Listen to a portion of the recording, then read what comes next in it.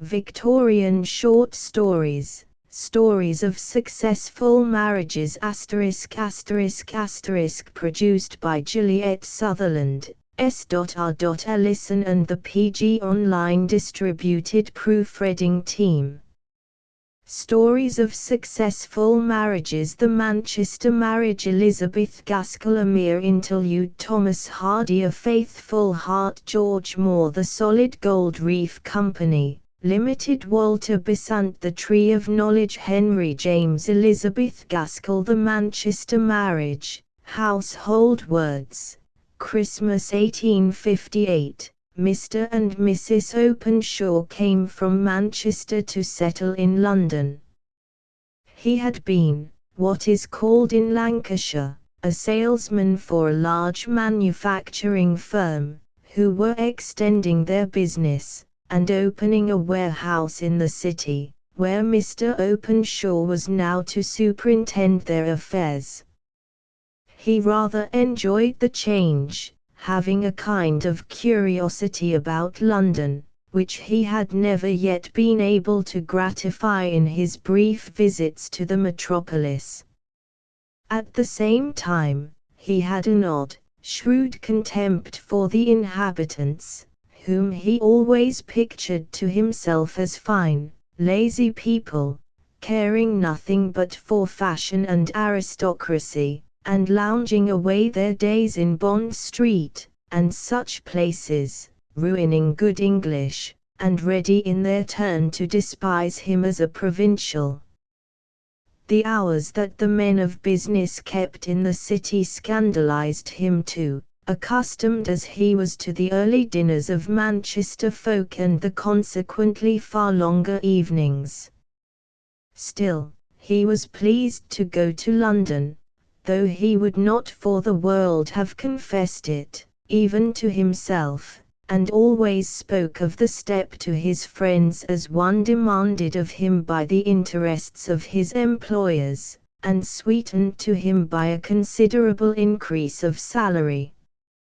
This, indeed, was so liberal that he might have been justified in taking a much larger house than the one he did, had he not thought himself bound to set an example to Londoners of how little a Manchester man of business cared for show. Inside, however, he furnished it with an unusual degree of comfort, and, in the winter time, he insisted on keeping up as large fires as the grates would allow, in every room where the temperature was in the least chilly. Moreover, his northern sense of hospitality was such that, if he were at home, he could hardly suffer a visitor to leave the house without forcing meat and drink upon him.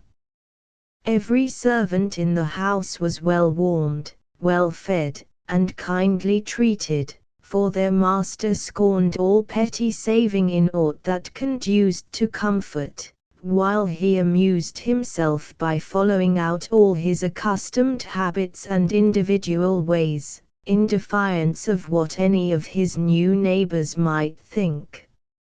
His wife was a pretty, gentle woman, of suitable age and character.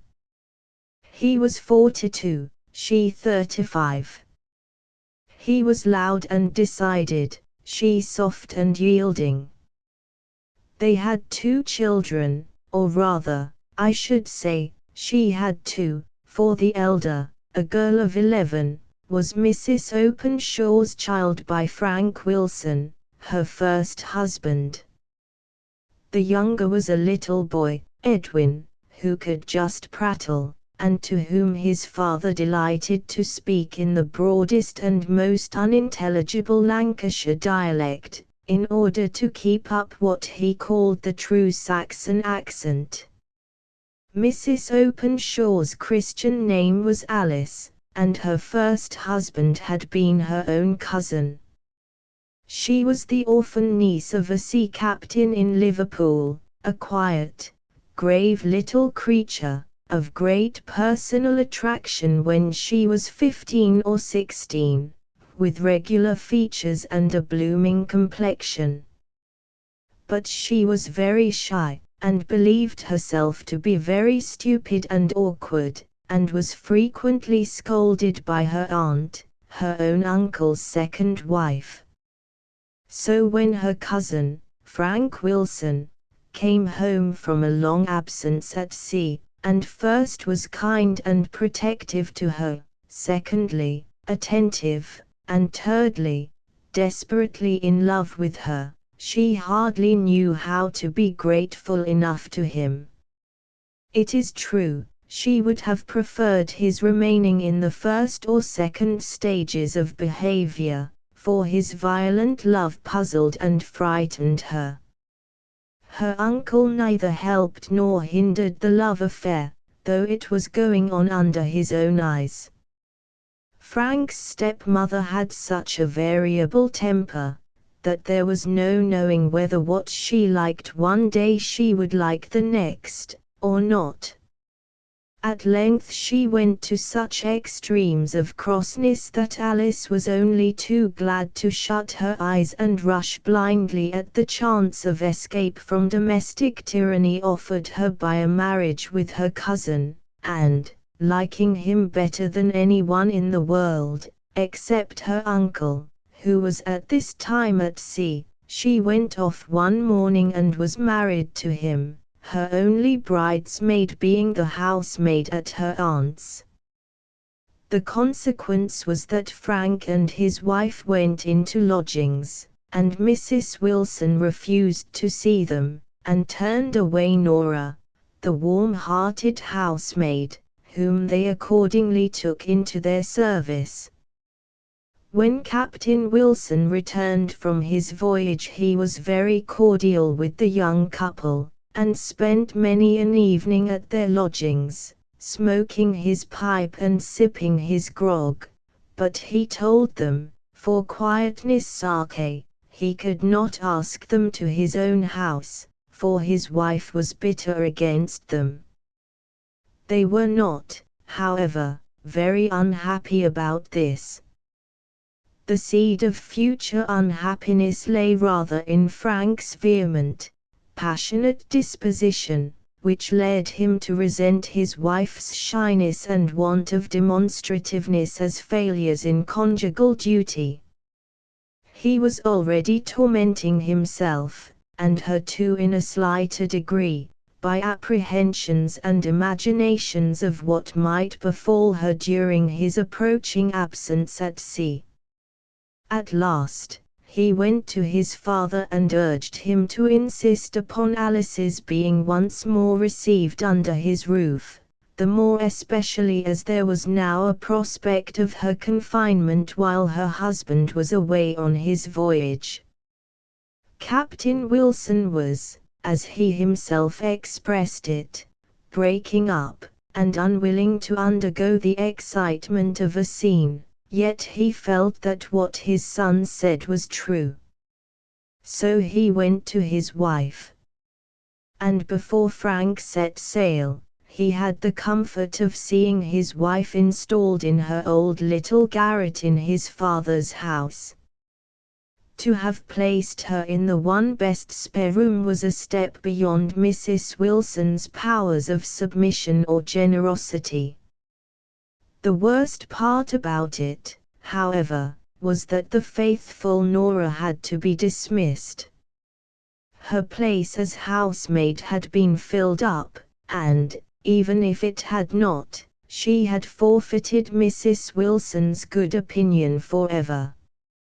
She comforted her young master and mistress by pleasant prophecies of the time when they would have a household of their own, of which, whatever service she might be in meanwhile, she should be sure to form a part. Almost the last action Frank did, before setting sail, was going with Alice to see Nora once more at her mother's house, and then he went away. Alice's father-in-law grew more and more feeble as winter advanced. She was of great use to her stepmother in nursing and amusing him, and although there was anxiety enough in the household, there was, perhaps, more of peace than there had been for years, for Mrs. Wilson had not a bad heart, and was softened by the visible approach of death to one whom she loved, and touched by the lonely condition of the young creature expecting her first confinement in her husband's absence. To this relenting mood Nora owed the permission to come and nurse Alice when her baby was born, and to remain and attend on Captain Wilson. Before one letter had been received from Frank, who had sailed for the East Indies and China, his father died. Alice was always glad to remember that he had held her baby in his arms, and kissed and blessed it before his death. After that, and the consequent examination into the state of his affairs, it was found that he had left far less property than people had been led by his style of living to expect, and what money there was settled all upon his wife, and at her disposal after her death. This did not signify much to Alice, as Frank was now first mate of his ship, and, in another voyage or two, would be captain. Meanwhile he had left her rather more than £200, all his savings, in the bank. It became time for Alice to hear from her husband. One letter from the Cape she had already received. The next was to announce his arrival in India. As week after week passed over, and no intelligence of the ship having got there reached the office of the owners, and the captain's wife was in the same state of ignorant suspense as Alice herself, her fears grew most oppressive. At length the day came when, in reply to her inquiry at the shipping office, they told her that the owners had given up hope of ever hearing more of the Betsy-Jane and had sent in their claim upon the underwriters. Now that he was gone forever, she first felt a yearning, longing love for the kind cousin, the dear friend, the sympathizing protector, whom she should never see again, first felt a passionate desire to show him his child, whom she had hitherto rather craved to have all to herself, her own sole possession.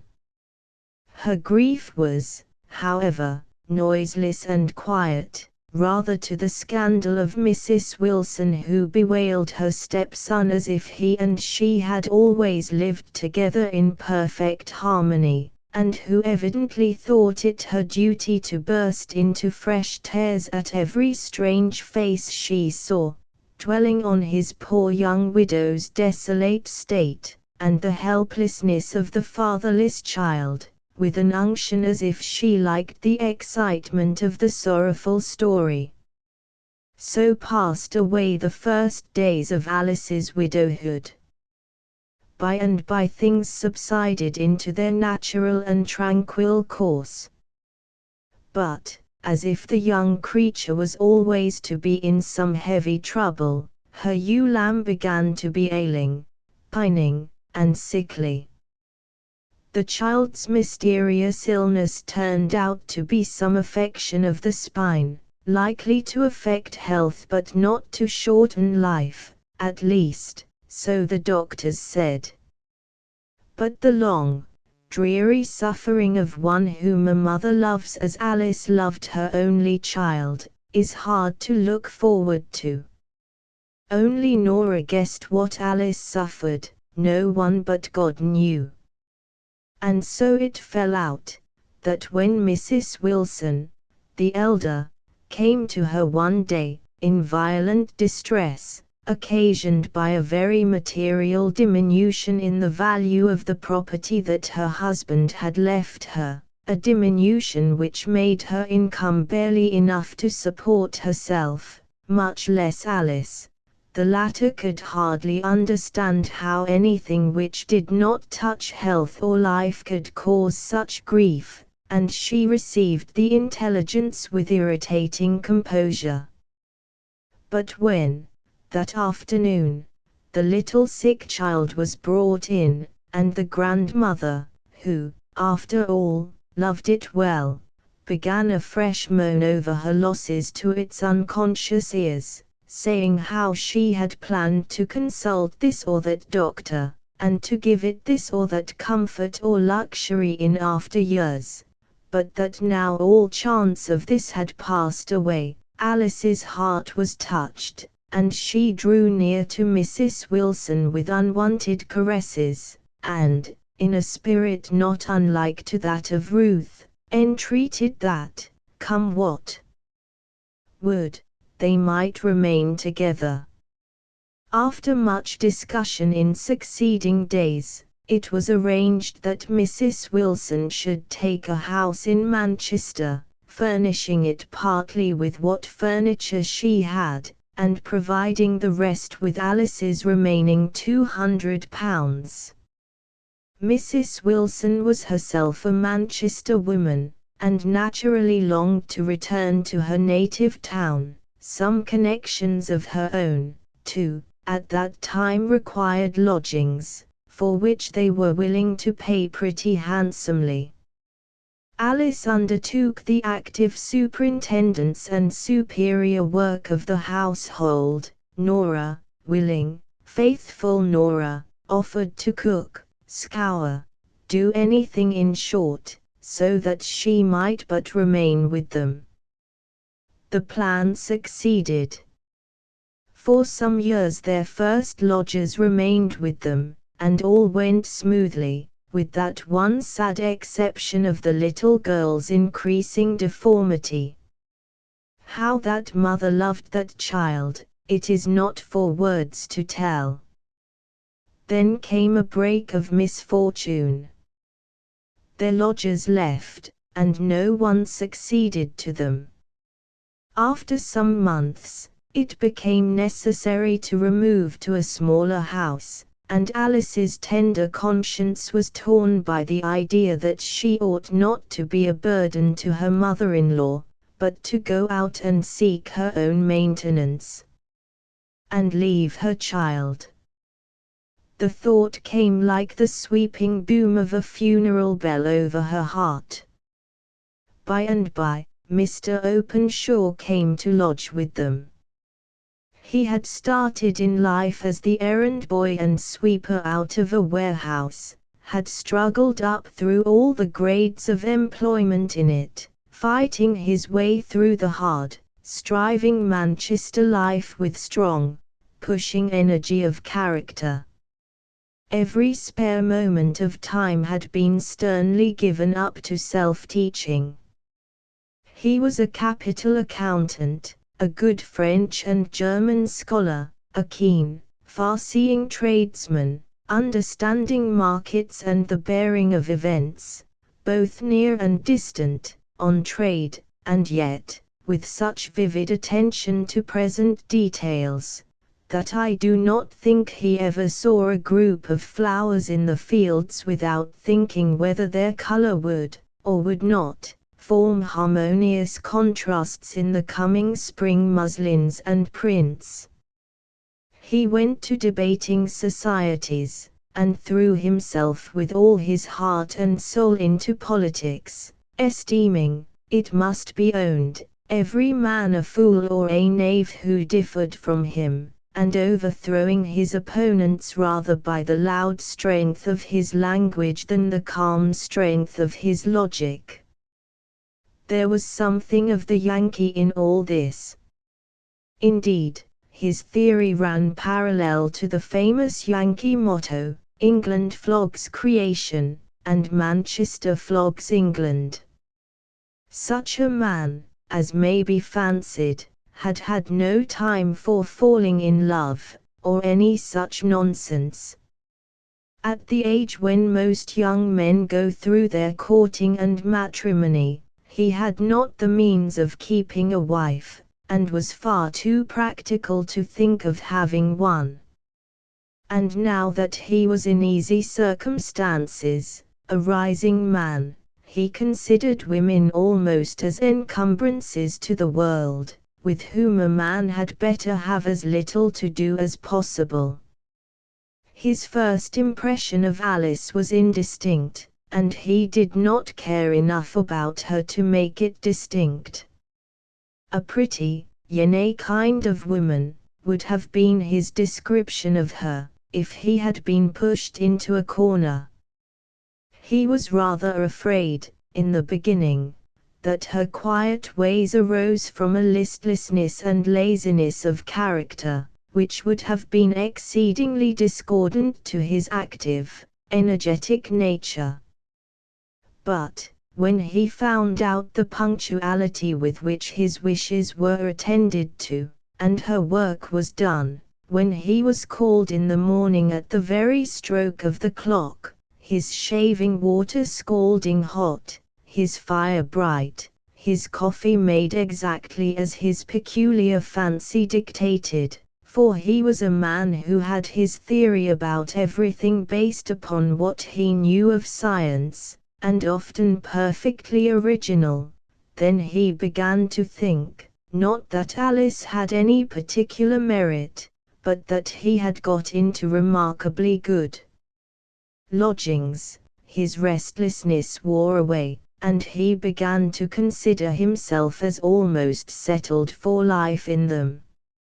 Mr. Openshaw had been too busy, all his days, to be introspective. He did not know that he had any tenderness in his nature, and if he had become conscious of its abstract existence he would have considered it as a manifestation of disease in some part of him. But he was decoyed into pity unawares, and pity led on to tenderness. That little helpless child, always carried about by one of the three busy women of the house, or else patiently threading colored beads in the chair from which, by no effort of its own, could it ever move, the great grave blue eyes, full of serious, not uncheerful, expression, giving to the small delicate face a look beyond its years, the soft plaintive voice dropping out but few words, so unlike the continual prattle of a child, caught Mr. Openshaw's attention in spite of himself. One day, he half scorned himself for doing so. He cut short his dinner hour to go in search of some toy, which should take the place of those eternal beads. I forget what he bought, but, when he gave the present, which he took care to do in a short abrupt manner, and when no one was by to see him, he was almost thrilled by the flash of delight that came over that child's face, and he could not help, all through that afternoon, going over and over again the picture left on his memory, by the bright effect of unexpected joy on the little girl's face. When he returned home, he found his slippers placed by his sitting-room fire, and even more careful attention paid to his fancies than was habitual in those model lodgings. When Alice had taken the last of his tea things away, she had been silent as usual till then. She stood for an instant with the door in her hand. Mr. Openshaw looked as if he were deep in his book, though in fact he did not see a line, but was heartily wishing the woman would go, and not make any palaver of gratitude. But she only said, "I am very much obliged to you, sir." "Thank you very much," and was gone, even before he could send her away with a "There, my good woman, that's enough." For some time longer he took no apparent notice of the child. He even hardened his heart into disregarding her sudden flush of color and little timid smile of recognition, when he saw her by chance. But, after all, this could not last forever, and, having a second time given way to tenderness, there was no relapse. The insidious enemy having thus entered his heart, in the guise of compassion to the child, soon assumed the more dangerous form of interest in the mother. He was aware of this change of feeling, despised himself for it, struggled with it, nay, internally yielded to it and cherished it, long before he suffered the slightest expression of it, by word, action, or look to escape him. He watched Alice's docile, obedient ways to her stepmother, the love which she had inspired in the rough Nora, roughened by the wear and tear of sorrow and years, but, above all, he saw the wild, deep, passionate affection existing between her and her child. They spoke little to anyone else, or when anyone else was by, but, when alone together, they talked, and murmured, and cooed, and chattered so continually, that Mr. Openshaw first wondered what they could find to say to each other, and next became irritated because they were always so grave and silent with him. All this time he was perpetually devising small new pleasures for the child. His thoughts ran, in a pertinacious way, upon the desolate life before her, and often he came back from his day's work loaded with the very thing Alice had been longing for, but had not been able to procure. One time, it was a little chair for drawing the little sufferer along the streets, and, many an evening that following summer, Mr. Openshaw drew her along himself, regardless of the remarks of his acquaintances. One day in autumn, he put down his newspaper, as Alice came in with the breakfast, and said, in as indifferent a voice as he could assume, "Mrs. Frank, is there any reason why we two should not put up our horses together?" Alice stood still in perplexed wonder. What did he mean? He had resumed the reading of his newspaper, as if he did not expect any answer, so she found silence her safest course, and went on quietly arranging his breakfast, without another word passing between them. Just as he was leaving the house, to go to the warehouse as usual, he turned back and put his head into the bright, neat, tidy kitchen, where all the women breakfasted in the morning. "You'll think of what I said, Mrs. Frank," this was her name with the lodgers, "and let me have your opinion upon it tonight."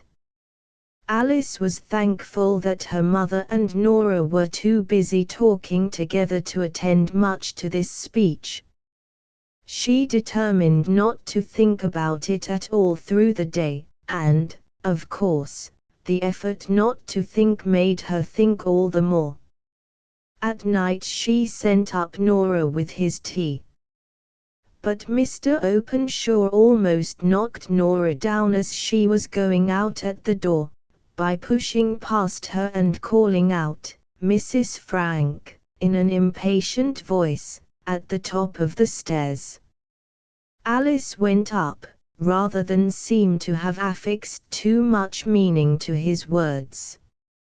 "Well, Mrs. Frank," he said, "what answer? Don't make it too long, for I have lots of office work to get through tonight." "I hardly know what you meant, sir," said truthful Alice. "Well, I should have thought you might have guessed. You're not new at this sort of work, and I am. However, I'll make it plain this time. Will you have me to be thy wedded husband, and serve me, and love me, and honor me, and all that sort of thing? Because, if you will, I will do as much by you, and be a father to your child, and that's more than is put in the prayer book. Now, I'm a man of my word, and what I say, I feel, and what I promise, I'll do. Now, for your answer." Alice was silent. He began to make the tea, as if her reply was a matter of perfect indifference to him, but, as soon as that was done, he became impatient. "Well," said he. "How long, sir, may I have to think over it?" 3 minutes. Looking at his watch. "You've had 2 already, that makes 5. Be a sensible woman, say yes, and sit down to tea with me, and we'll talk it over together, for, after tea, I shall be busy. Say no." He hesitated a moment to try and keep his voice in the same tone, "and I shan't say another word about it, but pay up a year's rent for my rooms tomorrow, and be off. Time's up. Yes or no?" "If you please, sir, you have been so good to little Ailsie. There, sit down comfortably by me on the sofa, and let's have our tea together. I am glad to find you are as good and sensible as I took you for." And this was Alice Wilson's second wooing. Mr. Openshaw's will was too strong, and his circumstances too good, for him not to carry all before him. He settled Mrs. Wilson in a comfortable house of her own, and made her quite independent of lodgers. The little that Alice said with regard to future plans was in Nora's behalf. "No," said Mr. Openshaw. "Nora shall take care of the old lady as long as she lives, and, after that, she shall either come and live with us, or, if she likes it better, she shall have a provision for life, for your sake, Mrs. No one who has been good to you or the child shall go unrewarded. But even the little one will be better for some fresh stuff about her. Get her a bright, sensible girl as a nurse, one who won't go rubbing her with calf's foot jelly as Nora does, wasting good stuff outside that ought to go in, but will follow doctor's directions, which, as you must see pretty clearly by this time, Nora won't, because they give the poor little wench pain. Now, I'm not above being nesh for other folks myself. I can stand a good blow, and never change colour, but, set me in the operating room in the infirmary, and I turn as sick as a girl. Yet, if need were, I would hold the little wench on my knees while she screeched with pain, if it were to do her poor back good. Nay, nay, wench. Keep your white looks for the time when it comes. I don't say it ever will. But this I know, Nora will spare the child and cheat the doctor, if she can. Now, I say, give the bairn a year or two's chance, and then, when the pack of doctors have done their best, and, maybe, the old lady has gone, we'll have Nora back or do better for her. The pack of doctors could do no good to little Ailsie. She was beyond their power.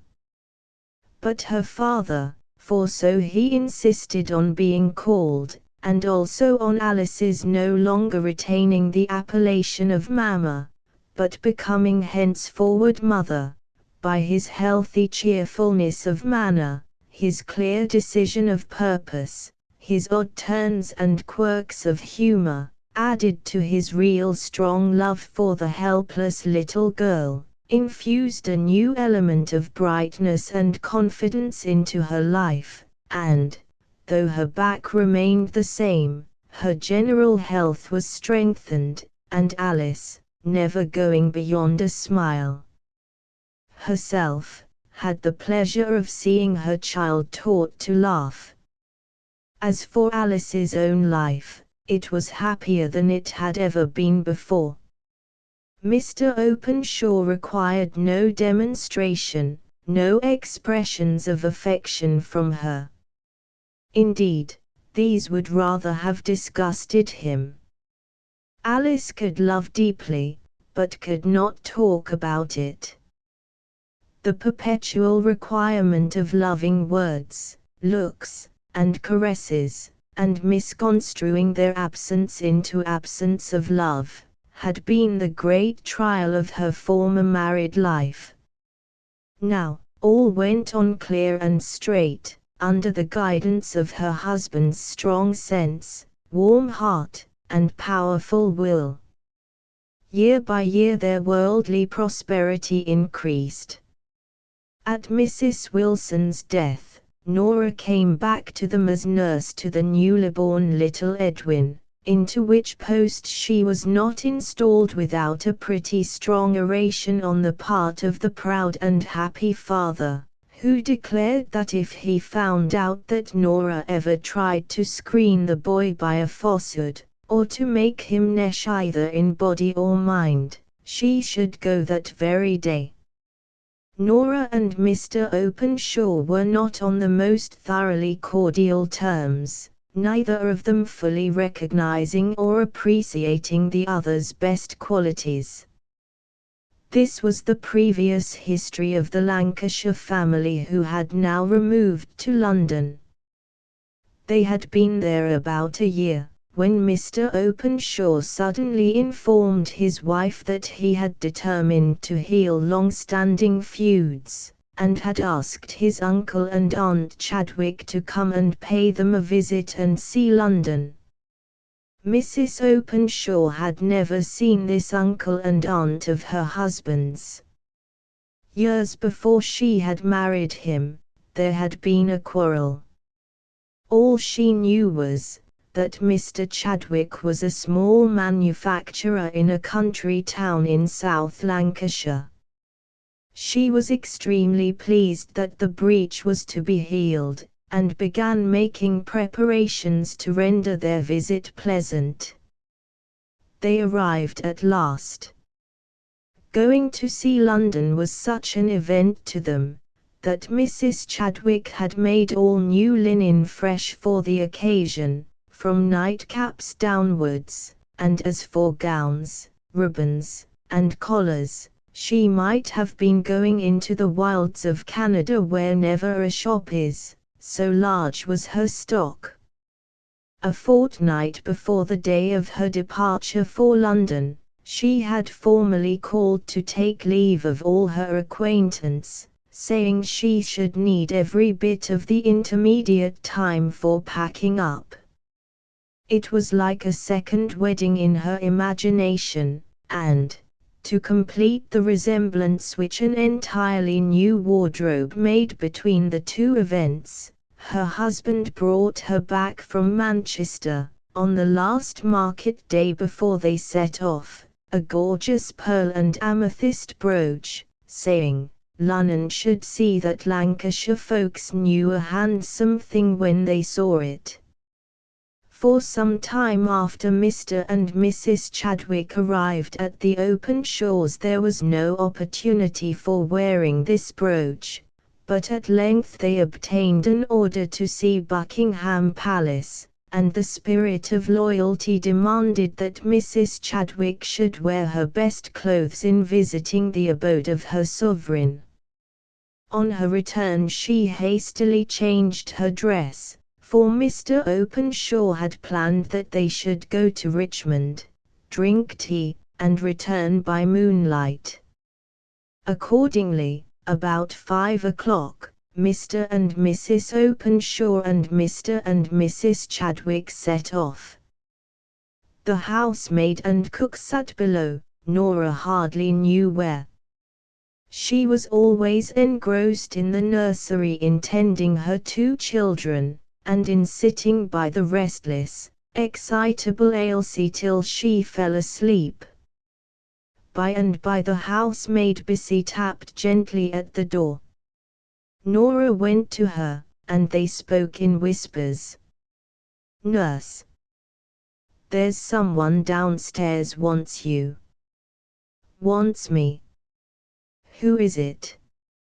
"A gentleman, a gentleman." "Nonsense." "Well, a man, then, and he asks for you," and he rang at the front door bell, and has walked into the dining room.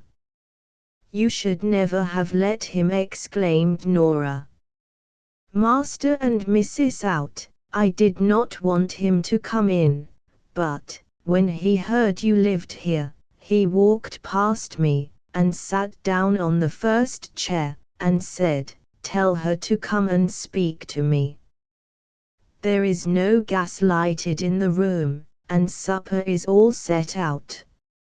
"He'll be off with the spoons," exclaimed Nora, putting the housemaid's fear into words, and preparing to leave the room, first, however, giving a look to Ailsie, sleeping soundly and calmly. Downstairs she went, uneasy fears stirring in her bosom. Before she entered the dining room she provided herself with a candle, and, with it in her hand, she went in, looking around her in the darkness for her visitor. He was standing up, holding by the table. Nora and he looked at each other, gradual recognition coming into their eyes. "Nora," at length he asked. "Who are you?" asked Nora, with the sharp tones of alarm and incredulity. "I don't know you," trying, by futile words of disbelief, to do away with the terrible fact before her. "Am I so changed?" he said pathetically. "I dare say I am." "But, Nora, tell me," he breathed hard, "where is my wife? Is she alive?" He came nearer to Nora, and would have taken her hand, but she backed away from him, looking at him all the time with staring eyes, as if he were some horrible object. Yet he was a handsome, bronzed, good-looking fellow, with beard and moustache, giving him a foreign-looking aspect, but his eyes. There was no mistaking those eager, beautiful eyes, the very same that Nora had watched not half an hour ago, till sleep stole softly over them. "Tell me, Nora, I can bear it, I have feared it so often. Is she dead?" Nora still kept silence. "She is dead." He hung on Nora's words and looks, as if for confirmation or contradiction. "What shall I do?" groaned Nora. "Oh, sir! Why did you come? How did you find me out? Where have you been? We thought you dead, we did indeed." She poured out words and questions to gain time, as if time would help her. "Nora, answer me this question straight, by yes or no, is my wife dead?" "No, she is not," said Nora, slowly and heavily. "Oh, what a relief! Did she receive my letters? But perhaps you don't know. Why did you leave her? Where is she? Oh, Nora, tell me all quickly." "Mr. Frank," said Nora at last, almost driven to bay by her terror lest her mistress should return at any moment and find him there, unable to consider what was best to be done or said, rushing at something decisive, because she could not endure her present state. "Mr. Frank, we never heard a line from you, and the shipowners said you had gone down, you and everyone else. We thought you were dead, if ever man was, and poor Miss Alice and her little sick, helpless child. "Oh, sir, you must guess it," cried the poor creature at last, bursting out into a passionate fit of crying, "for indeed I cannot tell it. But it was no one's fault. God help us all this night." Nora had sat down. She trembled too much to stand. He took her hands in his. He squeezed them hard, as if, by physical pressure, the truth could be wrung out. "Nora." This time his tone was calm, stagnant as despair. "She has married again." Nora shook her head sadly. The grasp slowly relaxed. The man had fainted. There was brandy in the room.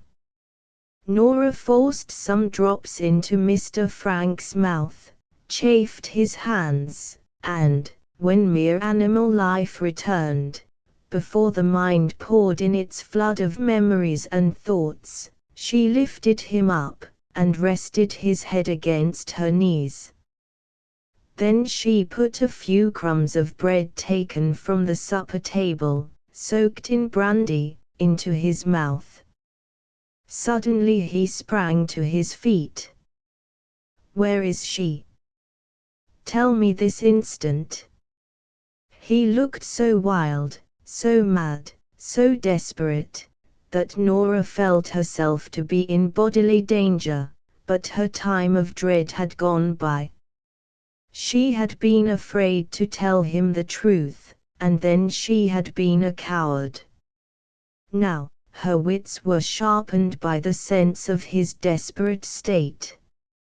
He must leave the house.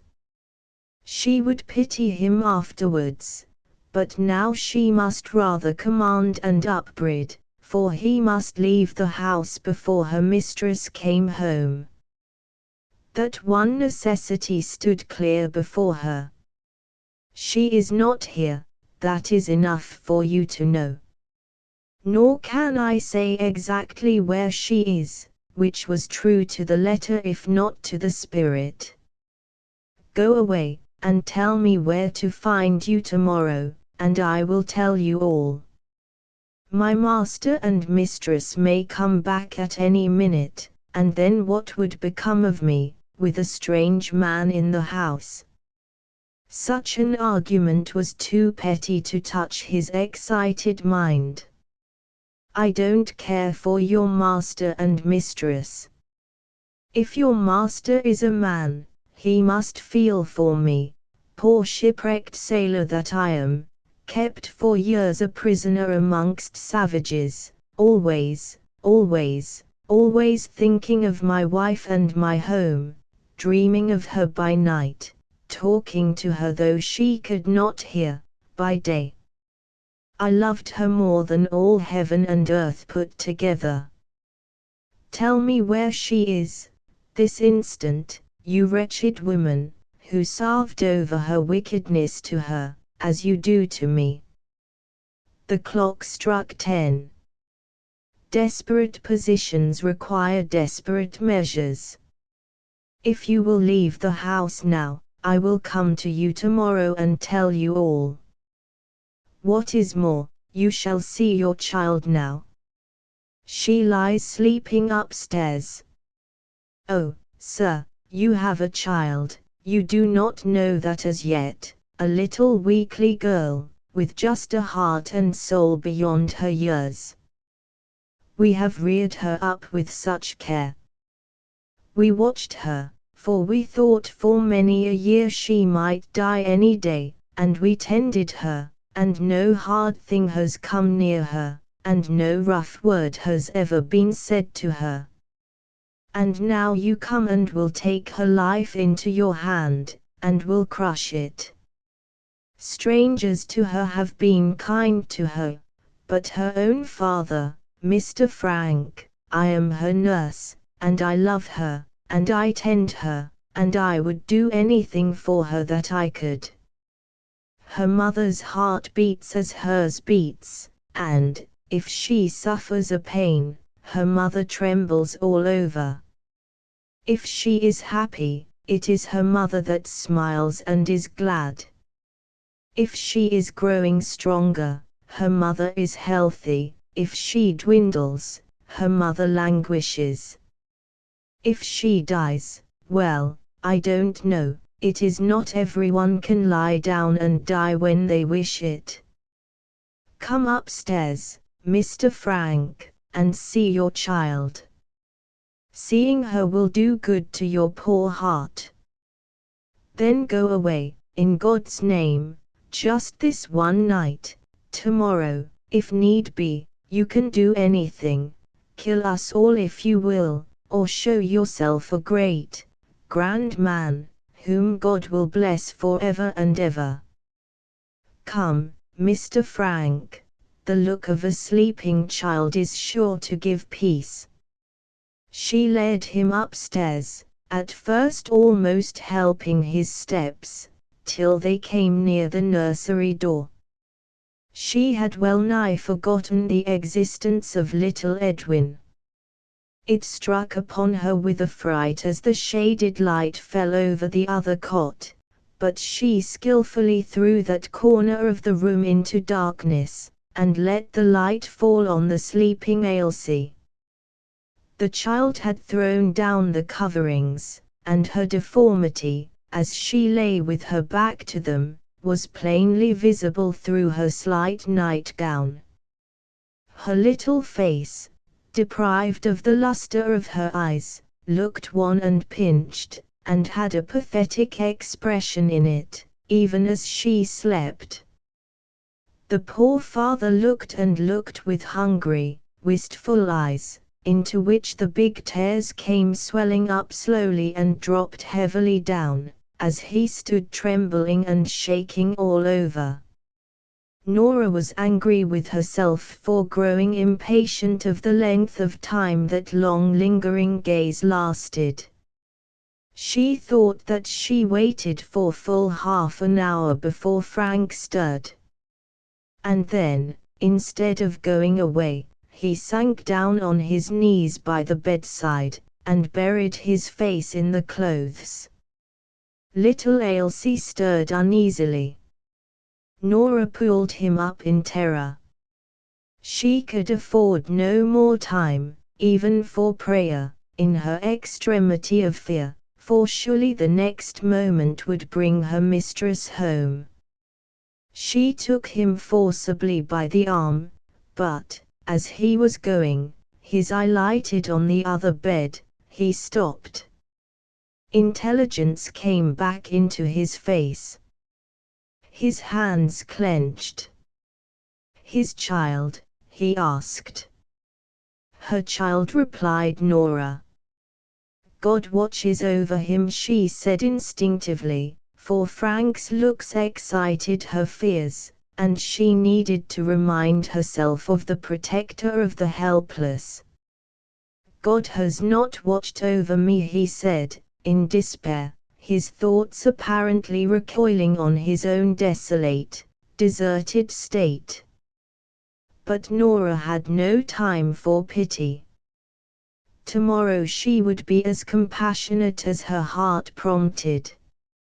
At length she guided him downstairs, and shut the outer door, and bolted it, as if by bolts to keep out facts.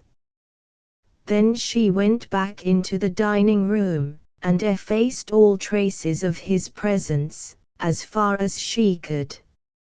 She went upstairs to the nursery and sat there, her head on her hand, thinking what was to come of all this misery.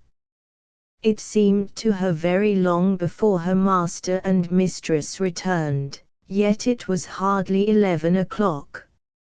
She heard the loud, hearty Lancashire voices on the stairs, and, for the first time, she understood the contrast of the desolation of the poor man who had so lately gone forth in lonely despair. It almost put her out of patience to see Mrs. Openshaw come in, calmly smiling, handsomely dressed, happy, easy, to inquire after her children. "Did Ailsie go to sleep comfortably?" she whispered to Nora. "Yes." Her mother bent over her, looking at her slumbers with the soft eyes of love. How little she dreamed who had looked on her last. Then she went to Edwin, with perhaps less wistful anxiety in her countenance, but more of pride. She took off her things, to go down to supper. Nora saw her no more that night. Beside having a door into the passage, the sleeping nursery opened out of Mr. and Mrs. Openshaw's room, in order that they might have the children more immediately under their own eyes. Early the next summer's morning, Mrs. Openshaw was awakened by Ailsie's startled call of "Mother! Mother!" She sprang up, put on her dressing gown, and went to her child. Ailsie was only half awake, and in a not unusual state of terror. "Who was he, mother? Tell me." "Who, my darling? No one is here. You have been dreaming, love. Waken up quite. See, it is broad daylight." "Yes," said Ailsie, looking round her, then clinging to her mother, "but a man was here in the night, mother." "Nonsense, little goose. No man has ever come near you." "Yes, he did. He stood there, just by Nora. A man with hair and a beard. And he knelt down and said his prayers." "Nora knows he was here, mother," half angrily, as Mrs. Openshaw shook her head in smiling incredulity. "Well, we will ask Nora when she comes," said Mrs. Openshaw, soothingly. "But we won't talk any more about him now. It is not 5 o'clock, it is too early for you to get up. Shall I fetch you a book and read to you?" "Don't leave me, mother," said the child, clinging to her. So Mrs. Openshaw sat on the bedside talking to Ailsie, and telling her of what they had done at Richmond the evening before, until the little girl's eyes slowly closed and she once more fell asleep. "What was the matter?" asked Mr. Openshaw, as his wife returned to bed. Ailsie wakened up in a fright, with some story of a man having been in the room to say his prayers. "A dream, I suppose." And no more was said at the time. Mrs. Openshaw had almost forgotten the whole affair when she got up about 7 o'clock. But, by and by, she heard a sharp altercation going on in the nursery, Nora speaking angrily to Ailsie, a most unusual thing. Both Mr. and Mrs. Openshaw listened in astonishment. "Hold your tongue, Ailsie. Let me hear none of your dreams, never let me hear you tell that story again." Ailsie began to cry. Mr. Openshaw opened the door of communication, before his wife could say a word. "Nora, come here." The nurse stood at the door, defiant.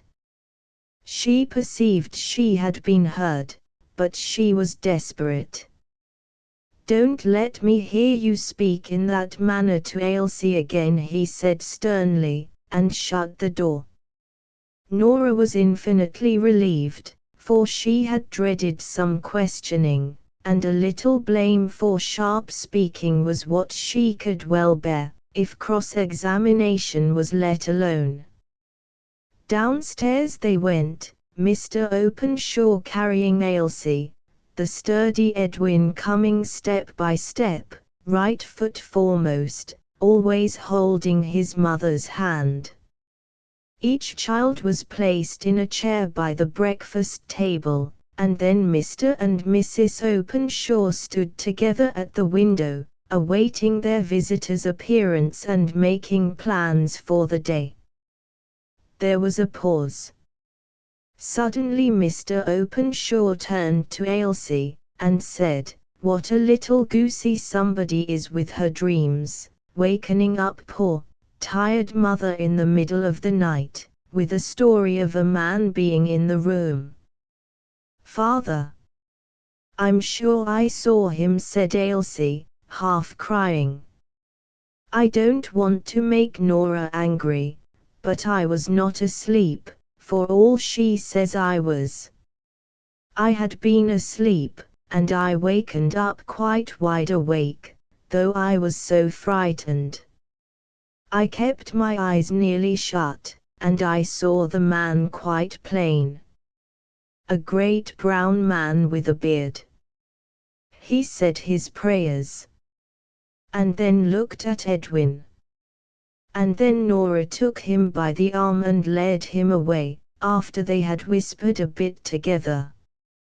Now, my little woman must be reasonable," said Mr. Openshaw, who was always patient with Ailsie.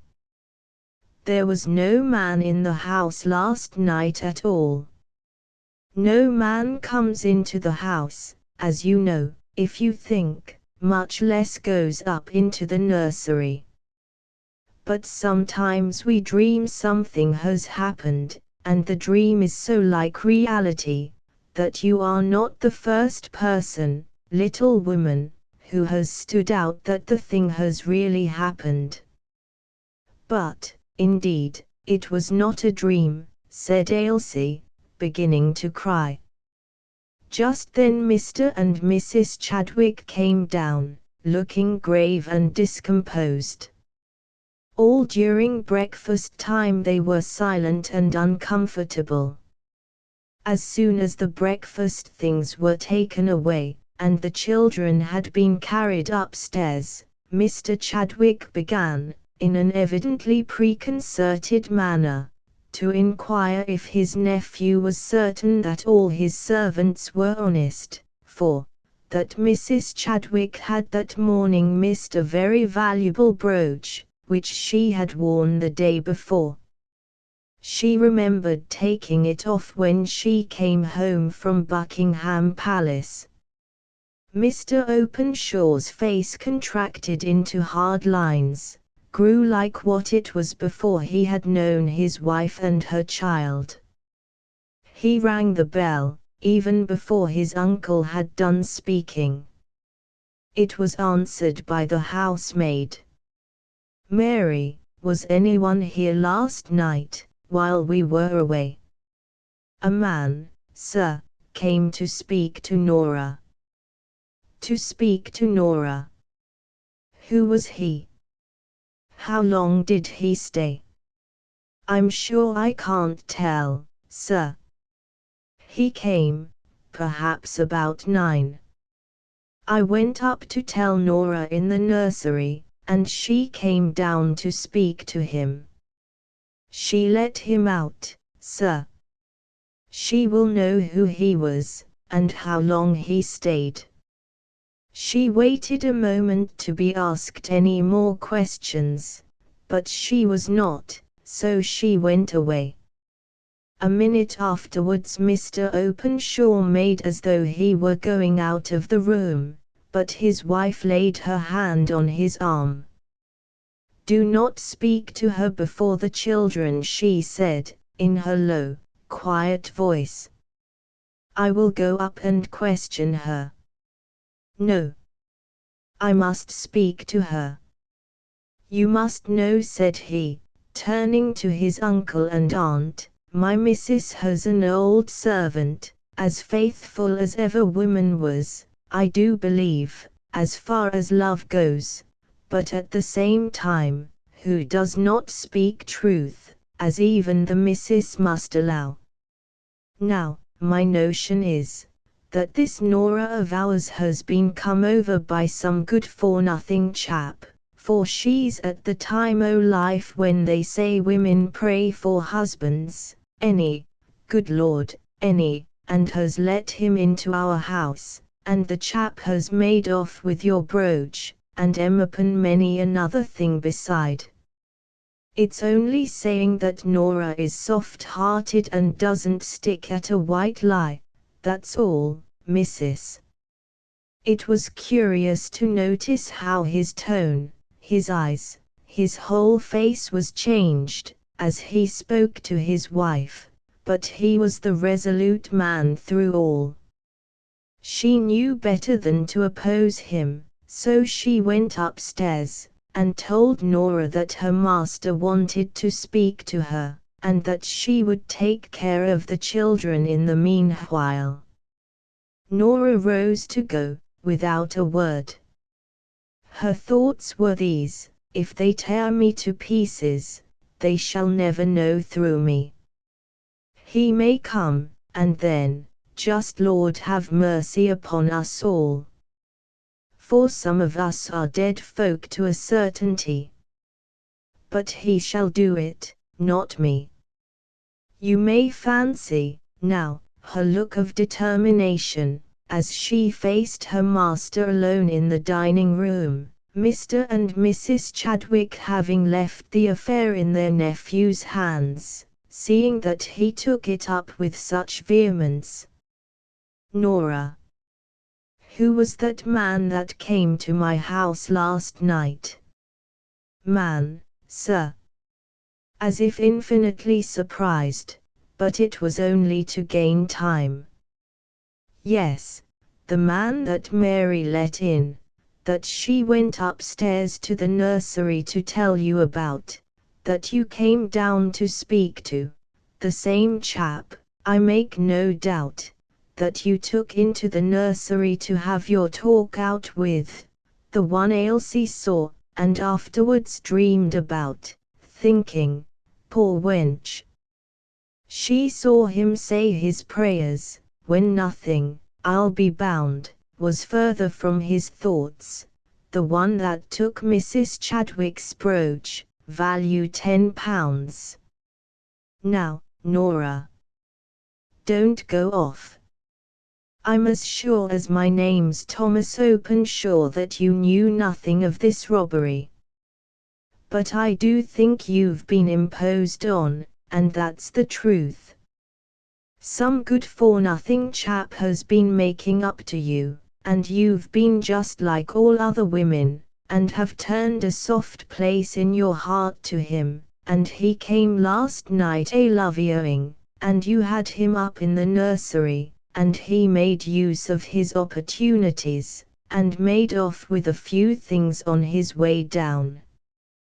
Come, now, Nora, it's no blame to you, only you must not be such a fool again. Tell us, he continued, what name he gave you, Nora. I'll be bound, it was not the right one, but it will be a clue for the police. Nora drew herself up. You may ask that question, and taunt me with my being single, and with my credulity, as you will, Master Openshaw. You'll get no answer from me. As for the brooch, and the story of theft and burglary, if any friend ever came to see me, which I defy you to prove, and deny, he'd be just as much above doing such a thing as you yourself, Mr. Openshaw, and more so, too, for I'm not at all sure as everything you have is rightly come by, or would be yours long, if every man had his own. She meant, of course, his wife, but he understood her to refer to his property in goods and chattels. Now, my good woman, said he, I'll just tell you truly, I never trusted you out and out, but my wife liked you, and I thought you had many a good point about you. If you once begin to sauce me, I'll have the police to you, and get out the truth in a court of justice, if you'll not tell it me quietly and civilly here. Now, the best thing you can do is quietly to tell me who the fellow is. Look here. A man comes to my house, asks for you, you take him upstairs, a valuable brooch is missing next day, we know that you, and Mary, and Cook, are honest, but you refuse to tell us who the man is. Indeed, you've told me one lie already about him, saying no one was here last night. Now, I just put it to you, what do you think a policeman would say to this, or a magistrate? A magistrate would soon make you tell the truth, my good woman. There's never the creature born that should get it out of me, said Nora. Not unless I choose to tell. I've a great mind to see, said Mr. Openshaw, growing angry at the defiance. Then, checking himself, he thought before he spoke again, Nora, for your Mrs. Sake I don't want to go to extremities. Be a sensible woman, if you can. It's no great disgrace, after all, to have been taken in. I ask you once more, as a friend, who was this man that you let into my house last night? No answer. He repeated the question in an impatient tone. Still no answer. Nora's lips were set in determination not to speak. Then there is but one thing to be done. I shall send for a policeman. You will not, said Nora, starting forward. You shall not, sir. No policeman shall touch me. I know nothing of the brooch, but I know this, ever since I was 24, I have thought more of your wife than of myself, ever since I saw her, a poor motherless girl, put upon in her uncle's house. I have thought more of serving her than of serving myself. I have cared for her and her child, as nobody ever cared for me. I don't cast blame on you, sir, but I say it's ill giving up one's life to anyone, for, at the end, they will turn round upon you, and forsake you. Why does not my missus come herself to suspect me? Maybe, she is gone for the police. But I don't stay here, either for police, or magistrate, or master.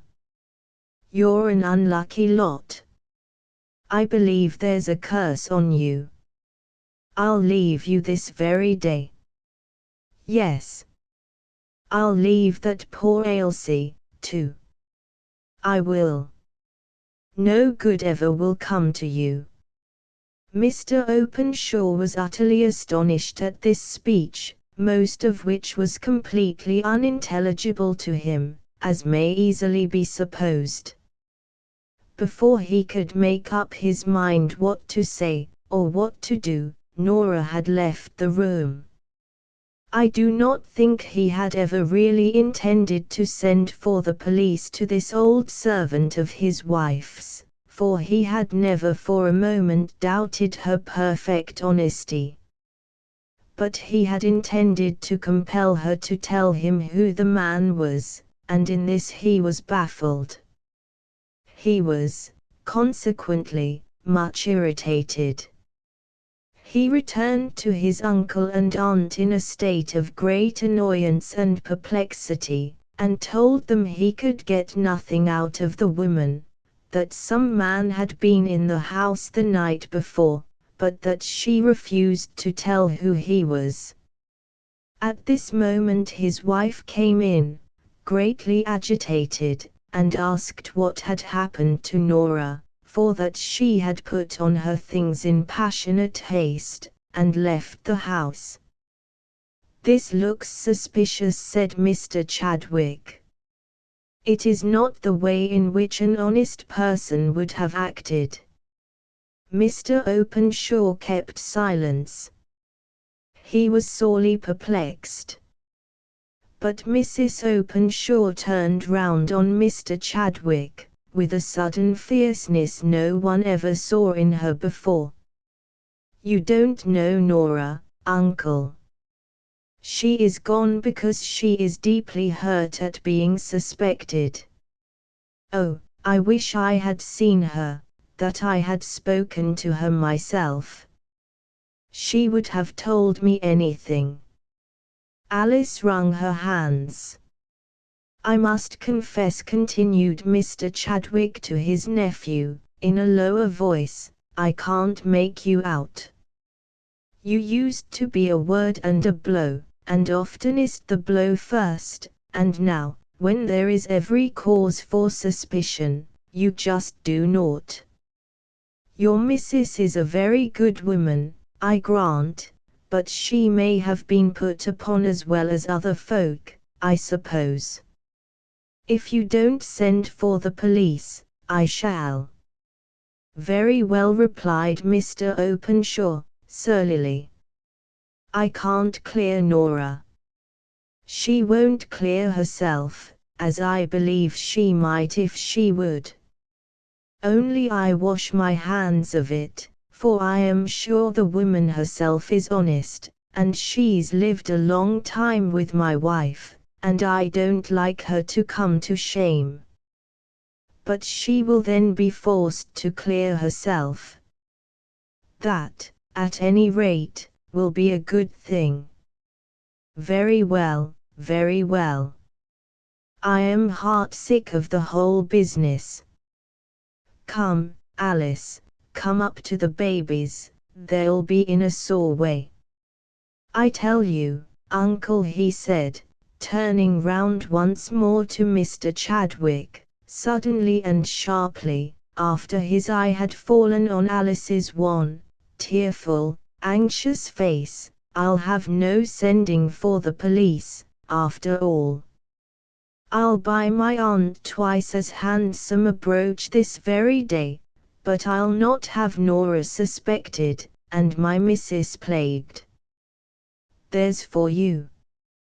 He and his wife left the room. Mr. Chadwick quietly waited till he was out of hearing, and then said to his wife, "For all Tom's heroics, I'm just quietly going for a detective, wench. Thou needest know naught about it." He went to the police station and made a statement of the case. He was gratified by the impression which the evidence against Nora seemed to make. The men all agreed in his opinion, and steps were to be immediately taken to find out where she was. Most probably, as they suggested, she had gone at once to the man, who, to all appearance, was her lover. When Mr. Chadwick asked how they would find her out, they smiled, shook their heads, and spoke of mysterious but infallible ways and means. He returned to his nephew's house with a very comfortable opinion of his own sagacity.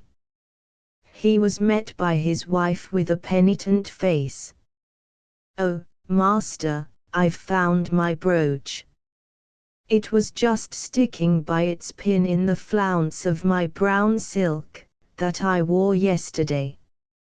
I took it off in a hurry, and it must have caught in it, and I hung up my gown in the closet. Just now, when I was going to fold it up, there was the brooch.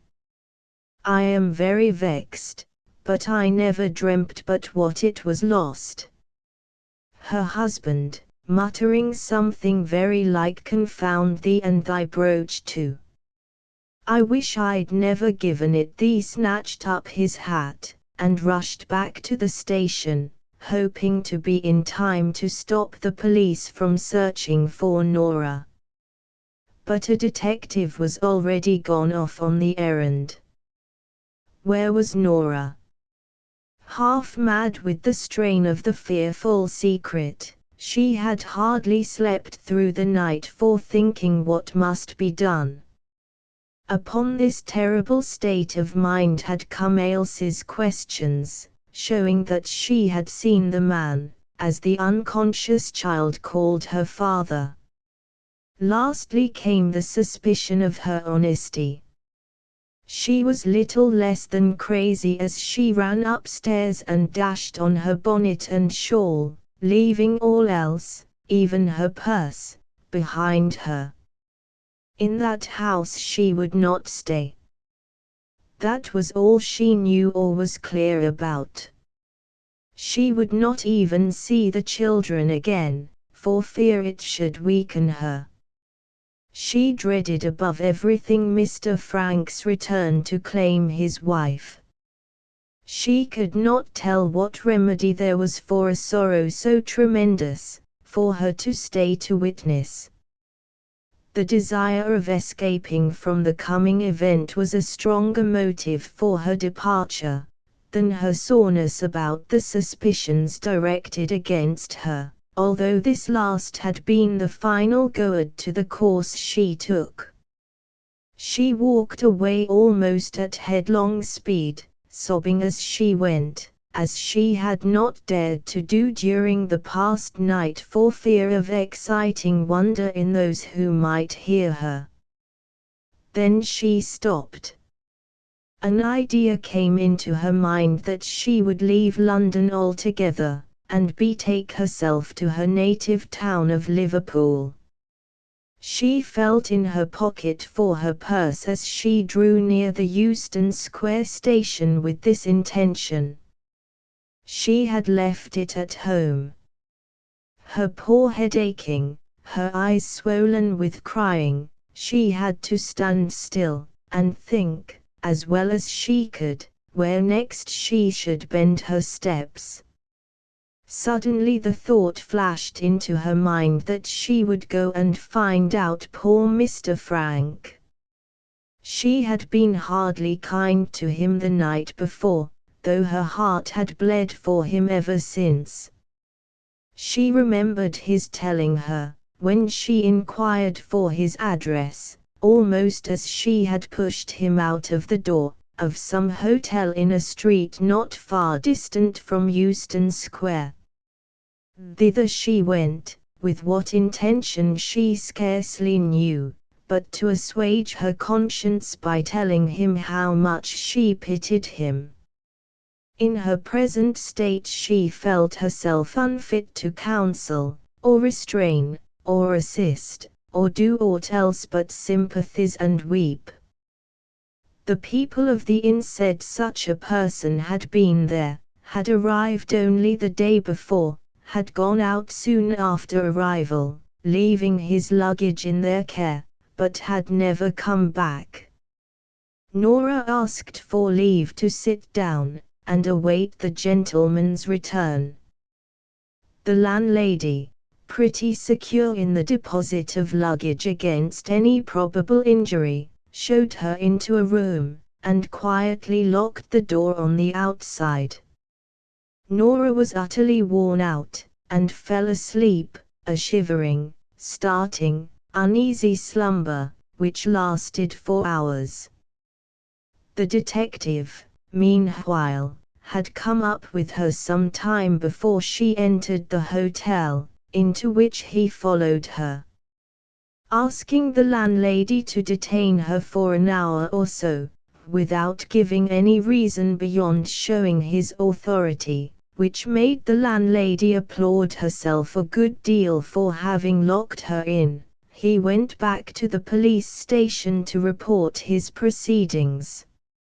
He could have taken her directly, but his object was, if possible, to trace out the man who was supposed to have committed the robbery. Then he heard of the discovery of the brooch, and consequently did not care to return. Nora slept till even the summer evening began to close in, then started up. Someone was at the door. It would be Mr. Frank, and she dizzily pushed back her ruffled grey hair which had fallen over her eyes, and stood looking to see him. Instead, there came in Mr. Openshaw and a policeman. "This is Nora Kennedy," said Mr. Openshaw. "Oh, sir," said Nora, "I did not touch the brooch, indeed I did not." "Oh, sir, I cannot live to be thought so badly of," and very sick and faint, she suddenly sank down on the ground. To her surprise, Mr. Openshaw raised her up very tenderly. Even the policeman helped to lay her on the sofa, and, at Mr. Openshaw's desire, he went for some wine and sandwiches, for the poor gaunt woman lay there almost as if dead with weariness and exhaustion. "Nora," said Mr. Openshaw, in his kindest voice, "the brooch is found. It was hanging to Mrs. Chadwick's gown." "I beg your pardon." "Most truly I beg your pardon, for having troubled you about it. My wife is almost broken-hearted. Eat, Nora, or, stay, first drink this glass of wine," said he, lifting her head, and pouring a little down her throat. As she drank, she remembered where she was, and who she was waiting for. She suddenly pushed Mr. Openshaw away, saying, "Oh, sir, you must go. You must not stop a minute. If he comes back, he will kill you." "Alas, Nora, I do not know who he is. But someone is gone away who will never come back, someone who knew you, and whom I am afraid you cared for." "I don't understand you, sir," said Nora, her master's kind and sorrowful manner bewildering her yet more than his words. The policeman had left the room at Mr. Openshaw's desire, and they two were alone. "You know what I mean, when I say someone is gone who will never come back. I mean that he is dead." "Who?" said Nora, trembling all over. "A poor man has been found in the Thames this morning, drowned." "Did he drown himself?" asked Nora, solemnly. "God only knows," replied Mr. Openshaw, in the same tone. "Your name and address at our house were found in his pocket. That, and his purse, were the only things that were found upon him. I am sorry to say it, my poor Nora, but you are required to go and identify him." "To what?" asked Nora. "To say who it is. It is always done, in order that some reason may be discovered for the suicide, if suicide it was. I make no doubt, he was the man who came to see you at our house last night. It is very sad, I know." He made pauses between each little clause, in order to try and bring back her senses, which he feared were wandering, so wild and sad was her look. "Master Openshaw," said she, at last, "I've a dreadful secret to tell you, only you must never breathe it to anyone, and you and I must hide it away forever. I thought to have done it all by myself, but I see I cannot. Yon poor man, yes. The dead, drowned creature is, I fear, Mr. Frank, my mistress's first husband." Mr. Openshaw sat down, as if shot. He did not speak, but, after a while, he signed to Nora to go on. "He came to me the other night, when, God be thanked, you were all away at Richmond. He asked me if his wife was dead or alive. I was a brute, and thought more of your all coming home than of his sore trial. I spoke out sharp, and said she was married again, and very content and happy. I all but turned him away, and now he lies dead and cold. God forgive me, said Mr. Openshaw. God forgive us all, said Nora. Yon poor man needs forgiveness, perhaps, less than any one among us. He had been among the savages, shipwrecked, I know not what, and he had written letters which had never reached my poor missus. He saw his child. He saw her, yes. I took him up, to give his thoughts another start, for I believed he was going mad on my hands. I came to seek him here, as I more than half promised. My mind misgave me when I heard he never came in. Oh, sir, it must be him. Mr. Openshaw rang the bell. Nora was almost too much stunned to wonder at what he did. He asked for writing materials, wrote a letter, and then said to Nora, I am writing to Alice, to say I shall be unavoidably absent for a few days, that I have found you, that you are well, and send her your love, and will come home tomorrow. You must go with me to the police court, you must identify the body, I will pay high to keep names and details out of the papers.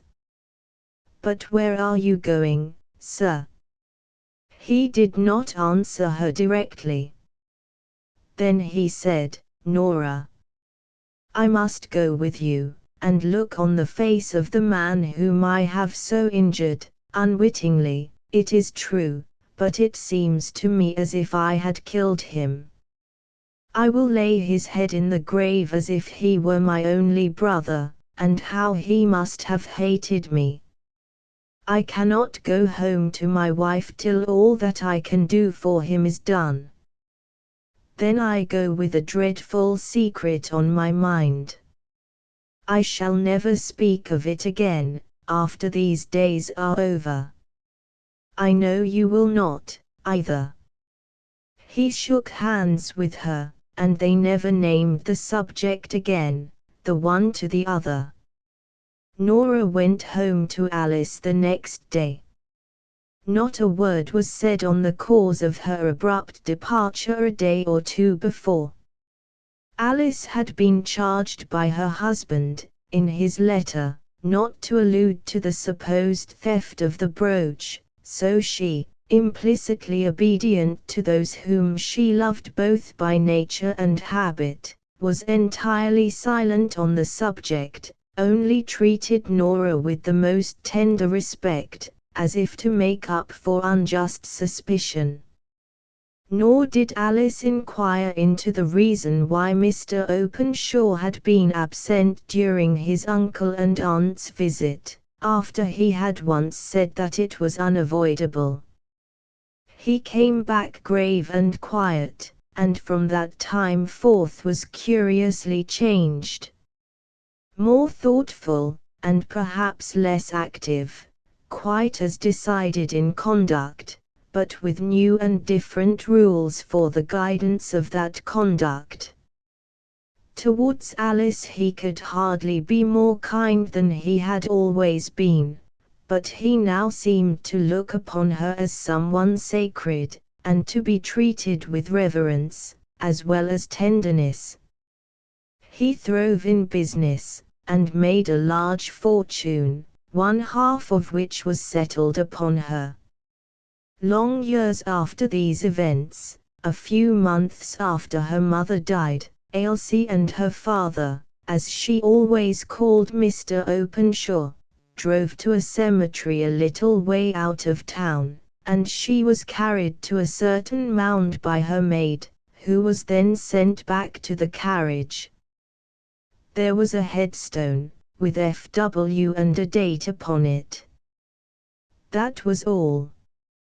Sitting by the grave, Mr. Openshaw told her the story, and for the sad fate of that poor father whom she had never seen, he shed the only tears she ever saw fall from his eyes. Thomas Hardy. A mere interlude. The Bolton Weekly Journal, the 17th and the 24th of October 1885, I the traveller in school books, who vouched in driest tones for the fidelity to fact of the following narrative, used to add a ring of truth to it by opening with a nicety of criticism on the heroine's personality. People were wrong, he declared, when they surmised that Baptista Truthen was a young woman with scarcely emotions or character. There was nothing in her to love, and nothing to hate, so ran the general opinion. That she showed few positive qualities was true.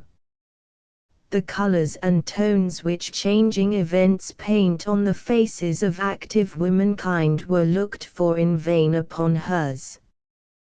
But still waters run deep, and no crisis had come in the years of her early maidenhood to demonstrate what lay hidden within her, like metal in a mine. She was the daughter of a small farmer in St. Maria's, one of the Isles of Lewis beyond off Wessex, who had spent a large sum, as they're understood, on her education, by sending her to the mainland for 2 years. At 19 she was entered at the Training College for Teachers, and at 21 nominated to a school in the country, near Torre-upon-Sea, whither she proceeded after the Christmas examination and holidays. The months passed by from winter to spring and summer, and Baptista applied herself to her new duties as best she could, till an uneventful year had elapsed. Then an air of abstraction pervaded her bearing as she walked to and fro, twice a day, and she showed the traits of a person who had something on her mind.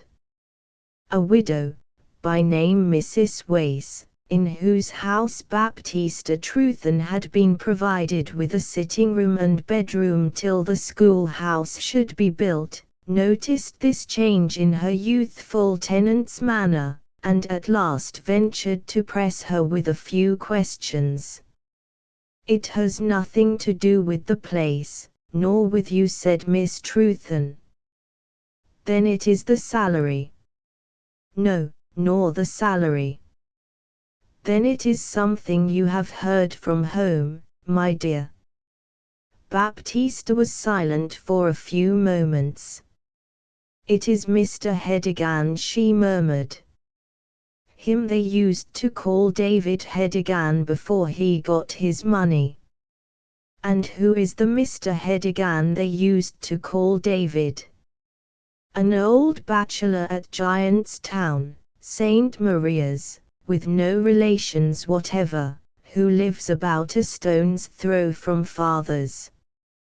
When I was a child he used to take me on his knee and say he'd marry me some day. Now I am a woman the jest has turned earnest, and he is anxious to do it. And father and mother say I can't do better than have him. He's well off." "Yes, he's the richest man we know, as a friend and neighbor." "How much older did you say he was than yourself?" "I didn't say." 20 years at least." "And an unpleasant man in the bargain perhaps?" "No, he's not unpleasant." "Well, child, all I can say is that I'd resist any such engagement if it's not palatable to ye. You are comfortable here, in my little house, I hope.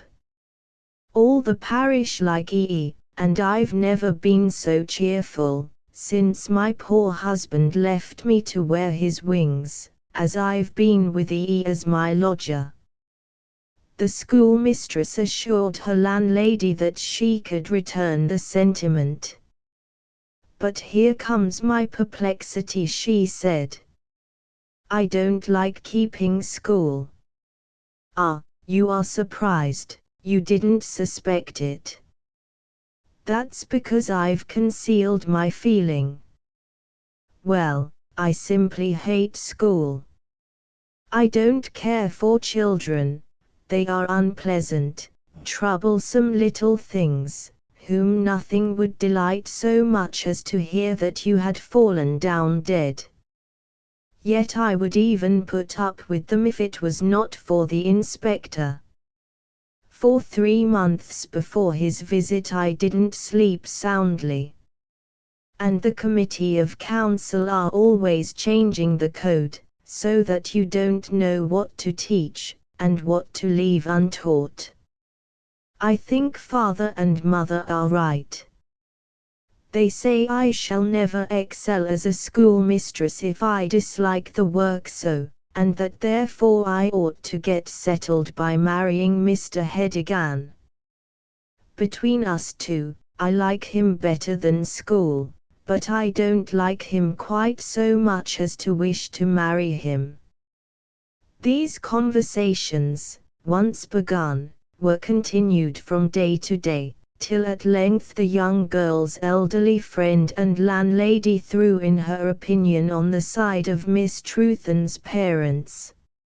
All things considered, she declared, the uncertainty of the school, the labor, Baptista's natural dislike for teaching, it would be as well to take what fate offered, and make the best of matters by wedding her father's old neighbor and prosperous friend. The Easter holidays came round, and Baptista went to spend them as usual in her native isle, going by train into off Wessex and crossing by packet from Penzephyr. When she returned in the middle of April her face wore a more settled aspect. "Well," said the expectant Mrs. Wace. "I have agreed to have him as my husband," said Baptista, in an off-hand way. "Heaven knows if it will be for the best or not. But I have agreed to do it, and so the matter is settled." Mrs. Wace commended her, but Baptista did not care to dwell on the subject, so that allusion to it was very infrequent between them. Nevertheless, among other things, she repeated to the widow from time to time in monosyllabic remarks that the wedding was really impending, that it was arranged for the summer, and that she had given notice of leaving the school at the August holidays. Later on she announced more specifically that her marriage was to take place immediately after her return home at the beginning of the month aforesaid. She now corresponded regularly with Mr. Hedigan. Her letters from him were seen, at least on the outside, and in part within, by Mrs. Wace. Had she read more of their interiors than the occasional sentences shown her by Baptista she would have perceived that the scratchy, rusty handwriting of Miss Truthen's betrothed conveyed little more matter than details of their future housekeeping, and his preparations for the same, with innumerable "my dears" sprinkled in disconnectedly, to show the depth of his affection without the inconveniences of syntax. 2. It was the end of July, dry, too dry, even for the season. The delicate green herbs and vegetables that grew in this favored end of the kingdom tasting rather of the watering pot than of the pure fresh moisture from the skies. Baptista's boxes were packed, and one Saturday morning she departed by a wagonette to the station, and thence by train to Penzephyr, from which port she was, as usual, to cross the water immediately to her home, and become Mr. Hedigan's wife on the Wednesday of the week following. She might have returned a week sooner. But though the wedding day had loomed so near, and the banns were out, she delayed her departure till this last moment, saying it was not necessary for her to be at home long beforehand. As Mr. Hedigan was older than herself, she said, she was to be married in her ordinary summer bonnet and grey silk frock, and there were no preparations to make that had not been amply made by her parents and intended husband.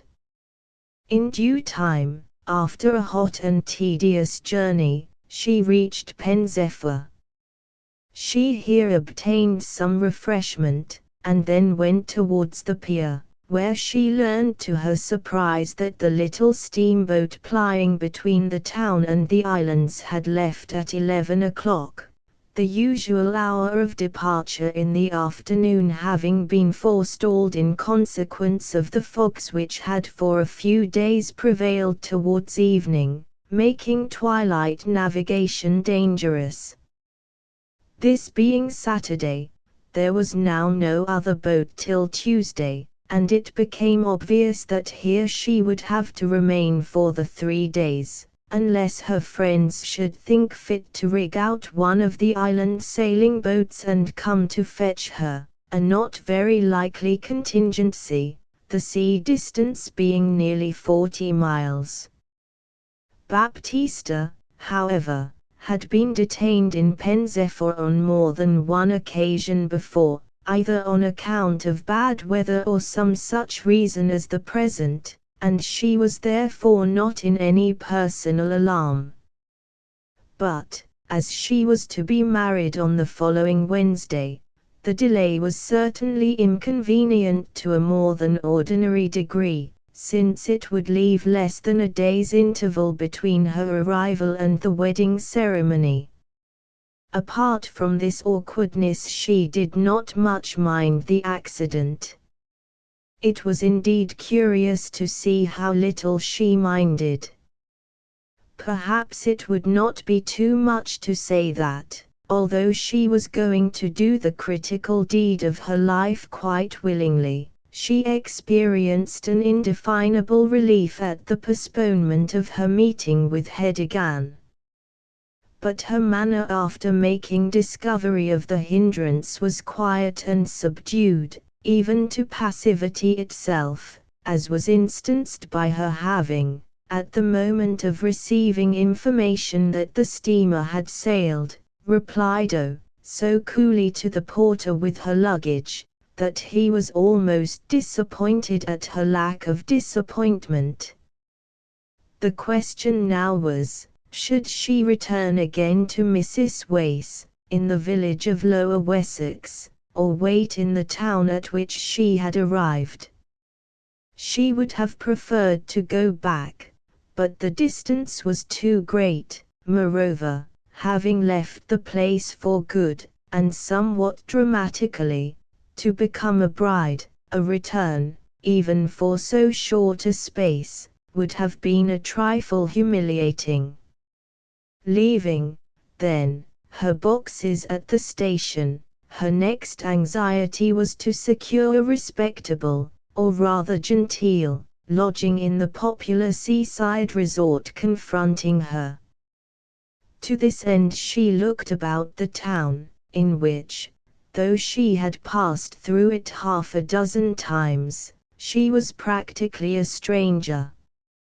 Baptista found a room to suit her over a fruiterer's shop, where she made herself at home, and set herself in order after her journey. An early cup of tea having revived her spirits, she walked out to reconnoitre. Being a schoolmistress, she avoided looking at the schools, and having a sort of trade connection with books, she avoided looking at the booksellers, but wearying of the other shops she inspected the churches, not that for her own part she cared much about ecclesiastical edifices, but tourists looked at them, and so would she, a proceeding for which no one would have credited her with any great originality, such, for instance, as that she subsequently showed herself to possess. The churches soon oppressed her. She tried the museum, but came out because it seemed lonely and tedious. Yet the town and the walks in this land of strawberries, these headquarters of early English flowers and fruit, were then, as always, attractive. From the more picturesque streets she went to the town gardens, and the pier, and the harbour, and looked at the men at work there, loading and unloading as in the time of the Phoenicians. Not Baptista.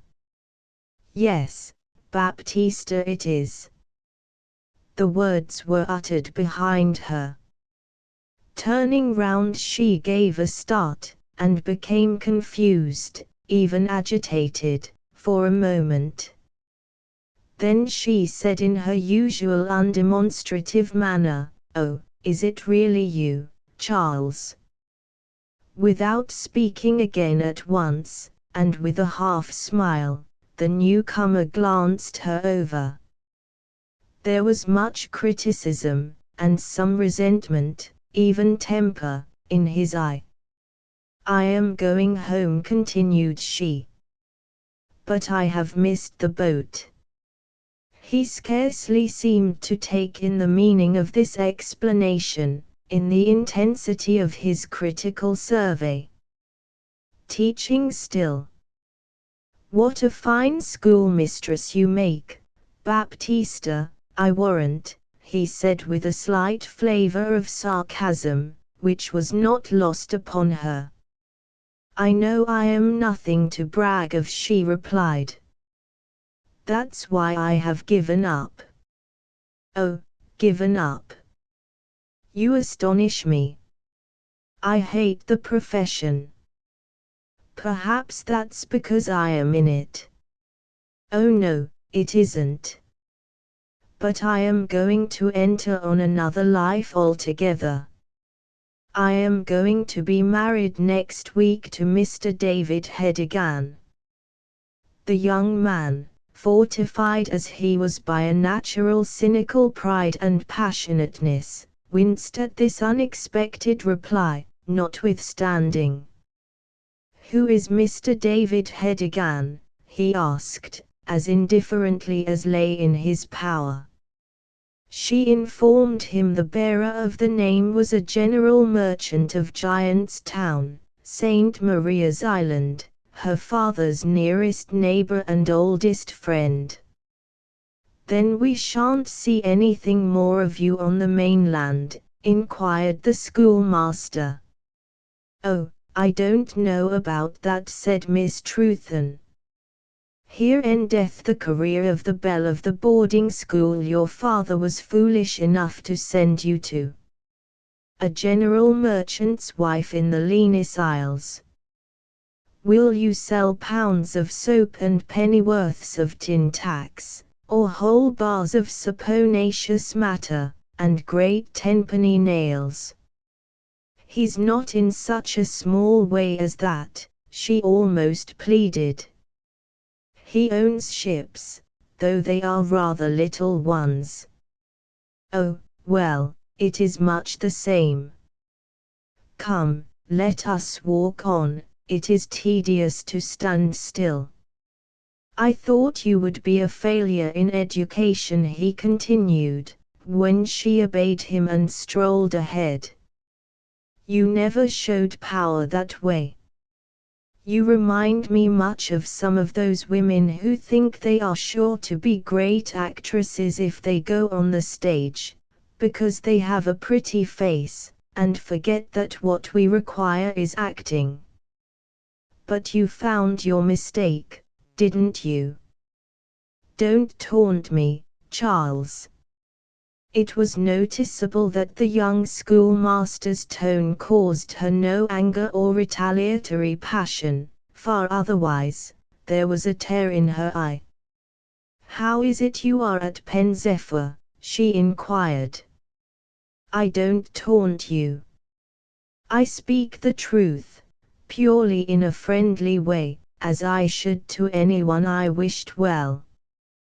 Though for that matter I might have some excuse even for taunting you. Such a terrible hurry as you've been in. I hate a woman who is in such a hurry." "How do you mean that?" "Why, to be somebody's wife or other, anything's wife rather than nobody's." "You couldn't wait for me?" "Oh, no.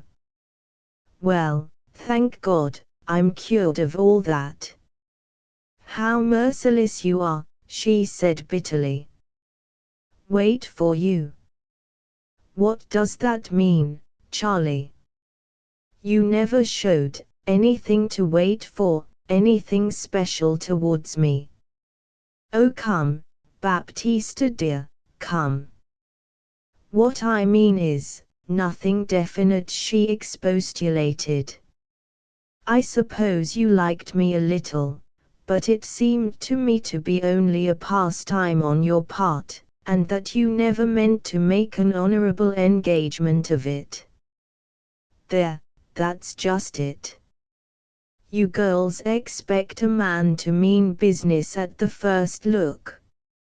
No man when he first becomes interested in a woman has any definite scheme of engagement to marry her in his mind, unless he is meaning a vulgar mercenary marriage. However, I did at last mean an honorable engagement, as you call it, come to that. But you never said so, and an indefinite courtship soon injures a woman's position and credit, sooner than you think. Baptista, I solemnly declare that in 6 months I should have asked you to marry me." She walked along in silence, looking on the ground, and appearing very uncomfortable. Presently he said, "Would you have waited for me if you had known?" To this she whispered in a sorrowful whisper, "Yes."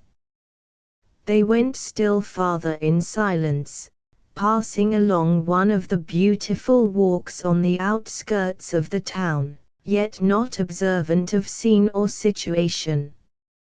Her shoulder and his were close together, and he clasped his fingers round the small of her arm, quite lightly, and without any attempt at impetus, yet the act seemed to say, "Now I hold you, and my will must be yours." Recurring to a previous question of hers, he said, "I have merely run down here for a day or two from school near Trufal, before going off to the north for the rest of my holiday. I have seen my relations at Redruth Inn quite lately, so I am not going there this time. How little I thought of meeting you! How very different the circumstances would have been if, instead of parting again as we must in half an hour or so, possibly forever, you had been now just going off with me, as my wife, on our honeymoon trip." Ha, ha, well, so humorous is life. She stopped suddenly. "I must go back now. This is altogether too painful, Charlie. It is not at all a kind mood you are in today." "I don't want to pain you, you know I do not," he said more gently. "Only it just exasperates me, this you are going to do. I wish you would not." "What?" "Marry him. There. Now I have showed you my true sentiments." "I must do it now," said she. "Why?" he asked, dropping the offhand masterful tone he had hitherto spoken in, and becoming earnest. still holding her arm, however, as if she were his chattel to be taken up or put down at will. It is never too late to break off a marriage that's distasteful to you. Now I'll say one thing, and it is truth. I wish you would marry me instead of him, even now, at the last moment, though you have served me so badly. Oh, it is not possible to think of that, she answered hastily, shaking her head. When I get home all will be prepared, it is ready even now, the things for the party, the furniture, Mr. Hedigan's new suit, and everything. I should require the courage of a tropical lion to go home there and say I wouldn't carry out my promise. Then go, in heaven's name. But there would be no necessity for you to go home and face them in that way. If we were to marry, it would have to be at once, instantly, or not at all.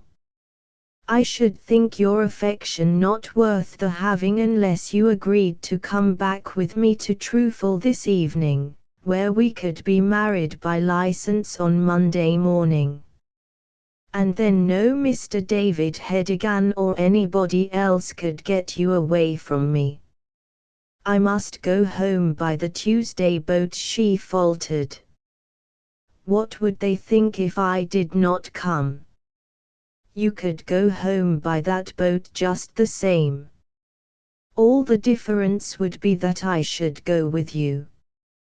You could leave me on the quay, where I'd have a smoke, while you went and saw your father and mother privately. You could then tell them what you had done, and that I was waiting not far off, that I was a schoolmaster in a fairly good position, and a young man you had known when you were at the training college.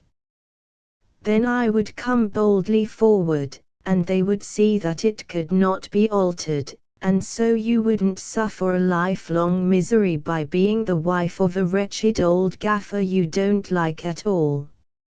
Now, honestly, you do like me best, don't you, Baptista? Yes. Then we will do as I say. She did not pronounce a clear affirmative. But that she consented to the novel proposition at some moment or other of that walk was apparent by what occurred a little later. An enterprise of such pith required, indeed, less talking than consideration. The first thing they did in carrying it out was to return to the railway station, where Baptista took from her luggage a small trunk of immediate necessaries which she would in any case have required after missing the boat. That same afternoon they travelled up the line to Trufal. Charles Stowe, as his name was, despite his disdainful indifference to things, was very careful of appearances, and made the journey independently of her though in the same train. He told her where she could get board and lodgings in the city, and with merely a distant nod to her of a provisional kind, went off to his own quarters, and to see about the license. On Sunday she saw him in the morning across the nave of the pro-cathedral. In the afternoon they walked together in the fields, where he told her that the license would be ready next day, and would be available the day after, when the ceremony could be performed as early after 8 o'clock as they should choose. His courtship, thus renewed after an interval of 2 years, was as impetuous, violent even, as it was short. The next day came and passed, and the final arrangements were made. Their agreement was to get the ceremony over as soon as they possibly could the next morning, so as to go on to Penzephyr at once, and reach that place in time for the boat's departure the same day. It was in obedience to Baptista's earnest request that Stowe consented thus to make the whole journey to Lenis by land and water at one heat, and not break it at Penzephyr. She seemed to be oppressed with a dread of lingering anywhere. This great first act of disobedience to her parents once accomplished, with the weight on her mind that her home had to be convulsed by the disclosure of it. To face her difficulties over the water immediately she had created them was, however, a course more desired by Baptista than by her lover, though for once he gave way. The next morning was bright and warm as those which had preceded it. By 6 o'clock it seemed nearly noon, as is often the case in that part of England in the summer season. By 9 they were husband and wife. They packed up and departed by the earliest train after the service, and on the way discussed at length what she should say on meeting her parents, Charlie dictating the turn of each phrase. In her anxiety they had travelled so early that when they reached Penzephyr they found there were nearly 2 hours on their hands before the steamer's time of sailing. Baptista was extremely reluctant to be seen promenading the streets of the watering place with her husband till, as above stated, the household at Giant's Town should know the unexpected course of events from her own lips, and it was just possible, if not likely, that some Lena Siang might be prowling about there, or even have come across the sea to look for her. To meet anyone to whom she was known, and to have to reply to awkward questions about the strange young man at her side before her well-framed announcement had been delivered at proper time and place, was a thing she could not contemplate with equanimity. So, instead of looking at the shops and harbour, they went along the coast a little way. The heat of the morning was by this time intense.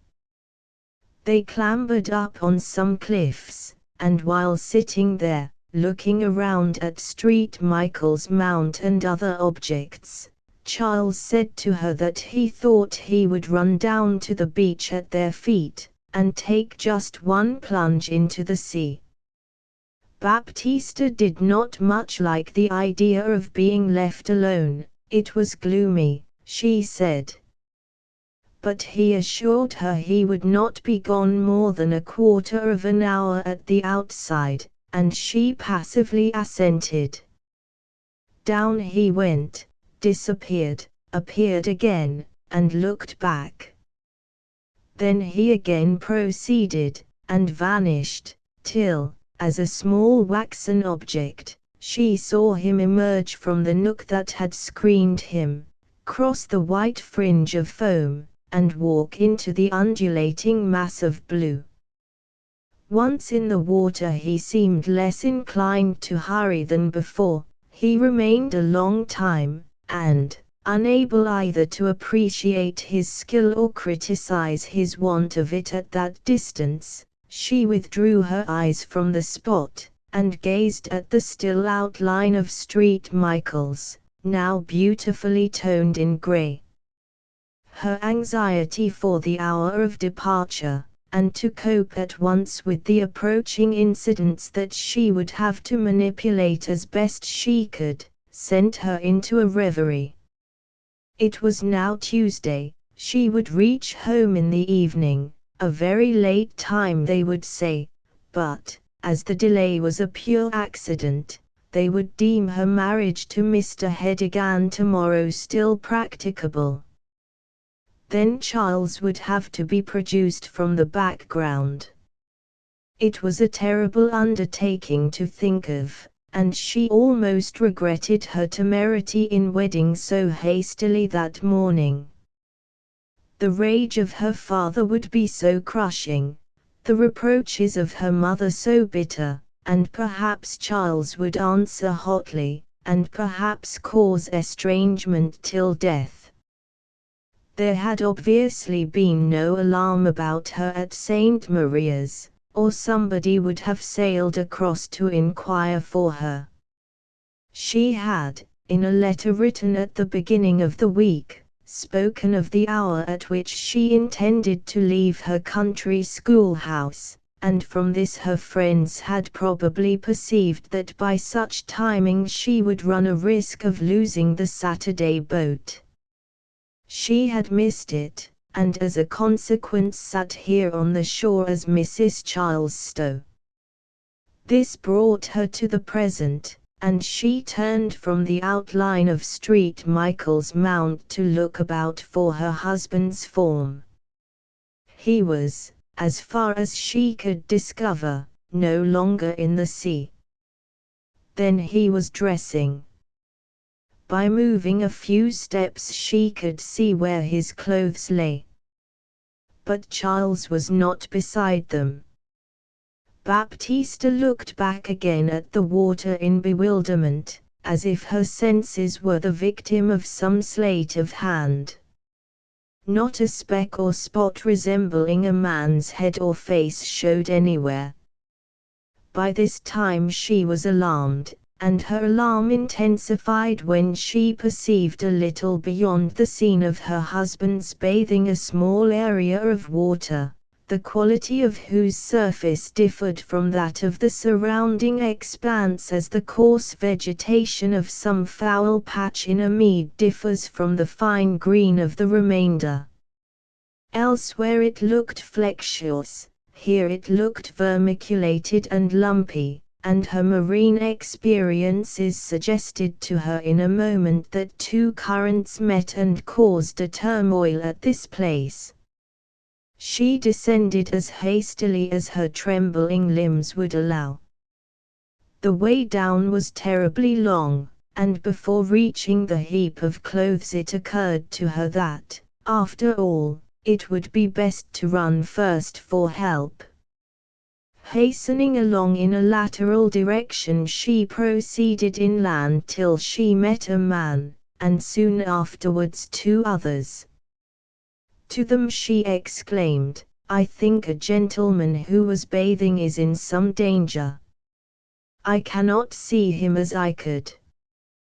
Will you please run and help him, at once, if you will be so kind?" She did not think of turning to show them the exact spot, indicating it vaguely by the direction of her hand, and still going on her way with the idea of gaining more assistance. When she deemed, in her faintness, that she had carried the alarm far enough, she faced about and dragged herself back again. Before reaching the now dreaded spot she met one of the men. "We can see nothing at all, miss," he declared. Having gained the beach, she found the tide in, and no sign of Charlie's clothes. The other men whom she had besought to come had disappeared. It must have been in some other direction, for she had not met them going away. They, finding nothing, had probably thought her alarm a mere conjecture, and given up the quest. Baptista sank down upon the stones near at hand. Where Charlie had undressed was now sea. There could not be the least doubt that he was drowned, and his body sucked under by the current, while his clothes, lying within high water mark, had probably been carried away by the rising tide. She remained in a stupor for some minutes, till a strange sensation succeeded the aforesaid perceptions, mystifying her intelligence, and leaving her physically almost inert. With his personal disappearance, the last 3 days of her life with him seemed to be swallowed up. Also his image, in her mind's eye, waned curiously, receded far away, grew stranger and stranger, less and less real.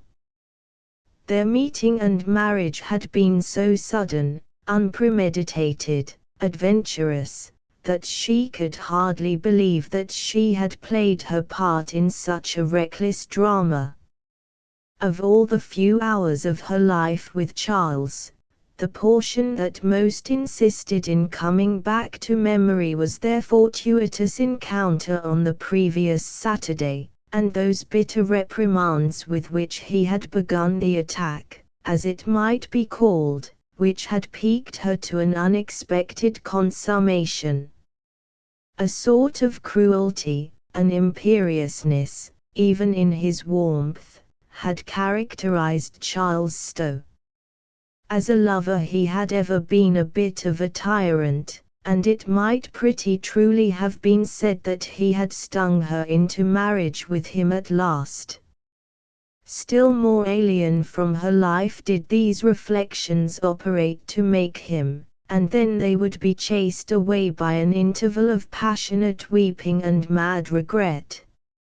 Finally, there returned upon the confused mind of the young wife the recollection that she was on her way homeward, and that the packet would sail in 3/4 of an hour. Except the parasol in her hand, all she possessed was at the station awaiting her onward journey. She looked in that direction, and, entering one of those undemonstrative phases so common with her, walked quietly on. At first she made straight for the railway, but suddenly turning she went to a shop and wrote an anonymous line announcing his death by drowning to the only person she had ever heard Charles mention as a relative. Posting this stealthily, and with a fearful look around her, she seemed to acquire a terror of the late events, pursuing her way to the station as if followed by a spectre. When she got to the office she asked for the luggage that she had left there on the Saturday as well as the trunk left on the morning just lapsed. All were put in the boat, and she herself followed. Quickly as these things had been done, the whole proceeding, nevertheless, had been almost automatic on Baptista's part, ere she had come to any definite conclusion on her course. Just before the bell rang she heard a conversation on the pier, which removed the last shade of doubt from her mind, if any had existed, that she was Charles Stow's widow. The sentences were but fragmentary, but she could easily piece them out. A man drowned, swam out too far, was a stranger to the place, people in boat, saw him go down, couldn't get there in time. The news was little more definite than this as yet, though it may as well be stated once for all that the statement was true. Charlie, with the overconfidence of his nature, had ventured out too far for his strength, and succumbed in the absence of assistance, his lifeless body being at the moment suspended in the transparent mid-depths of the bay.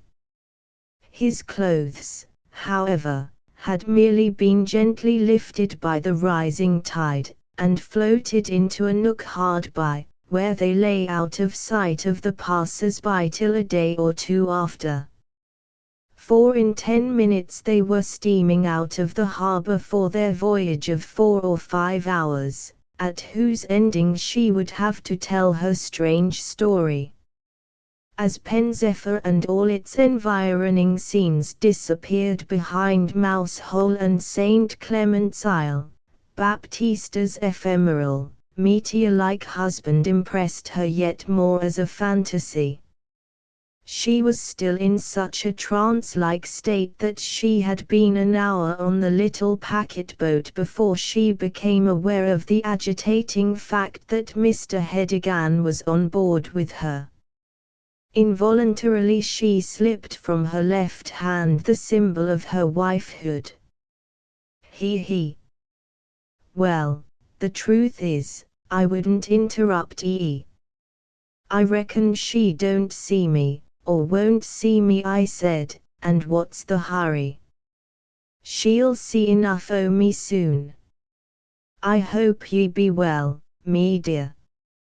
He was a hale, well-conditioned man of about 55, of the complexion common to those whose lives are passed on the bluffs and beaches of an ocean isle. He extended the 4/4 of his face in a genial smile, and his hand for a grasp of the same magnitude. She gave her own in surprised docility, and he continued, I couldn't help coming across to meet Ee. What an unfortunate thing you missing the boat and not coming Saturday. They meant to have warned Ee that the time was changed, but forgot it at the last moment. The truth is that I should have informed Ee myself, but I was that busy finishing up a job last week, so as to have this week free, that I trusted to your father for attending to these little things. However, so plain and quiet as it is all to be, it really do not matter so much as it might otherwise have done, and I hope ye haven't been greatly put out. Now, if you'd sooner that I should not be seen talking to Ee, if Ee feels shy at all before strangers, just say. I'll leave Ee to yourself till we get home. Thank you much. I am indeed a little tired, Mr. Hedigan. He nodded urbane acquiescence, strolled away immediately, and minutely inspected the surface of the funnel, till some female passengers of Giant's Town tittered at what they must have thought a rebuff, for the approaching wedding was known to many on St. Maria's Island, though to nobody elsewhere. Baptista colored at their satire, and called him back, and forced herself to commune with him in at least a mechanically friendly manner. The opening event had been thus different from her expectation, and she had adumbrated no act to meet it. Taken aback, she passively allowed circumstances to pilot her along, and so the voyage was made.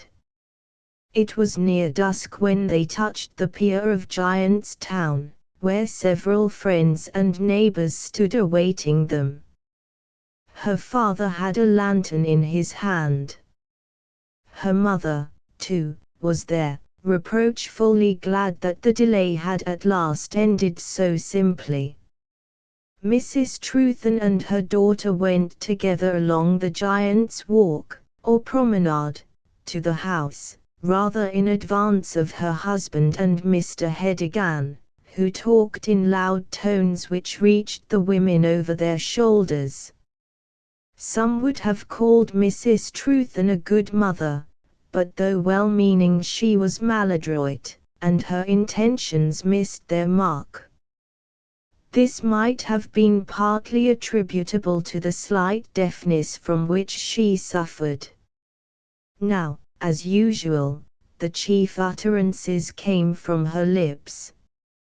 Ah, yes, I'm so glad, my child, that you've got over safe. It is all ready, and everything so well arranged, that nothing but misfortune could hinder you settling as, with God's grace, becomes Ee. Close to your mother's door amost, 'twill be a great blessing, I'm sure, and I was very glad to find from your letters that you'd held your word sacred. That's right, make your word your bond always. Mrs. Way seems to be a sensible woman. I hope the Lord will do for her as he's doing for you no long time hence. And how did Ee get over the terrible journey from Tor-upon-Sea to Pen-zephyr? Once you'd done with the railway, of course, you seemed quite at home. Well, Baptista, conduct yourself seemly, and all will be well." Thus admonished, Baptista entered the house, her father and Mr. Hedigan immediately at her back. Her mother had been so didactic that she had felt herself absolutely unable to broach the subjects in the center of her mind. The familiar room, with the dark ceiling, the well-spread table, the old chairs, had never before spoken so eloquently of the times ere she knew or had heard of Charlie Stowe. She went upstairs to take off her things, her mother remaining below to complete the disposition of the supper, and attend to the preparation of tomorrow's meal, altogether composing such an array of pies, from pies of fish to pies of turnips, as was never heard of outside the Western Duchy. Baptista, once alone, sat down and did nothing, and was called before she had taken off her bonnet.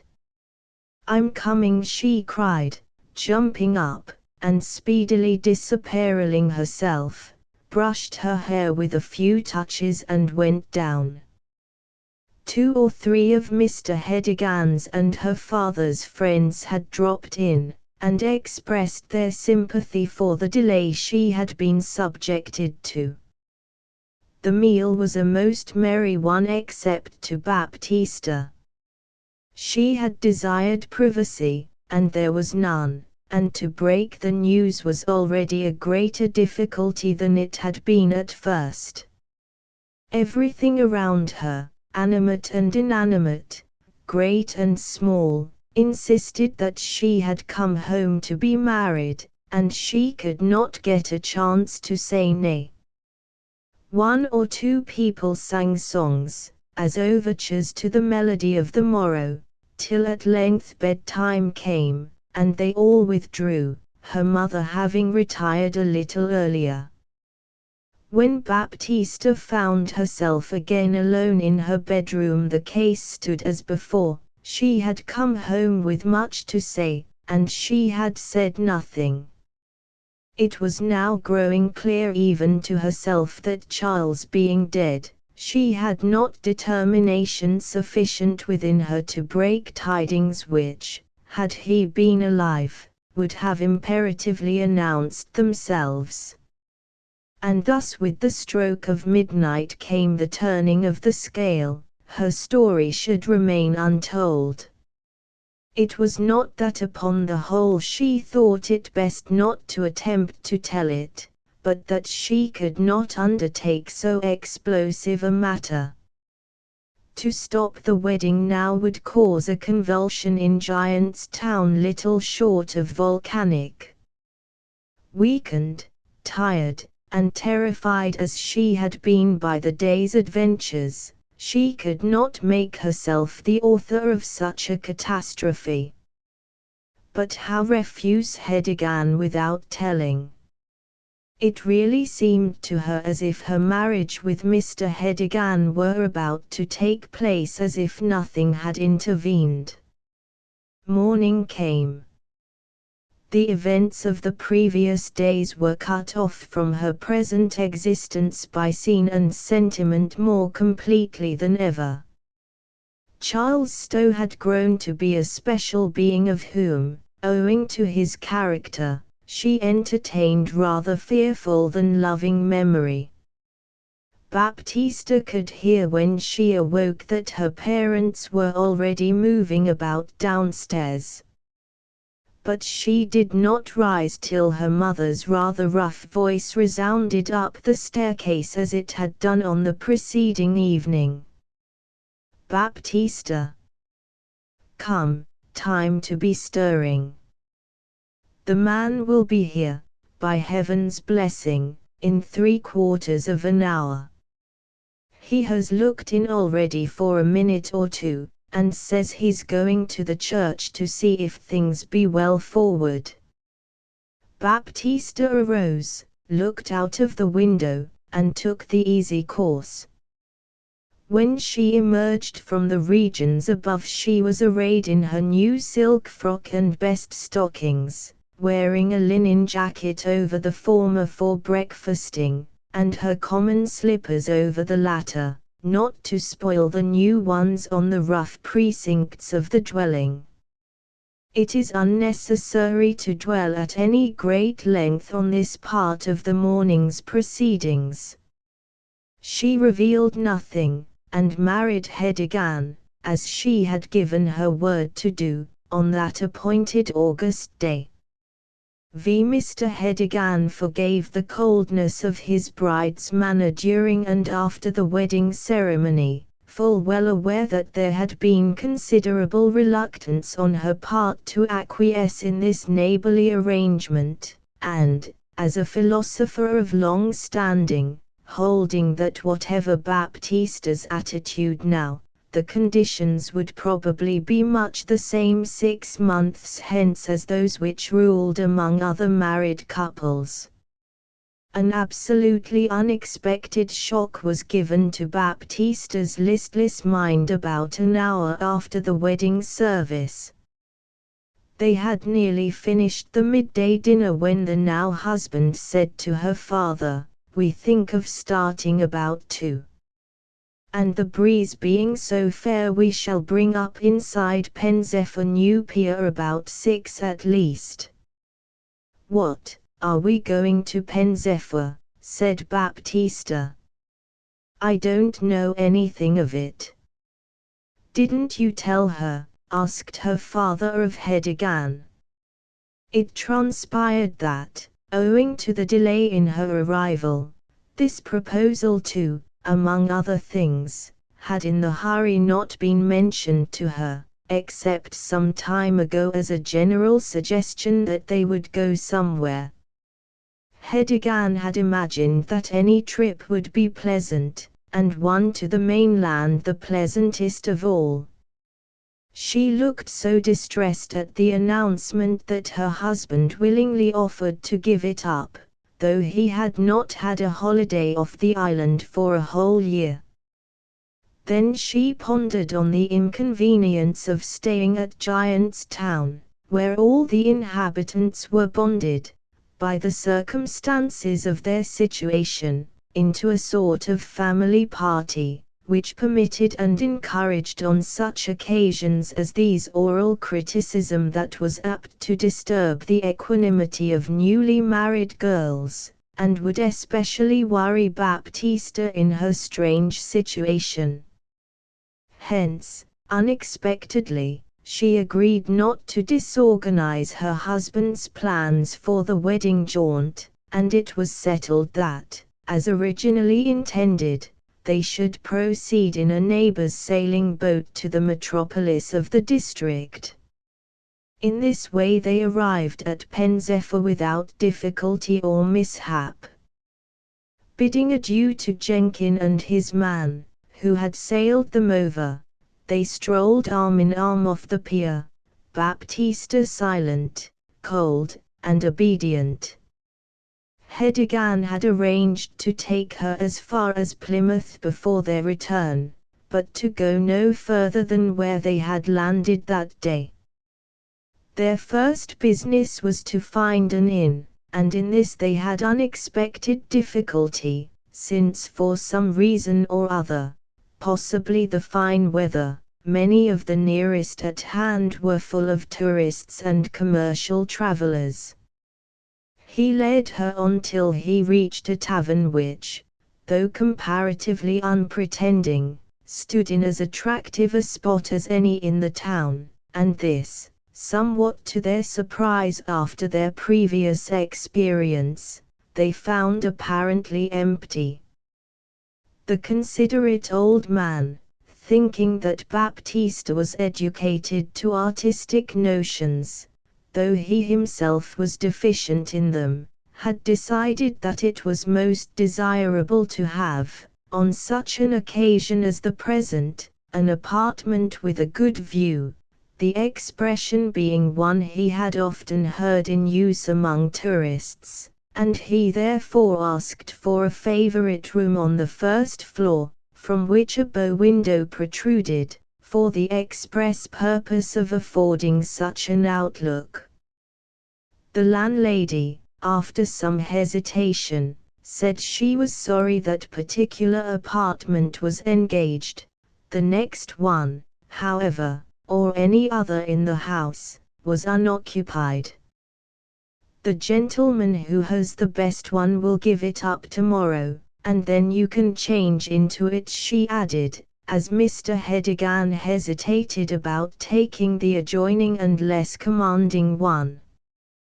We shall be gone tomorrow, and shan't want it, he said. Wishing not to lose customers, the landlady earnestly continued that since he was bent on having the best room, perhaps the other gentlemen would not object to move at once into the one they despised, since, though nothing could be seen from the window, the room was equally large. Well, if he doesn't care for a view, said Mr. Hedigan, with the air of a highly artistic man who did.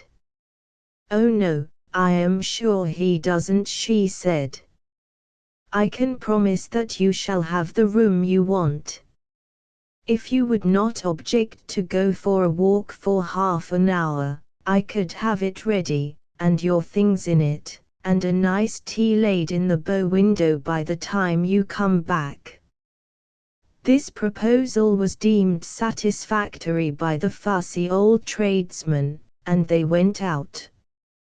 Baptista nervously conducted him in an opposite direction to her walk of the former day in other company, showing on her wan face, had he observed it, how much she was beginning to regret her sacrificial step for mending matters that morning. She took advantage of a moment when her husband's back was turned to inquire casually in a shop if anything had been heard of the gentleman who was sucked down in the eddy while bathing. The shopman said, yes, his body has been washed ashore, and had just handed Baptista a newspaper on which she discerned the heading, "A Schoolmaster Drowned While Bathing," when her husband turned to join her. She might have pursued the subject without raising suspicion, but it was more than flesh and blood could do, and completing a small purchase almost ran out of the shop. "What is your terrible hurry, me dear?" said Hedigan, hastening after. "I don't know. I don't want to stay in shops," she gasped. "And we won't," he said. "They are suffocating this weather. Let's go back and have some tea." They found the much-desired apartment awaiting their entry. It was a sort of combination bed and sitting room, and the table was prettily spread with high tea in the bow window, a bunch of flowers in the midst, and a best parlor chair on each side. Here they shared the meal by the ruddy light of the vanishing sun. But though the view had been engaged, regardless of expense, exclusively for Baptista's pleasure, she did not direct any keen attention out of the window. Her gaze as often fell on the floor and walls of the room as elsewhere, and on the table as much as on either, beholding nothing at all. But there was a change. Opposite her seat was the door, upon which her eyes presently became riveted like those of a little bird upon a snake. For, on a peg at the back of the door, there hung a hat, such a hat, surely, from its peculiar make, the actual hat, that had been worn by Charles. Conviction grew to certainty when she saw a railway ticket sticking up from the band. Charles had put the ticket there, she had noticed the act. Her teeth almost chattered, she murmured something incoherent. Her husband jumped up and said, "You are not well." What is it? What shall I get ye? Smelling salts, she said, quickly and desperately, at the chemist's shop you were in just now. He jumped up like the anxious old man that he was, caught up his own hat from a back table, and without observing the other hastened out and downstairs. Left alone she gazed and gazed at the back of the door, then spasmodically rang the bell. An honest-looking country-maid servant appeared in response. "A hat," murmured Baptista, pointing with her finger. "It does not belong to us." "Oh yes, I'll take it away," said the young woman with some hurry. "It belongs to the other gentleman." She spoke with a certain awkwardness, and took the hat out of the room. Baptista had recovered her outward composure. "The other gentleman," she said. "Where is the other gentleman?" "He's in the next room, m." "He removed out of this to oblige ye." "How can you say so?" "I should hear him if he were there," said Baptista, sufficiently recovered to argue down an apparent untruth. "He's there," said the girl, hardily. "Then it is strange that he makes no noise," said Mrs. Hedigan, convicting the girl of falsity by a look. "He makes no noise, but it is not strange," said the servant. All at once a dread took possession of the bride's heart, like a cold hand laid thereon, for it flashed upon her that there was a possibility of reconciling the girl's statement with her own knowledge of facts. "Why does he make no noise?" she weakly said. The waiting maid was silent, and looked at her questioner. "If I tell you, you won't tell Mrs., she whispered. Baptista promised. "Because he's a lying dead," said the girl. "He's the schoolmaster that was drowned yesterday." "Oh," said the bride, covering her eyes. "Then he was in this room till just now?" "Yes," said the maid, thinking the young lady's agitation natural enough.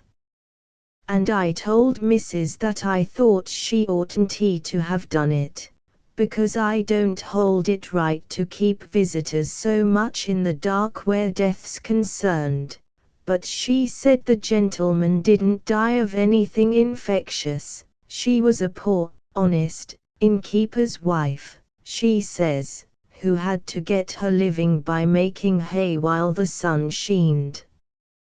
And owing to the drowned gentleman being brought here, she said, it kept so many people away that we were empty, though all the other houses were full. So when your good man set his mind upon the room, and she would have lost good paying folk if he'd not had it, it wasn't to be supposed, she said, that she'd let anything stand in the way." "Ye won't say that I've told ye, please, All the linen has been changed, and as the inquest won't be till tomorrow, after you are gone, she thought you wouldn't know a word of it, being strangers here." The returning footsteps of her husband broke off further narration. Baptista waved her hand, for she could not speak. The waiting maid quickly withdrew, and Mr. Hedigan entered with the smelling salts and other nostrums. "Any better?" he questioned. "I don't like the hotel," she exclaimed, almost simultaneously. "I can't bear it, it doesn't suit me." "Is that all that's the matter?" he returned pettishly, this being the first time of his showing such a mood. "Upon my heart and life such trifling is trying to any man's temper, Baptista, sending me about from here to yond, and then when I come back saying ye don't like the place that I have sunk so much money and words to get for ye. Oh dang it all, 'tis enough to, but I won't say any more at present, me dear, though it is just too much to expect to turn out of the house now. We shan't get another quiet place at this time of the evening. Every other inn in the town is bustling with rackety folk of one sort and t'other, while here 'tis as quiet as the grave, the country, I would say. So bide still, d'ye hear, and tomorrow we shall be out of the town altogether, as early as you like. The obstinacy of age had, in short, overmastered its complaisance, and the young woman said no more. The simple course of telling him that in the adjoining room lay a corpse which had lately occupied their own might, it would have seemed, have been an effectual one without further disclosure, but to allude to that subject, however it was disguised, was more than Hedigan's young wife had strength for. Horror broke her down. In the contingency one thing only presented itself to her paralyzed regard, that here she was doomed to abide, in a hideous contiguity to the dead husband and the living, and her conjecture did, in fact, bear itself out. That night she lay between the two men she had married, Hedigan on the one hand, and on the other through the partition against which the bed stood, Charles Stow. 6 kindly time had withdrawn the foregoing event 3 days from the present of Baptista Hedigan. It was 10 o'clock in the morning. She had been ill, not in an ordinary or definite sense, but in a state of cold stupefaction, from which it was difficult to arouse her so much as to say a few sentences. When questioned she had replied that she was pretty well. Their trip, as such, had been something of a failure. They had gone on as far as Falmouth, but here he had given way to her entreaties to return home. This they could not very well do without repassing through Penzephyr, at which place they had now again arrived. In the train she had seen a weekly local paper, and read there a paragraph detailing the inquest on Charles.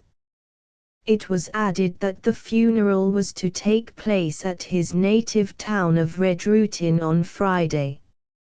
After reading this she had shown no reluctance to enter the fatal neighborhood of the tragedy, only stipulating that they should take their rest at a different lodging from the first, and now comparatively braced up and calm, indeed a cooler creature altogether than when last in the town. She said to David that she wanted to walk out for a while, as they had plenty of time on their hands. To a shop as usual, I suppose, me dear. Partly for shopping, she said. And it will be best for you, dear, to stay in after trotting about so much, and have a good rest while I am gone. He assented, and Baptista sallied forth. As she had stated, her first visit was made to a shop, a draper's. Without the exercise of much choice she purchased a black bonnet and veil, also a black stuff gown, a black mantle she already wore. These articles were made up into a parcel which, in spite of the saleswoman's offers, her customer said she would take with her. Bearing it on her arm she turned to the railway, and at the station got a ticket for Redrutin. Thus it appeared that, on her recovery from the paralyzed mood of the former day, While she had resolved not to blast utterly the happiness of her present husband by revealing the history of the departed one, she had also determined to indulge a certain odd, inconsequent, feminine sentiment of decency, to the small extent to which it could do no harm to any person. At Redruth Inn she emerged from the railway carnage in the black attire purchased at the shop, having during the transit made the change in the empty compartment she had chosen. The other clothes were now in the bandbox and parcel. Leaving these at the cloakroom she proceeded onward, and after a wary survey reached the side of a hill whence a view of the burial ground could be obtained. It was now a little before 2 o'clock. While Baptista waited, a funeral procession ascended the road. Baptista hastened across, and by the time the procession entered the cemetery gates she had unobtrusively joined it. In addition to the schoolmaster's own relatives, not a few, the paragraph in the newspapers of his death by drowning had drawn together many neighbors, acquaintances, and onlookers. Among them she passed unnoticed, and with a quiet step pursued the winding path to the chapel, and afterwards thence to the grave. When all was over, and the relatives and idlers had withdrawn, she stepped to the edge of the chasm. From beneath her mantle she drew a little bunch of forget-me-nots, and dropped them in upon the coffin. In a few minutes she also turned and went away from the cemetery. By 5 o'clock she was again in Pen Zephyr. "You have been a mortal long time," said her husband, crossly. "I allowed you an hour at most, me dear." "It occupied me longer," said she. "Well, I reckon it is wasting words to complain. Hang it, ye look so tired and wished that I can't find heart to say what I would. I am weary and wished, David, I am. We can get home tomorrow for certain, I hope." "We can. And please God we will," said Mr. Hedigan heartily, as if he too were weary of his brief honeymoon. "I must be into business again on Monday morning at latest." They left by the next morning's steamer, and in the afternoon took up their residence in their own house at Giant's Town. The hour that she reached the island it was as if a material weight had been removed from Baptista's shoulders. Her husband attributed the change to the influence of the local breezes after the hothouse atmosphere of the mainland. However that might be, settled here, a few doors from her mother's dwelling, she recovered in no very long time much of her customary bearing, which was never very demonstrative. She accepted her position calmly, and faintly smiled when her neighbors learned to call her Mrs. Hedigan, and said she seemed likely to become the leader of fashion in Giant's Town. Her husband was a man who had made considerably more money by trade than her father had done, and perhaps the greater profusion of surroundings at her command than she had heretofore been mistress of, was not without an effect upon her. 1 week, 2 weeks, 3 weeks passed, and, being preeminently a young woman who allowed things to drift, she did nothing whatever either to disclose or conceal traces of her first marriage, or to learn if there existed possibilities, which there undoubtedly did, by which that hasty contract might become revealed to those about her at any unexpected moment. While yet within the first month of her marriage, and on an evening just before sunset, Baptista was standing within her garden adjoining the house, when she saw passing along the road a personage clad in a greasy black coat and battered tall hat, which, common enough in the slums of a city, had an odd appearance in St. Maria's. The tramp, as he seemed to be, marked her at once. Bonnetless and unwrapped as she was, her features were plainly recognizable, and with an air of friendly surprise came and leant over the wall. "What? Don't you know me?" said he. She had some dim recollection of his face, but said that she was not acquainted with him. "Why, your witness to be sure, m. Don't you mind the man that was mending the church window when you and your intended husband walked up to be made one, and the clerk called me down from the ladder, and I came and did my part by writing my name and occupation?" Baptista glanced quickly around. Her husband was out of earshot. That would have been of less importance but for the fact that the wedding witnessed by this personage had not been the wedding with Mr. Hedigan, but the one on the day previous. "I've had a misfortune since then, that's pulled me under," continued her friend.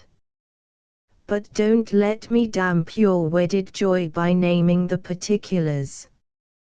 Yes, I've seen changes since, though 'tis but a short time ago. Let me see, only a month next week, I think, for 'twere the 1st or 2nd day in August." "Yes, that's when it was," said another man, a sailor, who had come up with a pipe in his mouth, and felt it necessary to join in, Baptista having receded to escape further speech. "For that was the first time I set foot in Giant's Town, and her husband took her to him the same day."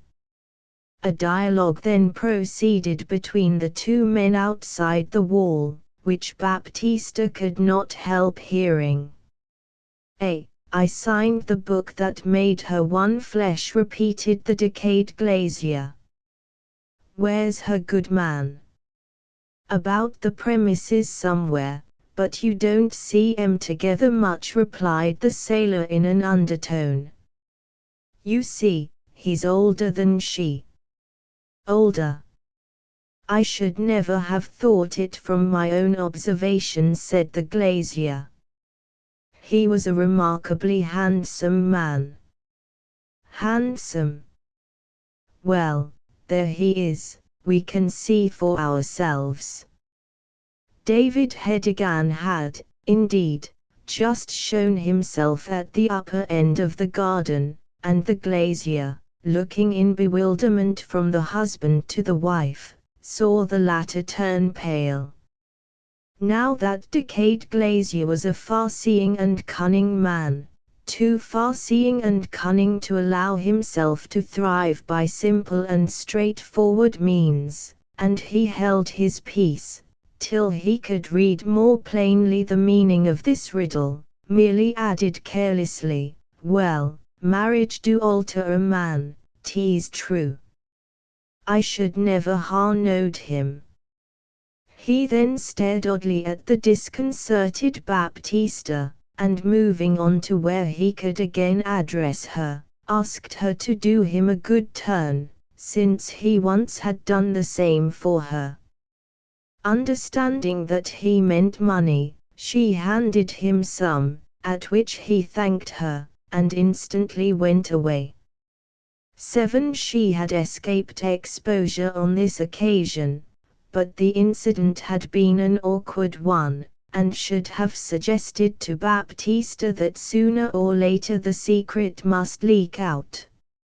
As it was, she suspected that at any rate she had not heard the last of the glazier.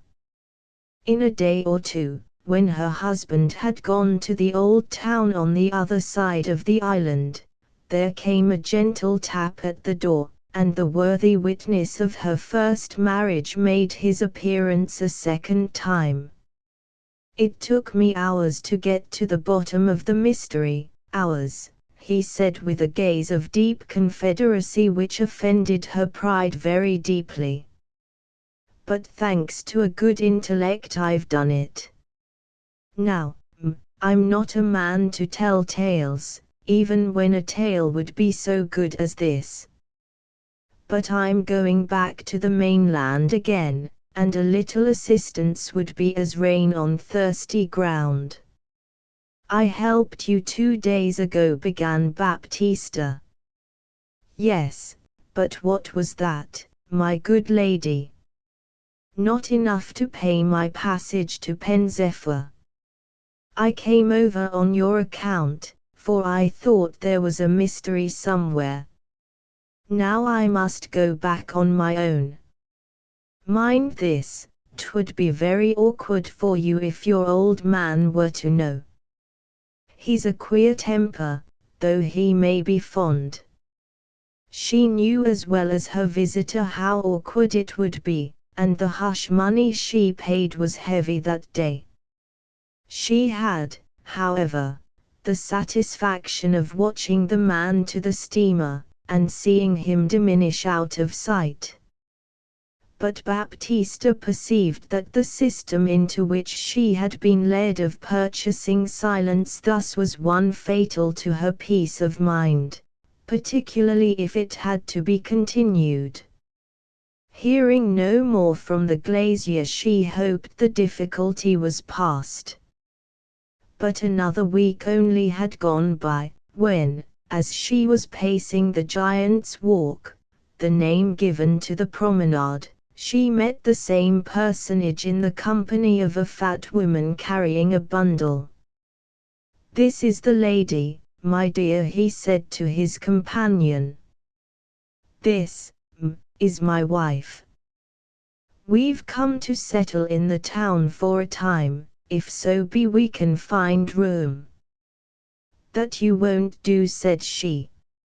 "Nobody can live here who is not privileged."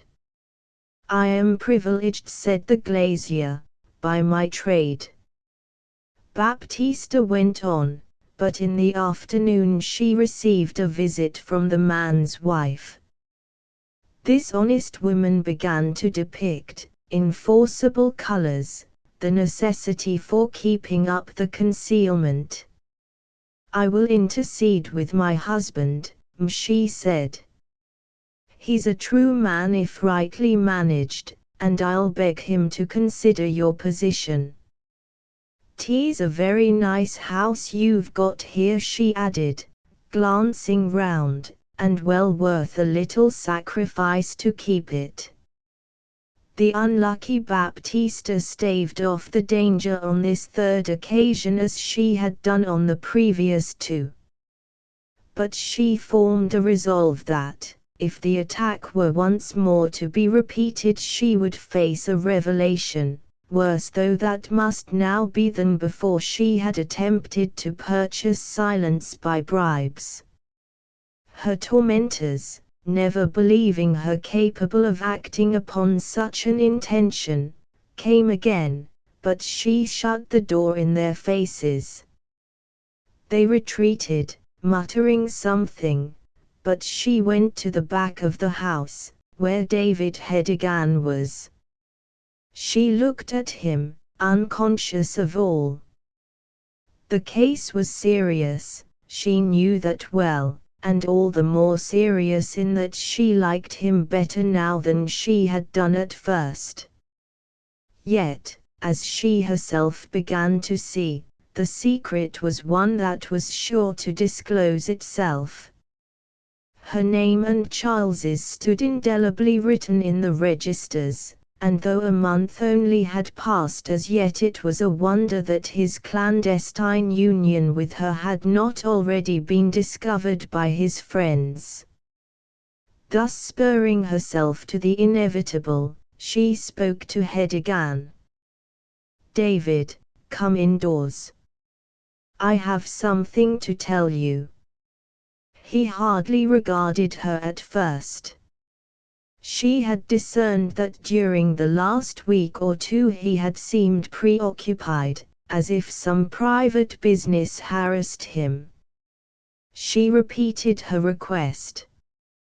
He replied with a sigh, "Yes, certainly, me dear."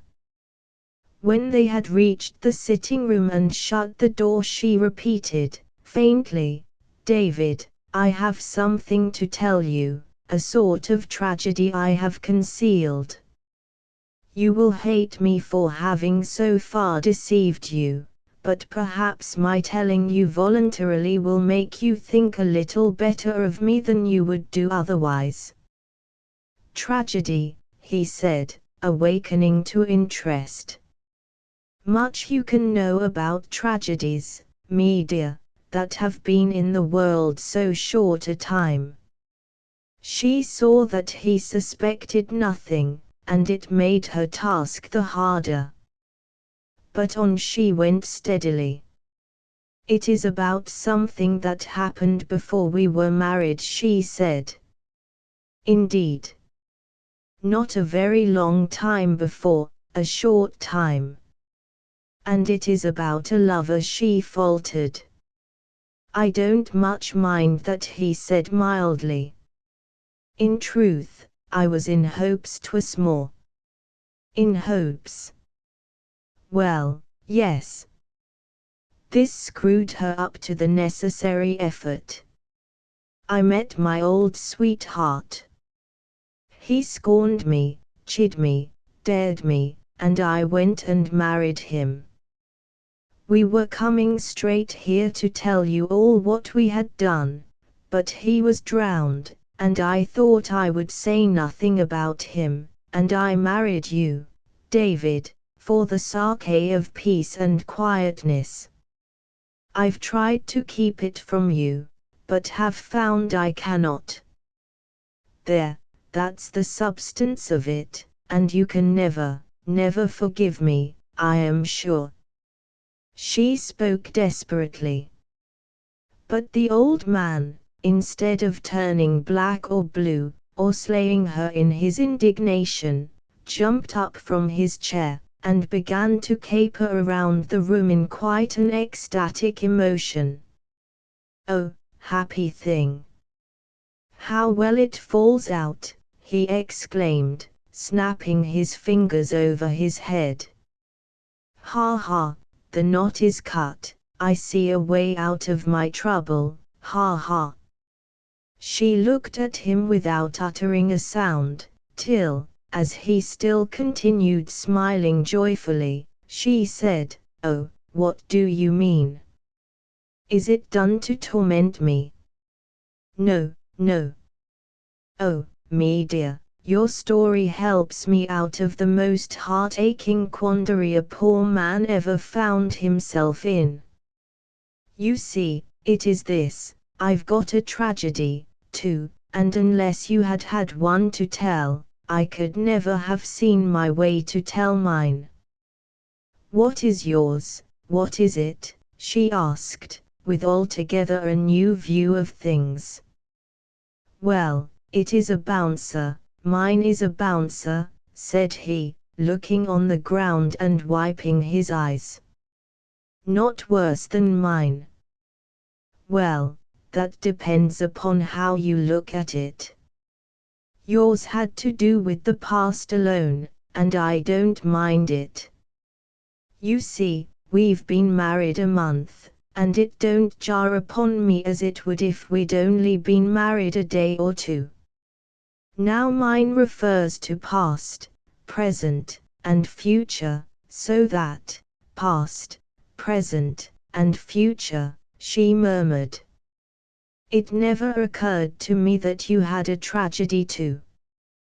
"But I have," he said, shaking his head. "In fact, four." "Then tell 'em," cried the young woman. "I will, I will. But be considerate, I beg ye, me dear. Well, I wasn't a bachelor when I married ye, any more than you were a spinster. Just as you was a widow woman, I was a widow man. Ah, said she, with some surprise. But is that all? Then we are nicely balanced, she added, relieved. No, it is not all. There's the point. I am not only a widower. Oh, David.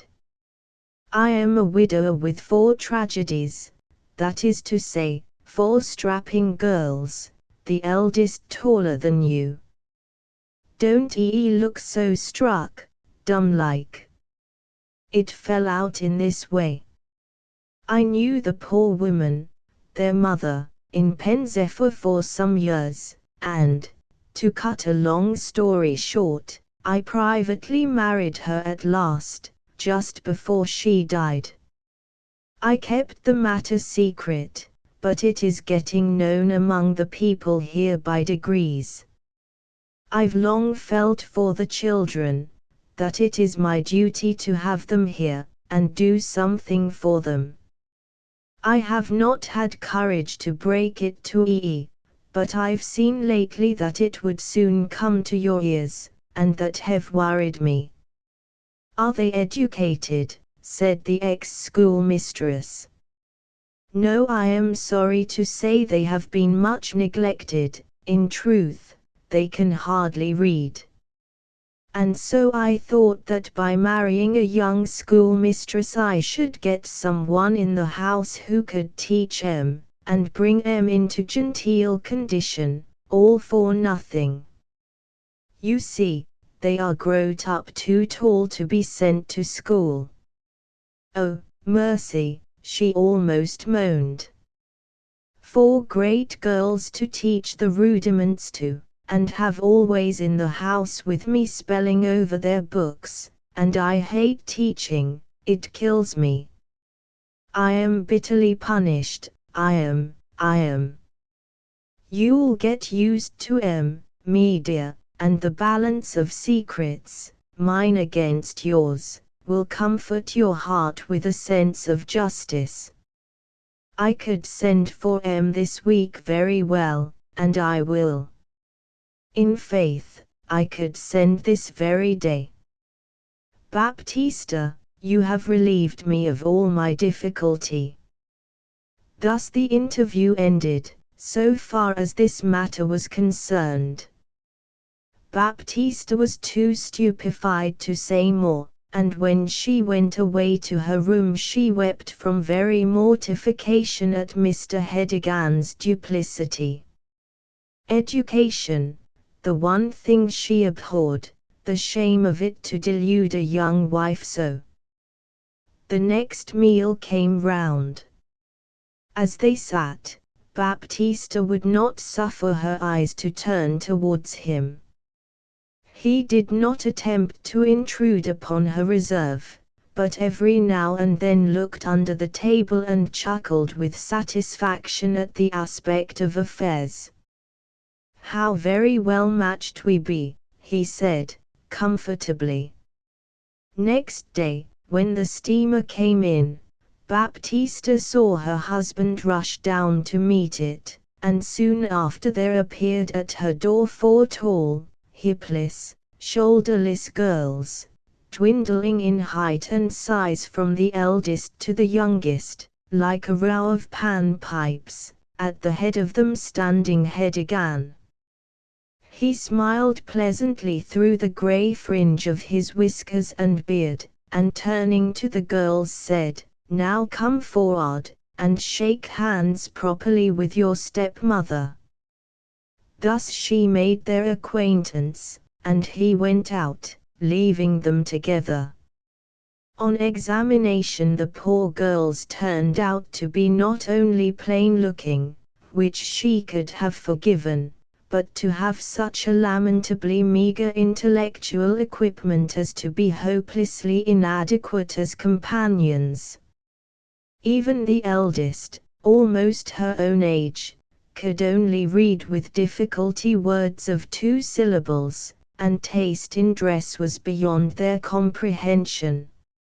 In the long vista of future years she saw nothing but dreary drudgery at her detested old trade without prospect of reward. She went about quite despairing during the next few days, an unpromising, unfortunate mood for a woman who had not been married 6 weeks. From her parents she concealed everything. They had been amongst the few acquaintances of Hedigan who knew nothing of his secret, and were indignant enough when they saw such a ready-made household foisted upon their only child. But she would not support them in their remonstrances. "No, you don't yet know all," she said. Thus Baptista had sense enough to see the retributive fairness of this issue. For some time, whenever conversation arose between her and Hedigan, which was not often, she always said, "I am miserable, and you know it. Yet I don't wish things to be otherwise."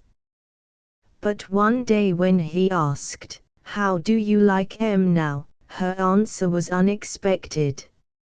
"Much better than I did," she said, quietly.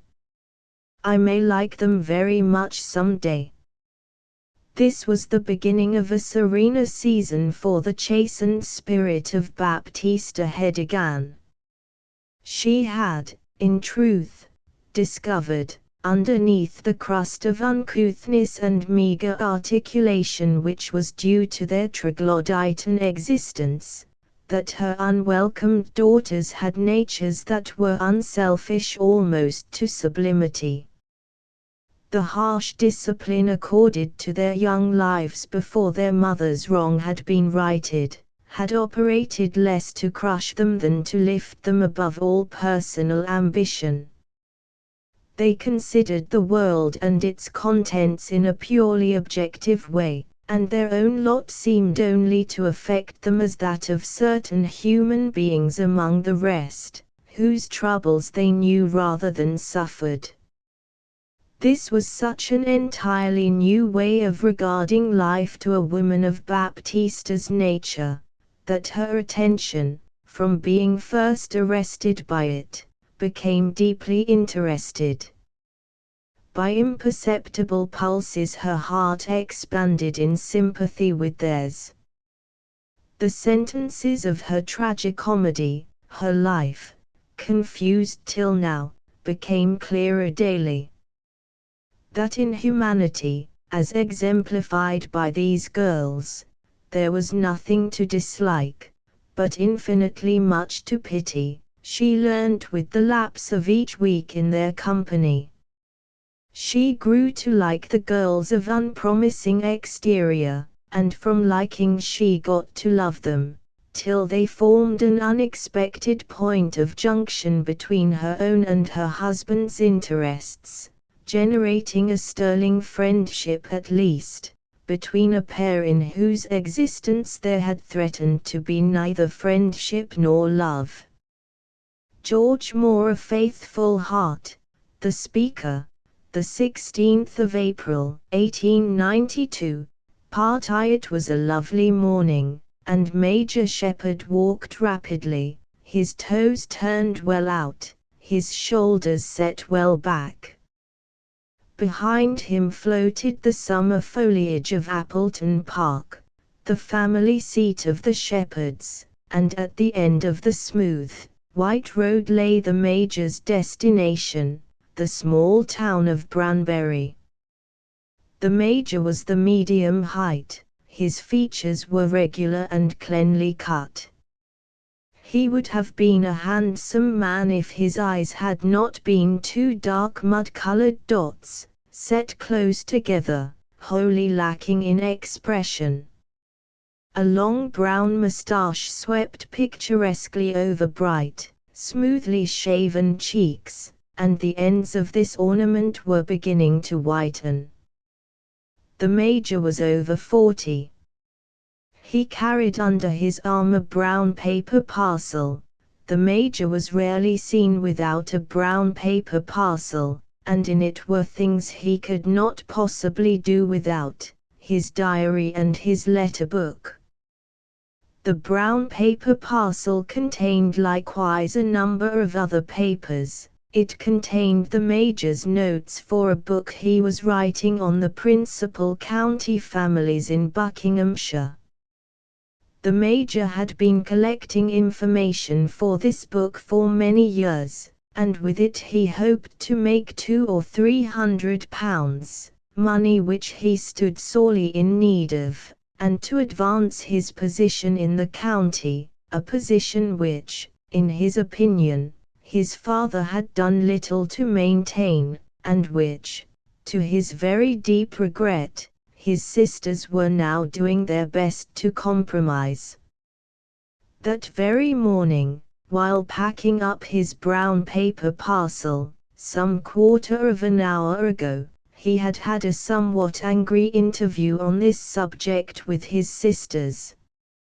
For he had thought it his duty to reprove them for keeping company with certain small London folk who had chosen to come to live in the neighbourhood. Ethel had said that they were not going to give up their friends because they were not good enough for him, and Maud had added significantly that they were quite sure that their friends were quite as good as the friend he was going to see in Branbury. The Major turned on his heel and left the house. As he walked towards Branbury he asked himself if it were possible that they knew anything about Charlotte Street, and as he approached the town he looked round nervously, fearing lest some friend might pop down upon him, and, after some hesitation, decided to take a long detour so as to avoid passing by the house of some people he knew. As he made his way through a by-street his step quickened, and at the corner of Charlotte Street he looked round to make sure he was not followed. He then drew his keys from his pocket and let himself into a small, mean-looking house. Major Shepherd might have spared himself the trouble of these precautions. No one was minded to watch him, for everyone knew perfectly well who lived in 27 Charlotte Street. It was common talk that the tall, dark woman who lived in 27 was Mrs. Charles Shepherd, and that the little girl who ran by Mrs. Shepherd's side on the rare occasions when she was seen in the streets, for it was said that the Major did not wish her to walk much about the town, lest she should attract the attention of the curious, who might be tempted to make inquiries, was the Major's little daughter, and it had been noticed that this little girl went forth now and then, basket on her arm, to do the marketing. It was said that Mrs. Shepherd had been a servant in some lodging house where the Major had been staying. Other scandalmongers declared that they knew for certain that the Major had made his wife's acquaintance in the street. Rumour had never wandered far from the truth. The Major had met his wife one night as he was coming home from his club. They seemed to suit one another. He saw her frequently for several months, and then, fearing to lose her, in a sudden access of jealousy, he had some time before been bitterly jilted. He proposed to marry her. The arrival of his parents, who came up to town beseeching of him to do nothing rash, only served to intensify his determination, and, losing his temper utterly, he told his father and mother that he would never set his foot in Appleton Park in their lifetime if they ever again ventured to pry into his private affairs, and, refusing to give any information regarding his intentions, he asked them to leave his lodgings. What he did after they never knew. Years went by, and they sighed and wondered, but the matter was never alluded to in Appleton Park. But the Major had only £400 a year, and though he lived at Appleton Park, never spending a penny more than was necessary, he could not allow her more than £3 a week. He had so many expenses: his club, his clothes, and all the incidental expenses he was put to in the grand houses where he went to stay. By strict economy, however, Mrs. Shepherd managed to make two ends meet. Except when she was too ill and had to call in a charwoman to help her with the heaviest part of the work, she undertook the entire housework herself. When times were hardest, she had even taken in a lodger, not thinking herself above cooking and taking up his dinner. She had noticed that her economies ended her to the Major, and it was pleasant to please him. Hers was a kind-hearted, simple nature, that misfortune had brought down in the world, but, as is not uncommon with persons of weak character, she possessed a clear, sensible mind which allowed her to see things in their true lights, and without difficulty she recognized the unalterable nature of her case. It mattered little whether the Major acknowledged her or not, his family would never have anything to do with her, the doors of society were forever closed against her.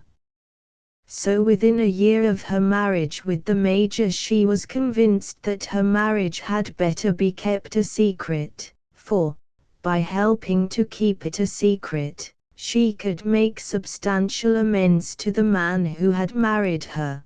By proclaiming it to the world, she would only alienate his affection.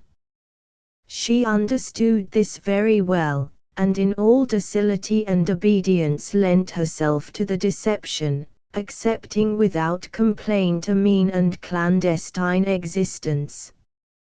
But she would not allow her little girl to carry up a jug of hot water, and it was only rarely, when prostrate with pain, that she allowed Nellie to take the basket and run round to the butcher's and buy a bit of steak for their dinner. The heiress of Appleton Park must be brought up free from all degrading memory. But for herself she had no care. Appleton Park could never be anything to her, even if she outlived the old people, which was hardly probable. What would she, a poor invalid, do there? She did not wish to compromise her husband's future, and still less the future of her darling daughter.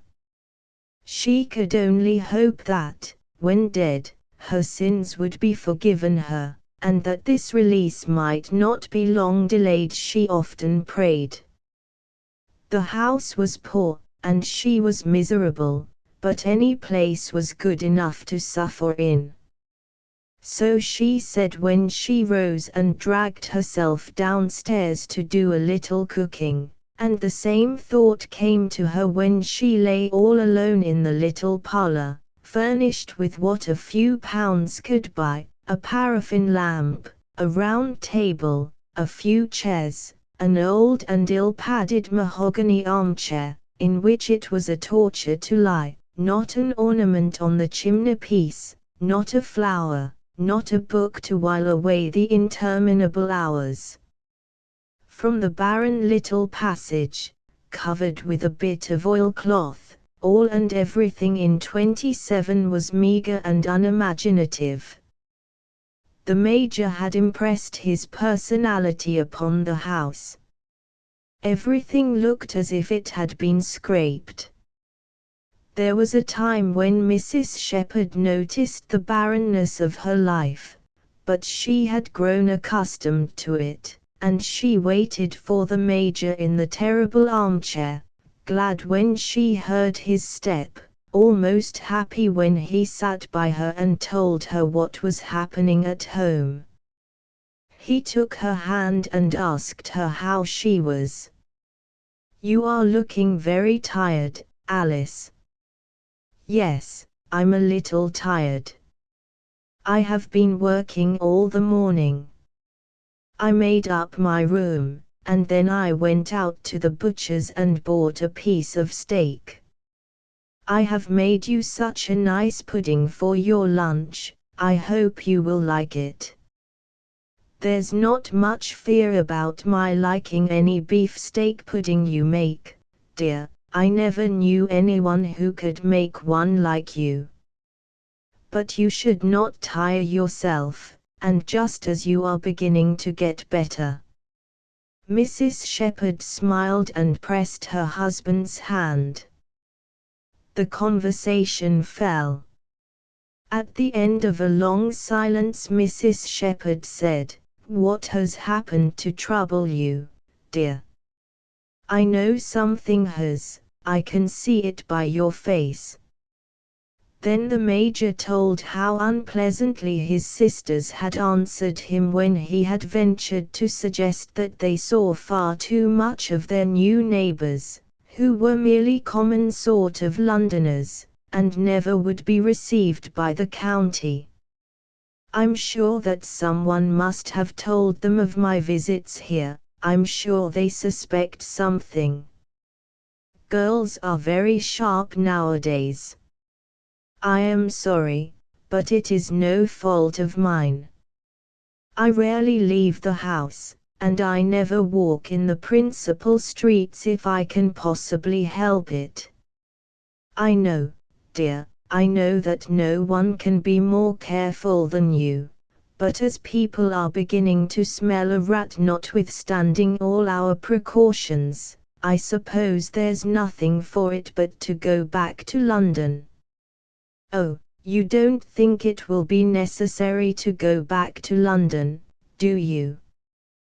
The place suits the child so well, and it is so nice to see you almost every day. And it is such a comfort when you are not here to know you are only a few miles away, and from the top of the hill the trees of the park are visible, and whenever I feel well enough I walk there and think of the time our Nellie will be the mistress of all those broad acres." "It is the fault of the busybodies," he said. "I cannot think what pleasure people find in meddling in other people's affairs. I never care what anyone else does. I have quite enough to do thinking of my own." Mrs. Shepherd did not answer. "I see," he said, "you don't like moving, but if you remain here all the trouble we have taken not to get found out these last 10 years will go for nothing. There will be more worry and vexations, and I really don't think I could bear much more. I believe I should go off my head." The little man spoke in a calm, even voice, and stroked his silky moustache gravely. "Very well, then, my dear, I'll return to town as soon as you like, as soon as it is convenient. I dare say you are right. I'm sure I am. You have never found me giving you wrong advice yet, have you, dear?" Then they went down to the kitchen to eat the steak pudding, and when the Major had finished his second helping he lit his pipe, and the conversation turned on how they should get rid of their house, and how much the furniture would fetch. When he had decided to sell the furniture, and had fixed the day of their departure, Mrs. Shepherd said, "There's one thing I have to ask you, dear, and I hope you won't refuse my request. I should like to see Appleton Park before I leave. I should like to go there with Nellie and see the house and the lands that will one day belong to her. I don't know how it is to be managed. If you were to meet my mother and sisters they would be sure to suspect something at once. No one will know who I am. I should like to walk about the grounds for half an hour with the child. If I don't see Appleton now, I never shall see it." The Major stroked his long, silky moustache with his short, crabbed little hand. He remembered that he had heard the carriage ordered for 2 o'clock. They were all going to a tennis party some miles distant. Under the circumstances she might walk about the grounds without being noticed. He did not think any of the gardeners would question her, and, if they did, he could trust her to give an evasive answer. And then he would like her to see the place, just to know what she thought of it. "Won't you say yes?" she said at last, her voice breaking the silence sharply. "I was just thinking, dear, they have all gone to a tennis party today. There'll be no one at home." "Well, why not today?" "Well, I was thinking I've been lucky enough to get hold of some very interesting information about the Websters, about their ancestor Sir Thomas, who distinguished himself in the peninsula, and I wanted to get it copied under the proper heading, but I dare say we can do that another day. The only thing is, how are you to get there? You are not equal to walking so far. I was thinking, dear, that I might take a fly. I know there is the expense, but—" "Yes, 5 or 6 shillings, at least." "And where will you leave the fly?" "At the lodge gate." The flyman would be sure to get into conversation with the lodgekeeper or his wife. He'd tell them where he came from, and, supposing you were to get a 2-wheeled trap and drive me yourself, that would be nicer still. I'm so unlucky, someone would be sure to see me. The Major puffed at his pipe in silence. Then he said, "If you were to put on a thick veil, and we were to get out of the town by this end and make our way through the lanes, it would be a long way round, but one hardly meets anyone that way, and the only danger would be going. We should return in the dusk. I don't care how late you make it, my people won't be home till 9 or 10 o'clock at night, perhaps later still. There will be dancing, and they are sure to stay late." Finally the matter was decided, and about 4 o'clock the Major went to the livery stable to order the trap. Mrs. Shepherd and Nellie joined him soon after. Turning from the pony, whose nose he was stroking, he said, "I hope you have brought a thick shawl. It will be cold coming back in the evening." "Yes, dear, here it is, and another for Nellie." "What do you think of this veil?"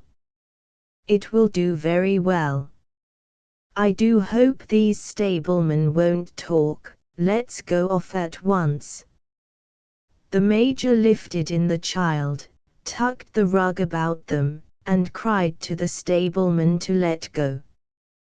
He drove very nervously, afraid at every moment lest the pony should bolt, and when the animal's extreme docility assured him there was no such danger, he looked round right and left, expecting at every moment some friend to pounce down upon him. But the ways were empty. The breeze that came across the fields was fresh and sweet, and they were all beginning to enjoy themselves, when he suddenly espied a carriage following in his wake. He whipped up the pony, and contrived to distance his imaginary pursuer, and having succeeded, he praised his own driving, and at the crossroads he said, "I dare not go any farther, But you can't miss the lodge gate in that clump of trees, the first white gate you come to. Don't ask any questions, it is 10 to 1 you'll find the gate open, walk straight through, and don't forget to go through the beechwood at the back of the house, the river runs right round the hill. I want to know what you think of the view. But pray don't ask to see the house, there's nothing to see, the housemaids would be sure to talk and describe you to my sisters. So now goodbye, hope you'll enjoy yourself. I shall have just time to get to Hambrook and back, I want to see my solicitor. You'll have seen everything in a couple of hours, so in a couple of hours I shall be waiting for you here. Part 2. It was as the Major said. The lodge-keepers asked no questions, and they passed up the drive, through the silence of an overgrowth of laurels and rhododendrons. Then the park opened before their eyes. Nellie rolled on the short, crisp, worn grass, or chased the dragonflies. The spreading trees enchanted her, and, looking at the house, a grey stone building with steps, pillars, and pilasters, hidden amid cedars and evergreen oaks, she said, I never saw anything so beautiful. Is that where the Major goes when he leaves us? Look at the flowers, Mother, and the roses. May we not go in there? I don't mean into the house. I heard the Major ask you not to go in for fear we should meet the housemaids, but just past this railing, into the garden. Here is the gate. The child stood with her hand on the wicket, waiting for reply. The mother stood as in a dream, looking at the house, thinking vaguely of the pictures, the corridors, and staircases, that lay behind the plate-glass windows. Yes, go in, my child. The gardens were in tumult of leaf and bloom, and the little girl ran hither and thither, gathering single flowers, and then everything that came under her hands, binding them together in bouquets, one for Mother, one for the Major, and one for herself.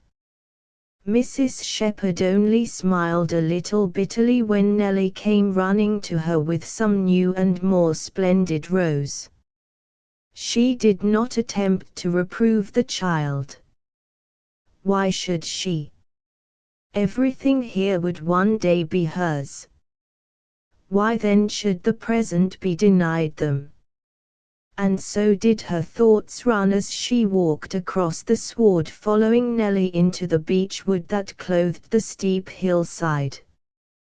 The pathway led by the ruins of some Danish military earthworks, ancient hollows full of leaves and silence. Pigeons cooed in the vast green foliage, and from time to time there came up from the river the chiming sound of oars. Rustic seats were at pleasant intervals, and, feeling a little tired, Mrs. Shepherd sat down. She could see the river's silver glinting through the branches, and, beyond the river, the low-lying riverlands, dotted with cattle and horses grazing, dim already with blue evening vapors.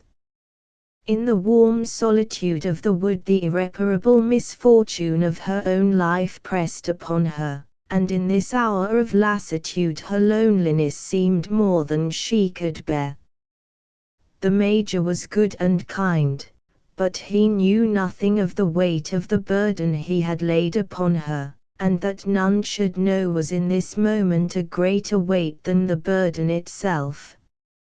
Nellie was exploring the ancient hollows where Danes and Saxons had once fought, and had ceased to call forth her discoveries when Mrs. Shepherd's bitter meditation was broken by the sudden sound of a footstep. The intruder was a young lady. She was dressed in white, her pale gold hair was in itself an aristocracy, and her narrow-slippered feet were dainty to look upon. "Don't let me disturb you," she said. "This is my favorite seat, but I pray you not to move, there is plenty of room." So amiable was she in voice and manner that Mrs. Shepherd could not but remain, although she had already recognized the girl as one of the Major's sisters. Fearing to betray herself, greatly nervous, Mrs. Shepherd answered briefly Miss Shepherd's allusions to the beauty of the view. At the end of a long silence Miss Shepherd said, "I think you know my brother, Major Shepherd." Mrs. Shepherd hesitated, and then she said, "No, I have never heard the name." "Are you sure?" "Of course, I may be mistaken, but—" Ethel made pause, and looked Mrs. Shepherd straight in the face. Smiling sadly, Mrs. Shepherd said, "Likenesses are so deceptive." "Perhaps, but my memory is pretty good for faces. It was 2 or 3 months ago, we were going up to London, and I saw my brother get into the train with a lady who looked like you. She really was very like you." Mrs. Shepherd smiled and shook her head. "I do not know the lady my brother was with, but I've often thought I should like to meet her. Perhaps your brother will introduce you." "No, I don't think he will. She has come to live at Branbury, and now people talk more than ever. They say that he is secretly married." "And you believe it?" "I don't see why it shouldn't be true. My brother is a good fellow in many ways, but, like all other men, he is selfish. He is just the man who would keep his wife hidden away in a lonely little lodging rather than admit that he had made a mésalliance. What I don't understand is why she consents to be kept out of the way. Just fancy giving up this beautiful place, these woods and fields, these gardens, that house for, I suppose this woman gives up these things because she loves your brother. Do you not understand self-sacrifice?" "Oh yes, if I loved a man. But I think a woman is silly to allow a man to cheat and fool her to the top of his bent. What does it matter if she is happy?" Ethel tossed her head. Then at the end of a long silence she said, "Would you care to see the house?" "No, thank you, miss, I must be getting on. Goodbye." "You cannot get back that way, you must return through the pleasure grounds." "I'll walk with you. A headache kept me at home this afternoon. The others have gone to a tennis party. It is a pity I was mistaken. I should like to meet the person my brother goes every day to Branbury to see. I should like to talk with her. My brother has, I'm afraid, persuaded her that we would not receive her. But this is not true, we should only be too glad to receive her. I have heard father and mother say so, not to Charles, they dare not speak to him on the subject, but they have to me. Your brother must have some good reason for keeping his marriage secret. This woman may have a past." "Yes, they say that, but I should not care if I liked her, if I knew her to be a good woman now. To better keep the Major's secret, Mrs. Shepherd had given up all friends, all acquaintance. She had not known a woman friend for years, and the affinities of sex drew her to accept the sympathy with which she was tempted. The reaction of 10 years of self-denial surged up within her, and she felt that she must speak, that her secret was being dragged from her. Ethel's eyes were fixed upon her. In another moment she would have spoken, but at that moment Nellie appeared climbing up the steep bank. "Is that your little girl? Oh, what a pretty child!" Then raising her eyes from the child and looking the mother straight in the face, Ethel said, she is strangely like, Charles." Tears glistened in Mrs. Shepherd's eyes, and then, no longer doubting that Mrs. Shepherd would break down and in a flow of tears tell the whole story of her life, Ethel allowed a note of triumph to creep into her voice, and before she could stop herself she said, "And that little girl is the heiress of Appleton Park." Mrs. Shepherd's face changed expression. "You are mistaken, Miss Shepherd," she said, "but if I ever meet your brother I will tell him that you think my little girl like him." Mrs. Shepherd pursued her way slowly across the park, her long weary figure showing upon the sunset, her black dress trailing on the crisp grass. Often she was obliged to pause. The emotion and exercise of the day had brought back pain, and her whole body thrilled with it. Since the birth of her child she had lived in pain. But as she leaned against the white gate, and looked back on the beautiful park never to be seen by her again, knowledge of her sacrifice quickened within her. The house and the park, and the manner and speech of the young girl, combined to help her to a full appreciation of all she had surrendered. She regretted nothing. However mean and obscure her life had been, it had contained at least one noble moment. Nellie pursued the dragonflies. Mrs. Shepherd followed slowly, feeling like a victor in a great battle. She had not broken her trust, she had kept her promise intact. She would return to London tomorrow or next day, or at the end of the week, whenever the Major wished. He was waiting for them at the corner of the lane, and Nellie was already telling him all she thought of the house, the woods, the flowers, and the lady who had sat down by Mother on the bench above the river. The Major looked at his wife in doubt and fear. Her smile, however, reassured him.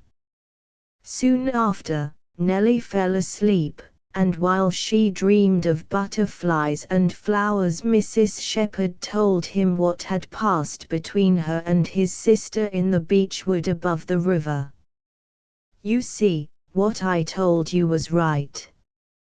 Your appearance has been described to them, they suspect something, and will never cease worrying until they have found out everything.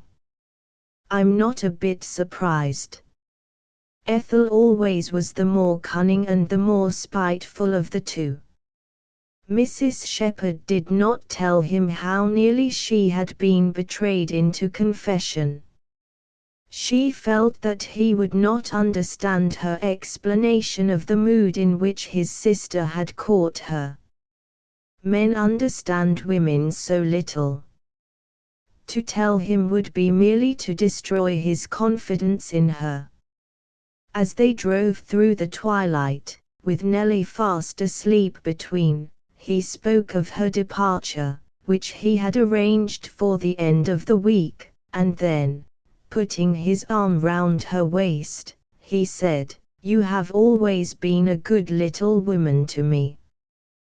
Walter Besant, The Solid Gold Reef Company, Limited, in Deacon's Orders and Other Stories, New York, Harper and Brothers, 1895. Act I, you dear old boy, said the girl. I am sure I wish it could be, with all my heart, if I have any heart. I don't believe you have, replied the boy gloomily. Well, but, Reg, consider, you've got no money. I've got £5,000. If a man can't make his way upon that, he must be a poor stick. You would go abroad with it and dig, and take your wife with you, to wash and cook. We would do something with the money here. You should stay in London, Rosie. Yes. In a suburban villa, at Shepherd's Bush, perhaps. No, Reg, when I marry, if ever I do, I am in no hurry. I will step out of this room into one exactly like it. The room was a splendid drawing room in Palace Gardens, splendidly furnished. I shall have my footman and my carriage, and I shall, Rosie, give me the right to earn all these things for you, the young man cried impetuously. You can only earn them for me by the time you have one foot in the grave. Hadn't I better in the meantime marry some old gentleman with his one foot in the grave, so as to be ready for you against the time you come home? In 2 or 3 years the other foot, I dare say, would slide into the grave as well. You laugh at my trouble. You feel nothing.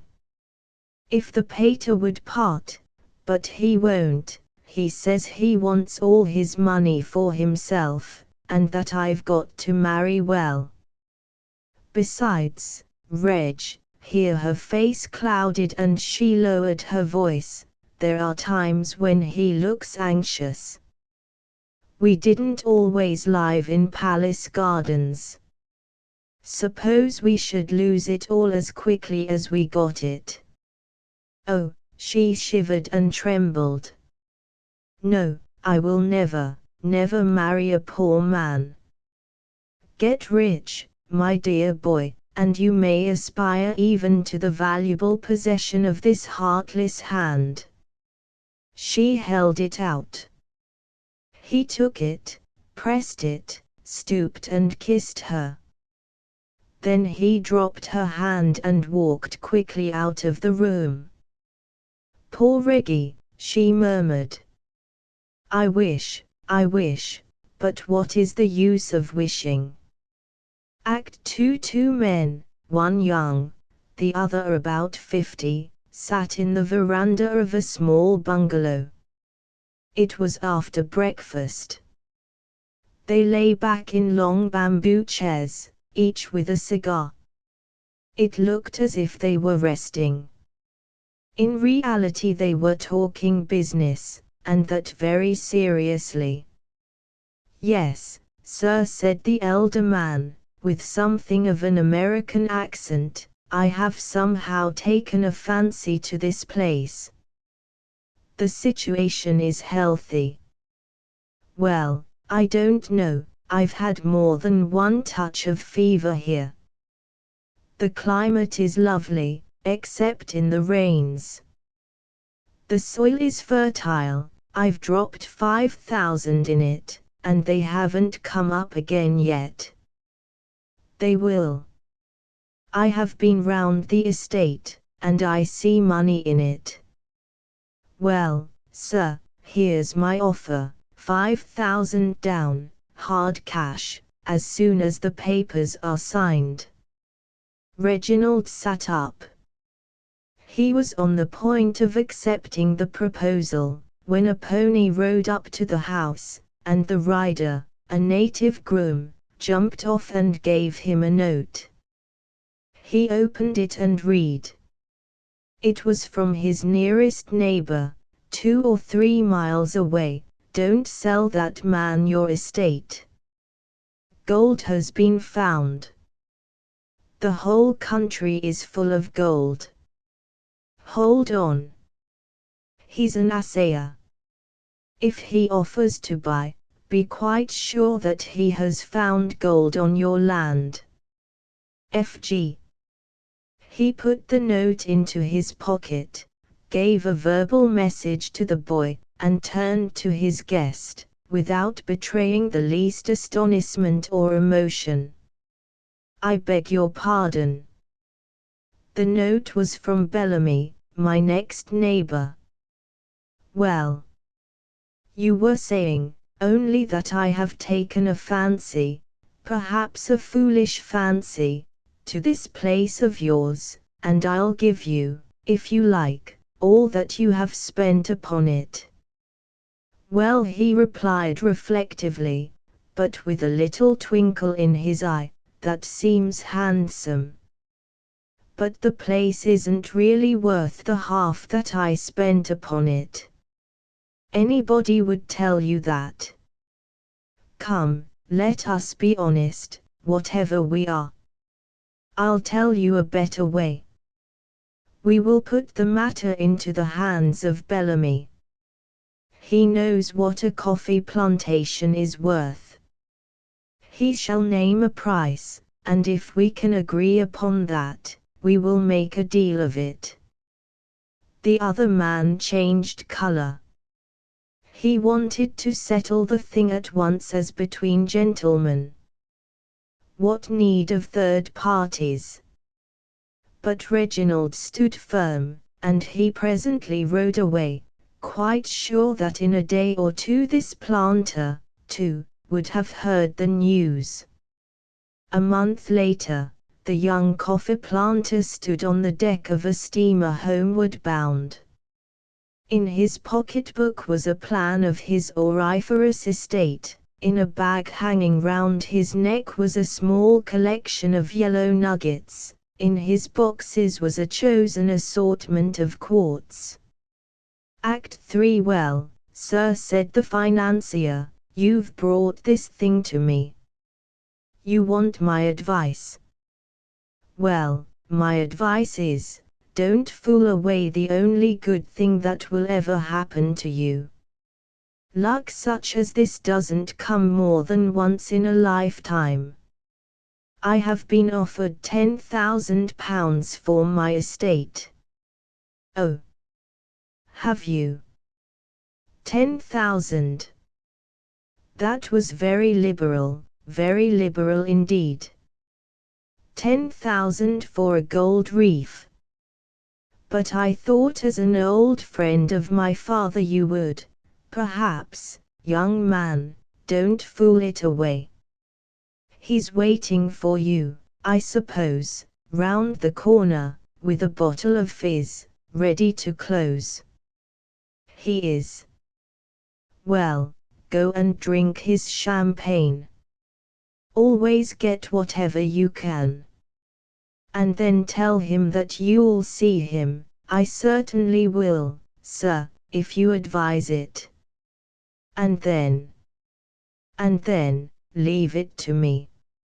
And, young man, I think I heard, a year or two ago, something about you and my girl Rosie. There was something, sir. Not enough to trouble you about it. She told me. Rosie tells me all her love affairs. Is she unmarried? Oh, yes. And for the moment I believe she is free. She has had 1 or 2 engagements, but, somehow, they have come to nothing. There was the French Count, but that was knocked on the head very early in consequence of things discovered. And there was the Buminguano, but he fortunately smashed, much to Rose's joy, because she never liked him. The last was Lord Evergreen. He was a nice old chap when you could understand what he said, and Rosie would have liked the title very much, though his grandchildren opposed the thing. Well, sir, I suppose you couldn't understand the trouble we took to keep that old man alive for his own wedding. Science did all it could, but 'twas of no use, the financier sighed. The ways of Providence are inscrutable. He died, sir, the day before. That was very sad. A dashing of the cup from the lip, sir. My daughter would have been a countess. Well, young gentleman, about this estate of yours. I think I see a way, I am not yet sure, that I do see a way. Go now. See this liberal gentleman, and drink his champagne. And come here in a week. Then, if I still see my way, you shall understand what it means to hold the position in the city which is mine. And, may I call upon Rosie? Not till this day week, not till I have made my way plain. Act 4. And so it means this. Oh, Rosie, you look lovelier than ever, and I'm as happy as a king. It means this. Your father is the greatest genius in the world. He buys my property for £60,000, 60,000. That's over 2,000 a year for me, and he makes a company out of it with 150,000 capital. He says that, taking 10,000 out of it for expenses, there will be a profit of 80,000.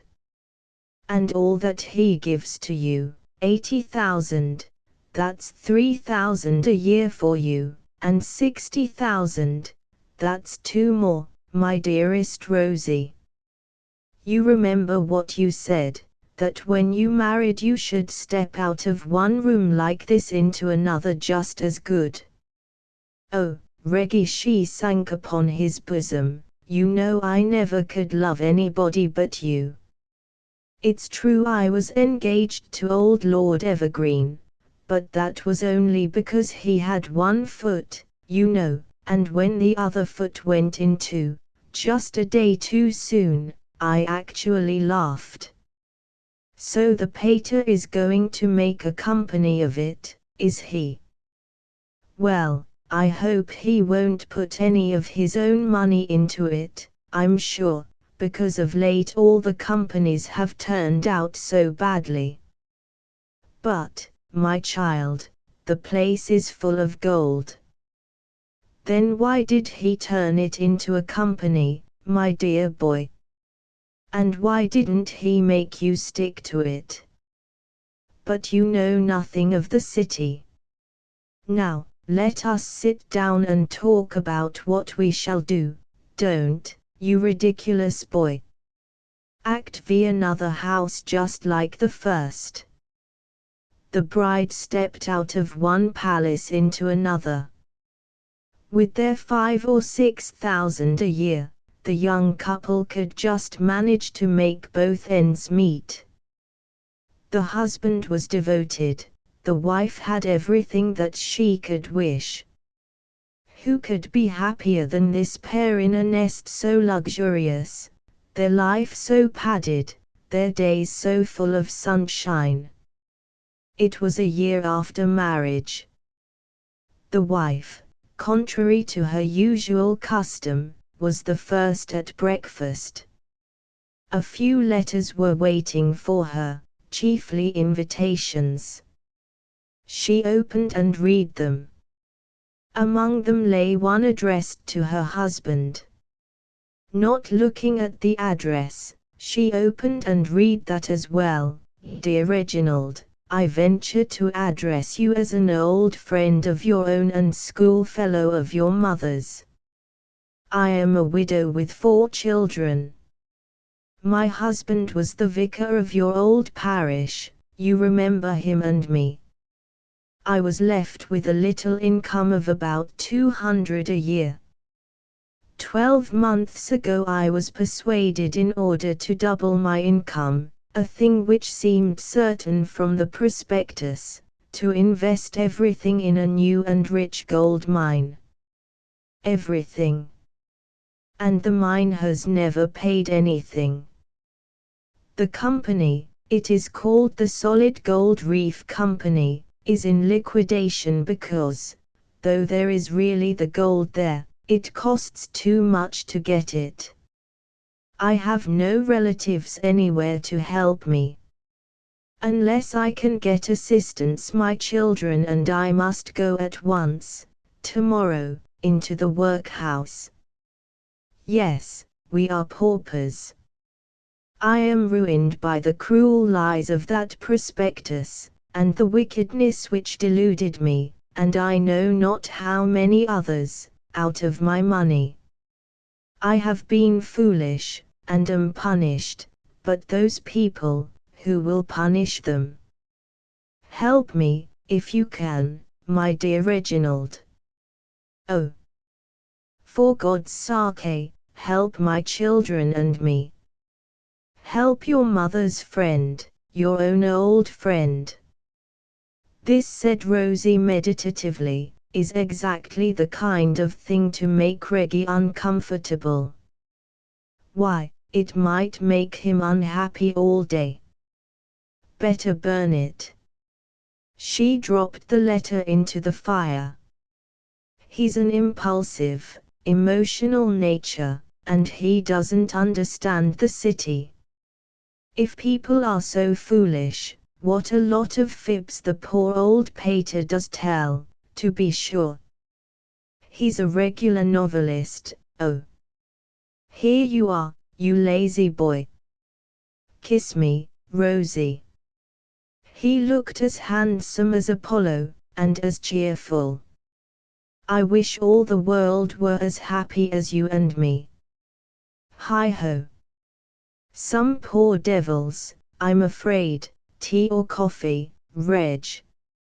Henry James, The Tree of Knowledge, The Soft Side, London, Methuen and Company, 1900. It was one of the secret opinions, such as we all have, of Peter Brench, that his main success in life would have consisted in his never having committed himself about the work, as it was called, of his friend Morgan Mallow.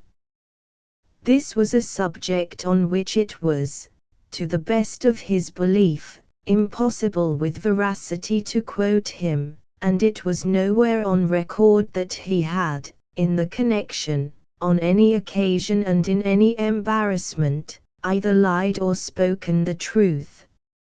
Such a triumph had its honor even for a man of other triumphs, a man who had reached 50, who had escaped marriage, who had lived within his means, who had been in love with Mrs. Mallow for years without breathing it, and who, last but not least, had judged himself once for all. He had so judged himself, in fact, that he felt an extreme and general humility to be his proper portion. Yet there was nothing that made him think so well of his parts as the course he had steered so often through the shallows just mentioned. It became thus a real wonder that the friends in whom he had most confidence were just those with whom he had most reserves. He couldn't tell Mrs. Mallow, or at least he supposed, excellent man, he couldn't, that she was the one beautiful reason he had never married, any more than he could tell her husband that the sight of the multiplied marbles in that gentleman's studio was an affliction of which even time had never blunted the edge. His victory, however, as I have intimated, in regard to these productions, was not simply in his not having let it out that he deplored them. It was, remarkably, in his not having kept it in by anything else. The whole situation, among these good people, was verily a marvel, and there was probably not such another for a long way from the spot that engages us, the point at which the soft declivity of Hampstead began at that time to confess in broken accents to St. John's Wood.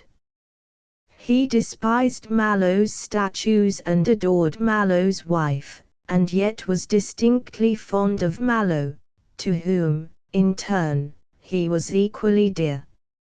Mrs. Mallow rejoiced in the statues, though she preferred, when pressed, the busts, and if she was visibly attached to Peter Brench it was because of his affection for Morgan. Each loved the other moreover for the love born in each case to Lancelot, whom the Mallows respectively cherished as their only child and whom the friend of their fireside identified as the third, but decidedly the handsomest, of his godsons.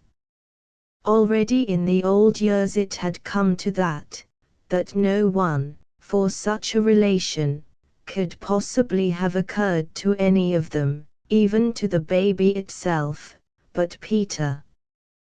There was luckily a certain independence, of the pecuniary sort, all round.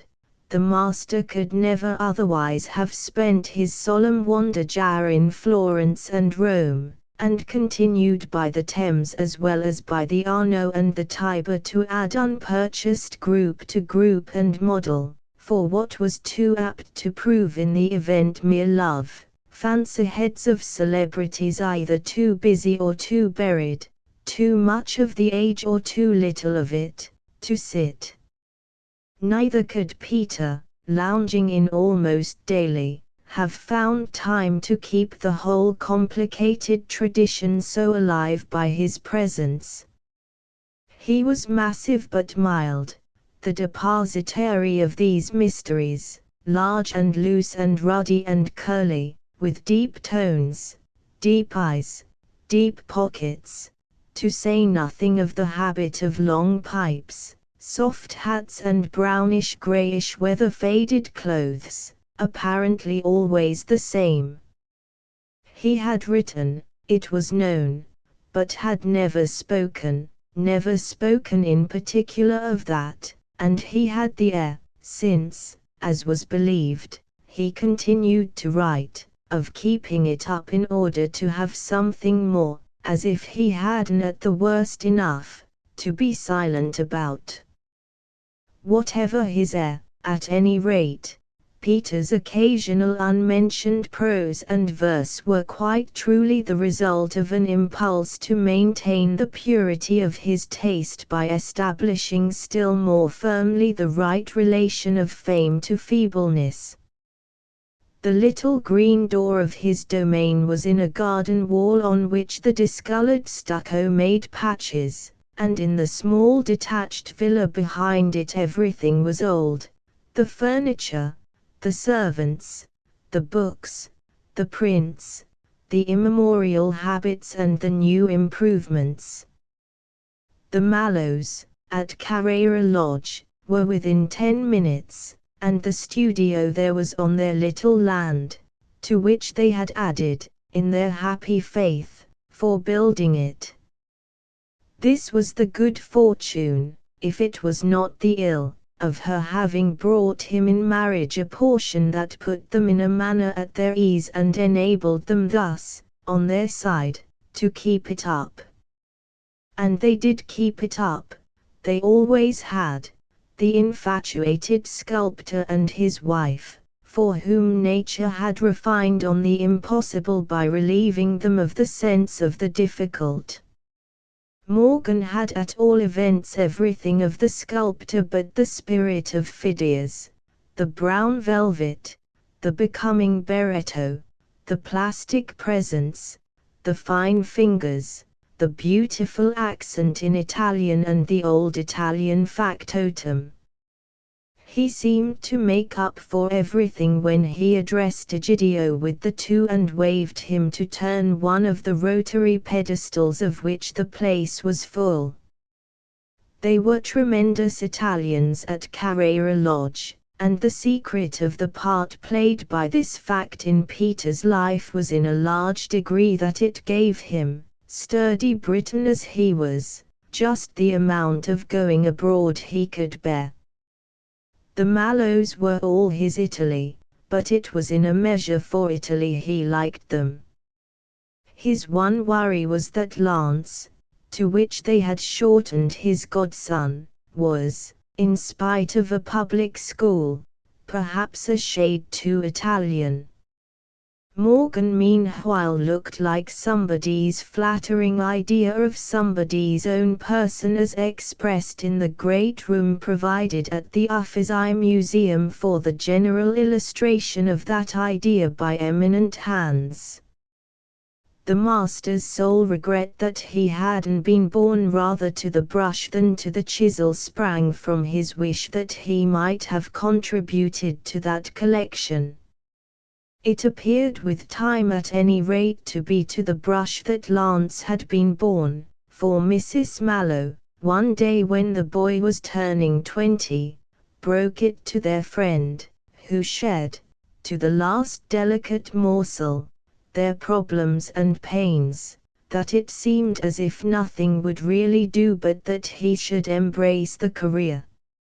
It had been impossible longer to remain blind to the fact that he was gaining no glory at Cambridge, where Brencher's own college had for a year tempered its tone to him as for Brencher's own sake. Therefore Wyra knew the vain form of preparing him for the impossible. The impossible, it had become clear, was that he should be anything but an artist. "Oh dear, dear," said poor Peter. "Don't you believe in it?" asked Mrs. Mallow, who still, at more than 40, had her violet velvet eyes, her creamy satin skin and her silken chestnut hair. "Believe in what?" "Why, in Lance's passion." "I don't know what you mean by believing in it. I've never been unaware, certainly, of his disposition, from his earliest time, to daub and draw, but I confess I've hoped it would burn out." "But why should it?" she sweetly smiled, "with his wonderful heredity.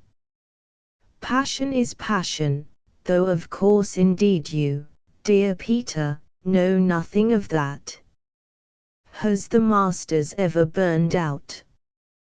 Peter looked off a little and, in his familiar formless way, kept up for a moment, a sound between a smothered whistle and a subdued hum. "Do you think he's going to be another master?" She seemed scarce prepared to go that length, yet she had on the whole a marvelous trust. "I know what you mean by that. Will it be a career to incur the jealousies and provoke the machinations that have been at times almost too much for his father?"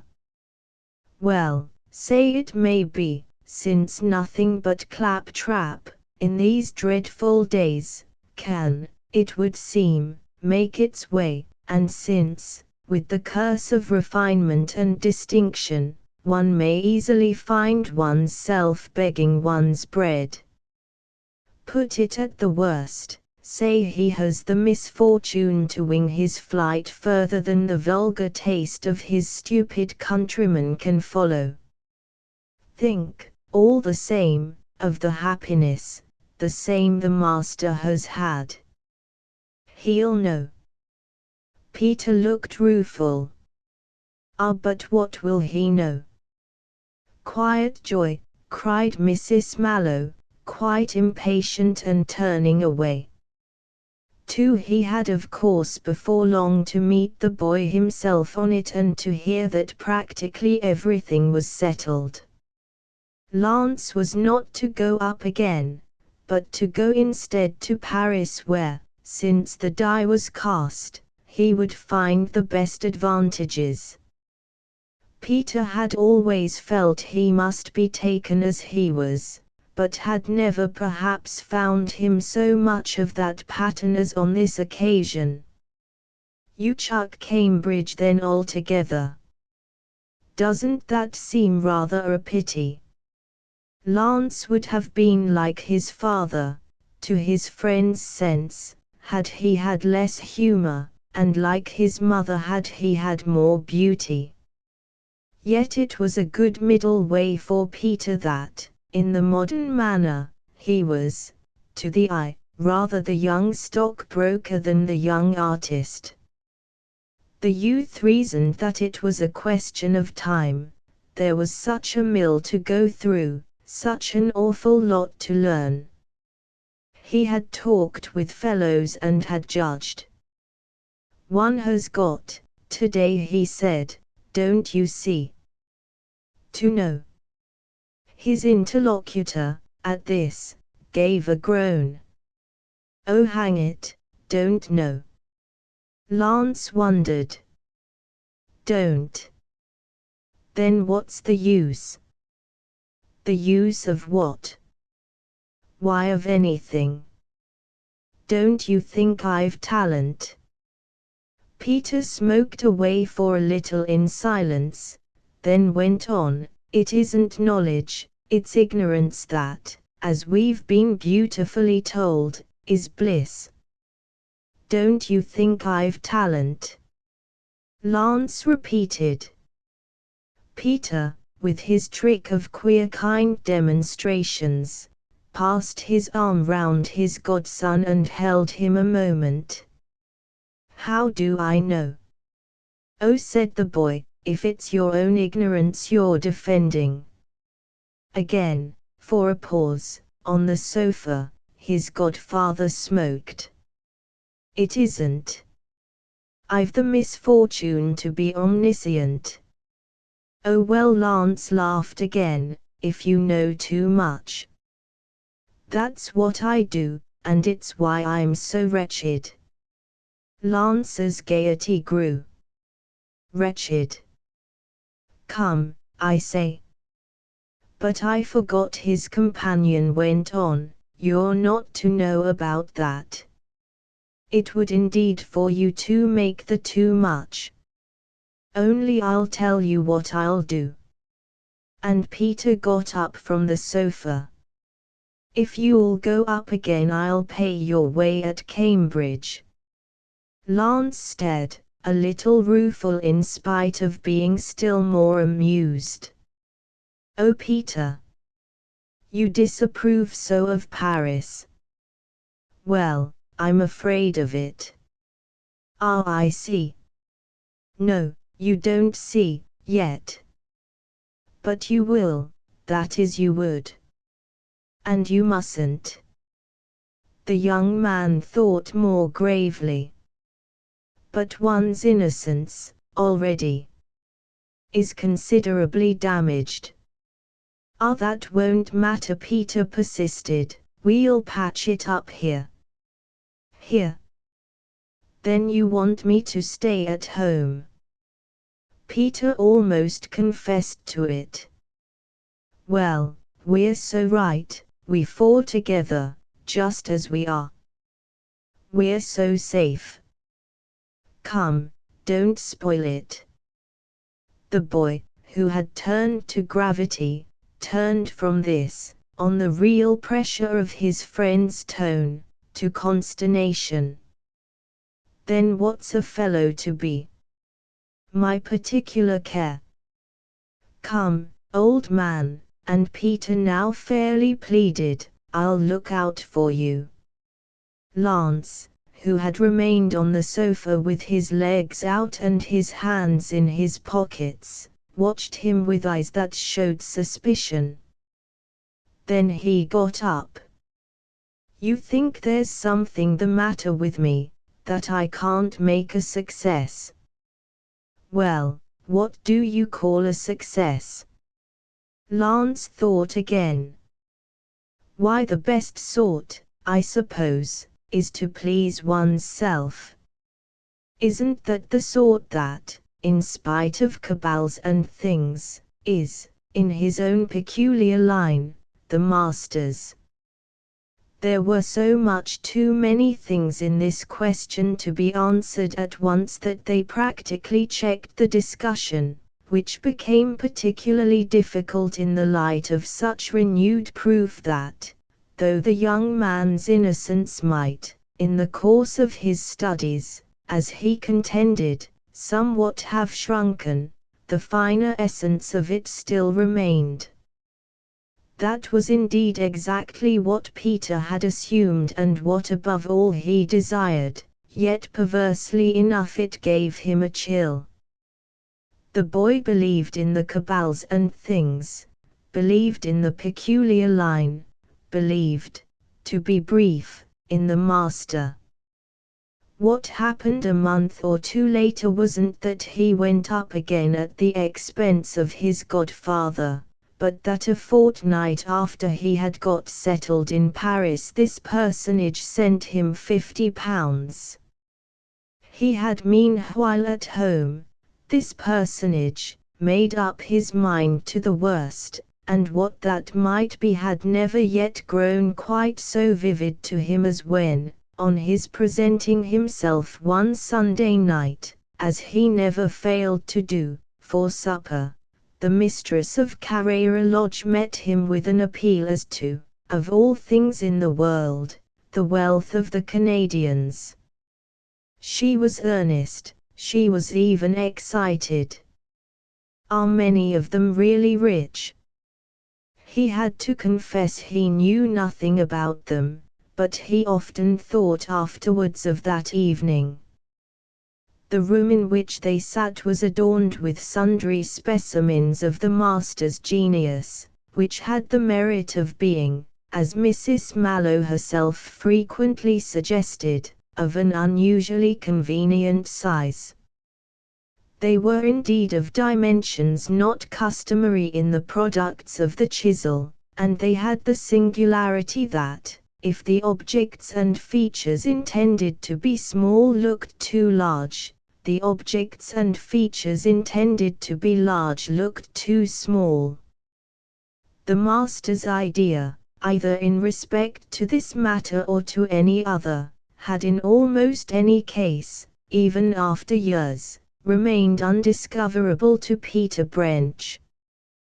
The creations that so failed to reveal it stood about on pedestals and brackets, on tables and shelves, a little staring white population, heroic, idyllic, allegoric, mythic, symbolic, in which scale had so strayed and lost itself that the public square and the chimney-piece seemed to have changed places, the monumental being all diminutive and the diminutive all monumental, branches at any rate, markedly, of a family in which stature was rather oddly irrespective of function, age and sex.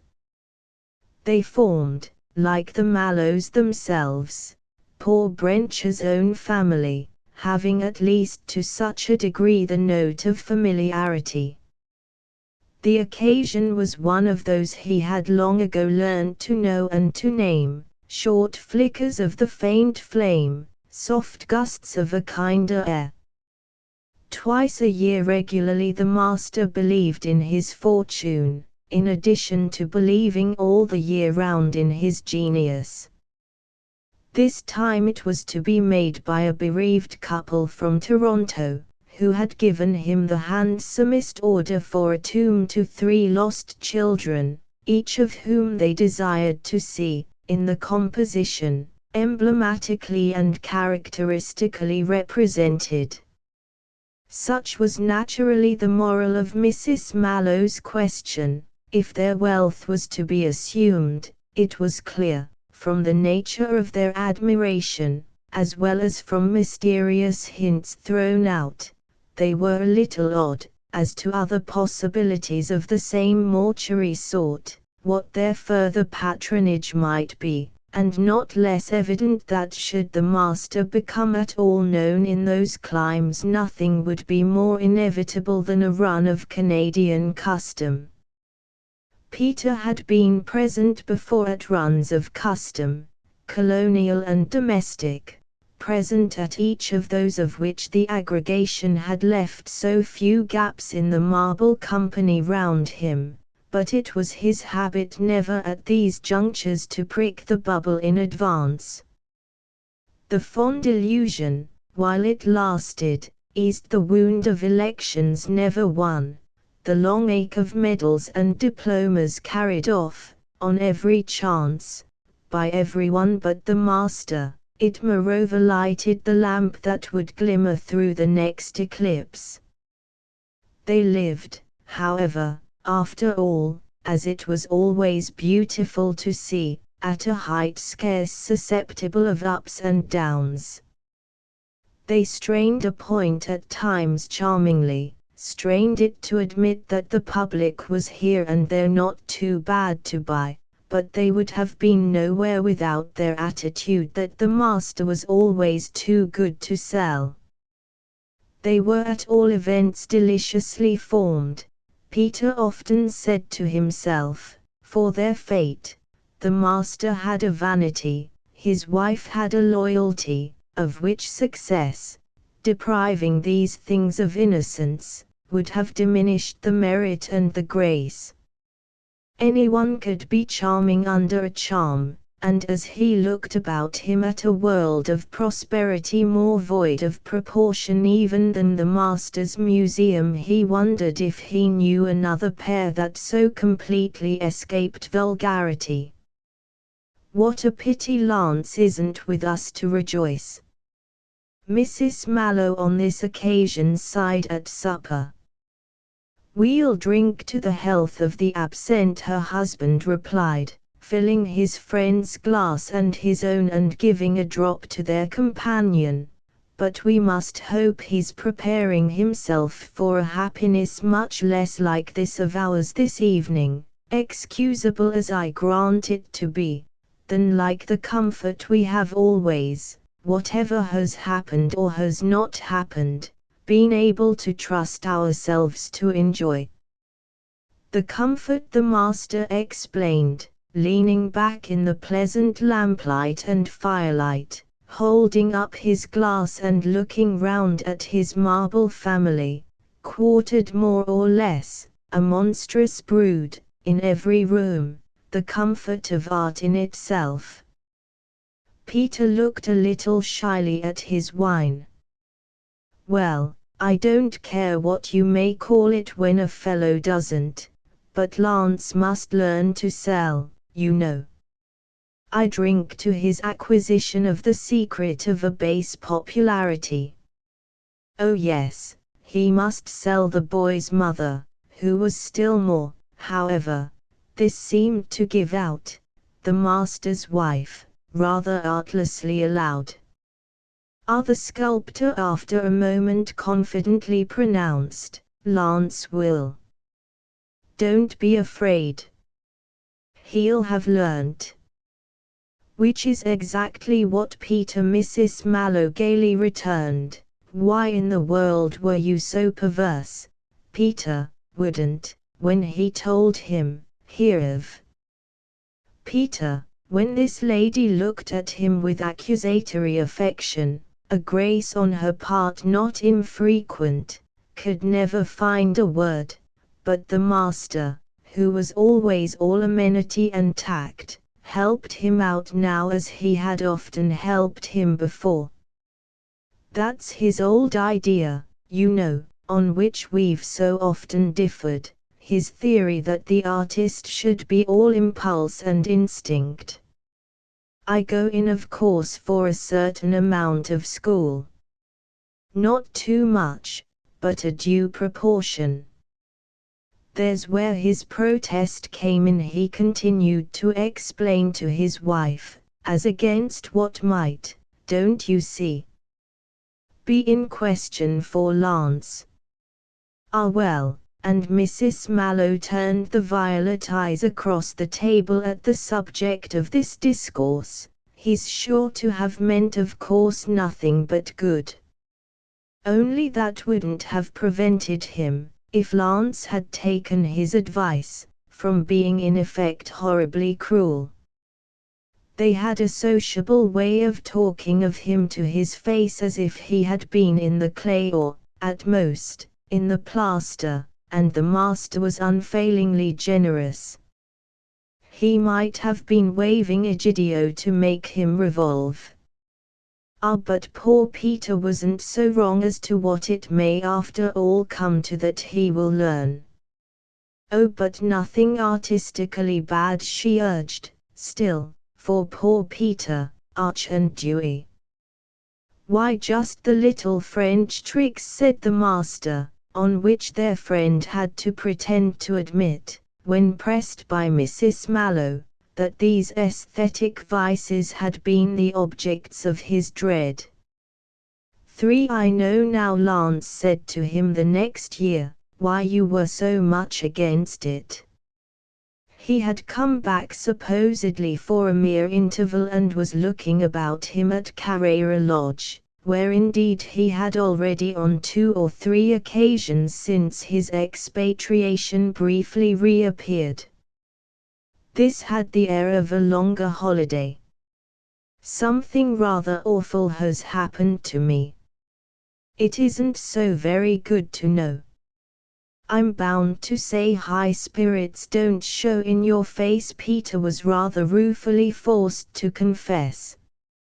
Still, are you very sure you do know? Well, I at least know about as much as I can bear.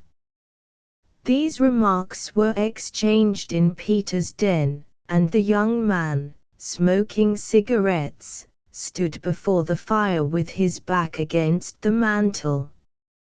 Something of his bloom seemed really to have left him. Poor Peter wondered. You're clear then as to what in particular I wanted you not to go for? In particular? Lance thought. It seems to me that in particular there can have been only one thing. They stood for a little sounding each other. Are you quite sure? Quite sure I'm a beastly duffer. Quite, by this time. Oh. And Peter turned away as if almost with relief. It's that isn't pleasant to find out. Oh, I don't care for that, said Peter, presently coming round again. I mean, I personally don't. Yet I hope you can understand a little that I myself should. Well, what do you mean by it? Peter skeptically asked. And on this Lance had to explain how the upshot of his studies in Paris had inexorably proved a mere deep doubt of his means. These studies had so waked him up that a new light was in his eyes, but what the new light did was really to show him too much. Do you know what's the matter with me? I'm too horribly intelligent. Paris was really the last place for me. I've learned what I can't do. Poor Peter stared. It was a staggerer, but even after they had had, on the subject, a longish talk in which the boy brought out to the full the hard truth of his lesson, his friend betrayed less pleasure than usually breaks into a face to the happy tune of I told you so. Poor Peter himself made now indeed so little a point of having told him so that Lance broke ground in a different place a day or 2 after. What was it then that, before I went, you were afraid I should find out? This, however, Peter refused to tell him, on the ground that if he hadn't yet guessed perhaps he never would, and that in any case nothing at all for either of them was to be gained by giving the thing a name. Lance eyed him on this an instant with the bold curiosity of youth, with the air indeed of having in his mind 2 or 3 names, of which one or other would be right. Peter nevertheless, turning his back again, offered no encouragement, and when they parted afresh it was with some show of impatience on the side of the boy. Accordingly on their next encounter Peter saw at a glance that he had now, in the interval, divined, and that, to sound his note, he was only waiting till they should find themselves alone. This he had soon arranged, and he then broke straight out. "Do you know your conundrum has been keeping me awake?" But in the watches of the night the answer came over me, so that, upon my honor, I quite laughed out. "Had you been supposing I had to go to Paris to learn that?" Even now, to see him still so sublimely on his guard, Peter's young friend had to laugh afresh. "You won't give a sign till you're sure?" Beautiful old Peter! But Lance at last produced it. "Why, hang it, the truth about the master." It made between them for some minutes a lively passage, full of wonder for each at the wonder of the other. "Then how long have you understood the true value of his work?" "I understood it," Lance recalled, "as soon as I began to understand anything. But I didn't begin fully to do that, I admit, till I got La Base." "Dear, dear!" Peter gasped with retrospective dread. "But for what have you taken me? I'm a hopeless muff, that I had to have rubbed in." "But I'm not such a muff as the master," Lance declared. "Then why did you never tell me?" "That I hadn't, after all." The boy took him up, "remained such an idiot. Just because I never dreamed you knew." "But I beg your pardon. I only wanted to spare you. And what I don't now understand is how the deuce then for so long you've managed to keep bottled." Peter produced his explanation, but only after some delay and with a gravity not void of embarrassment. "It was for your mother."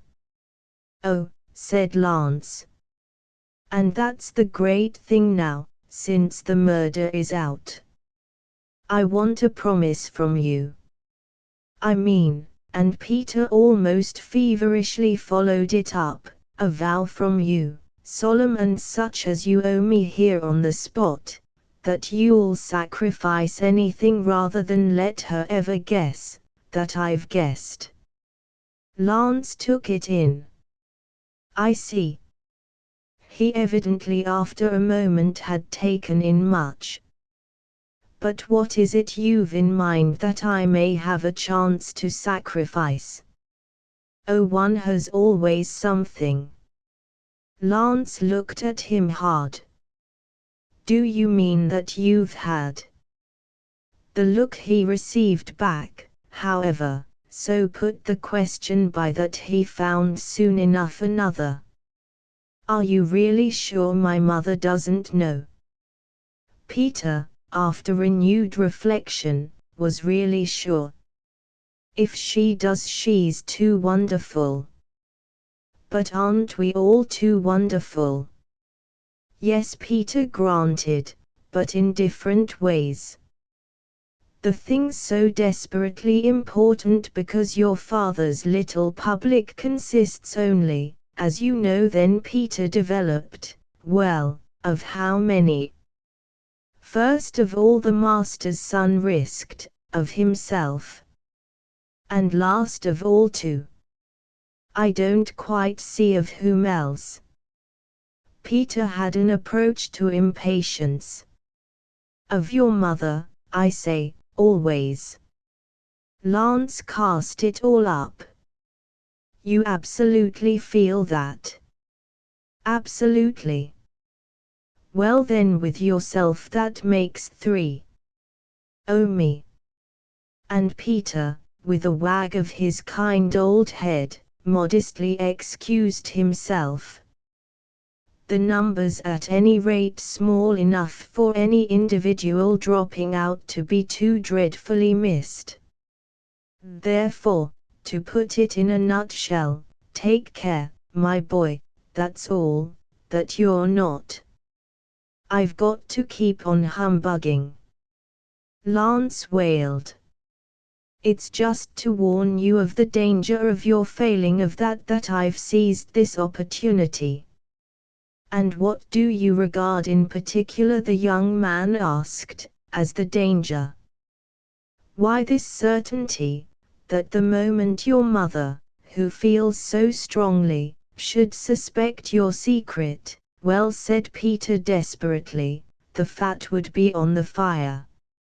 Lance for a moment seemed to stare at the blaze. She'd throw me over. She'd throw him over. And come round to us. Peter, before he answered, turned away. Come round to you.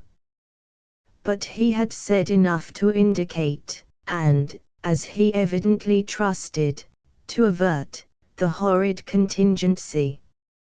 For within 6 months again, none the less, his fear was on more occasions than one all before him. Lance had returned to Paris for another trial, then had reappeared at home and had, with his father, for the first time in his life, one of the scenes that strike sparks. He described it with much expression to Peter, touching whom, since they had never done so before, it was the sign of a new reserve on the part of the pair at Carrera Lodge that they at present failed, on a matter of intimate interest, to open themselves, if not in joy then in sorrow, to their good friend. This produced perhaps practically between the parties a shade of alienation and a slight intermission of commerce, marked mainly indeed by the fact that to talk at his ease with his old playmate Lance had in general to come to see him. The closest if not quite the gayest relation they had yet known together was thus ushered in. The difficulty for poor Lance was attention at home, begotten by the fact that his father wished him to be at least the sort of success he himself had been. He hadn't chucked Paris, though nothing appeared more vivid to him than that Paris had chucked him. He would go back again because of the fascination in trying, in seeing, in sounding the depths, in learning one's lesson, briefly, even if the lesson were simply that of one's impotence in the presence of one's larger vision. But what did the master, all aloft in his senseless fluency, know of impotence, and what vision, to be called such, had he in all his blind life ever had? Lance, heated and indignant, frankly appealed to his godparent on this score. His father, it appeared, had come down on him for having, after so long, nothing to show, and hoped that on his next return this deficiency would be repaired. The thing, the master complacently set forth was, for any artist, however inferior to himself, at least to do something. What can you do? That's all I ask. He had certainly done enough, and there was no mistake about what he had to show. Lance had tears in his eyes when it came thus to letting his old friend know how great the strain might be on the sacrifice asked of him. It wasn't so easy to continue humbugging, as from son to parent, after feeling one's self despised for not groveling in mediocrity. Yet a noble duplicity was what, as they intimately faced the situation, Peter went on requiring, and it was still for a time what his young friend, bitter and sore, managed loyally to comfort him with £50 more than once again, it was true, rewarded both in London and in Paris the young friend's loyalty, none the less sensibly, doubtless, at the moment, that the money was a direct advance on a decent sum for which Peter had long since privately prearranged an ultimate function. Whether by these arts or others, at all events, Lance's just resentment was kept for a season, but only for a season, at bay. The day arrived when he warned his companion that he could hold out, or hold in, no longer.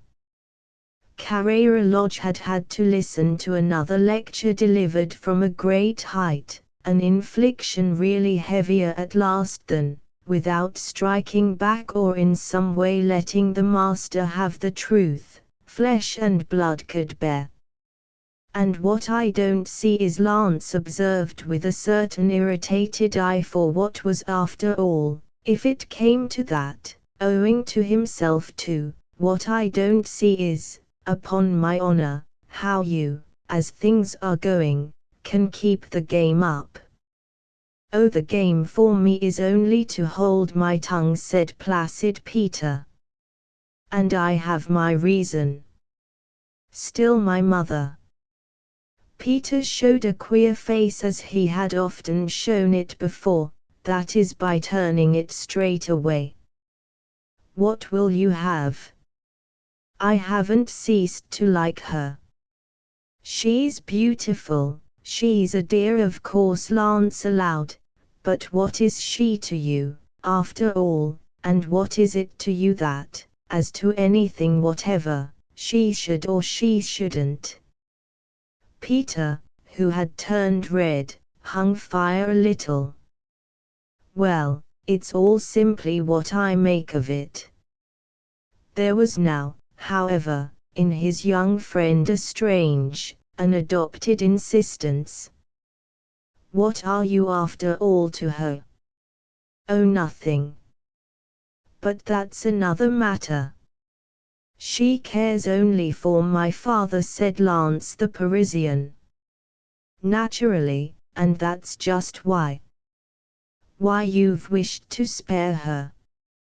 "Because she cares so tremendously much."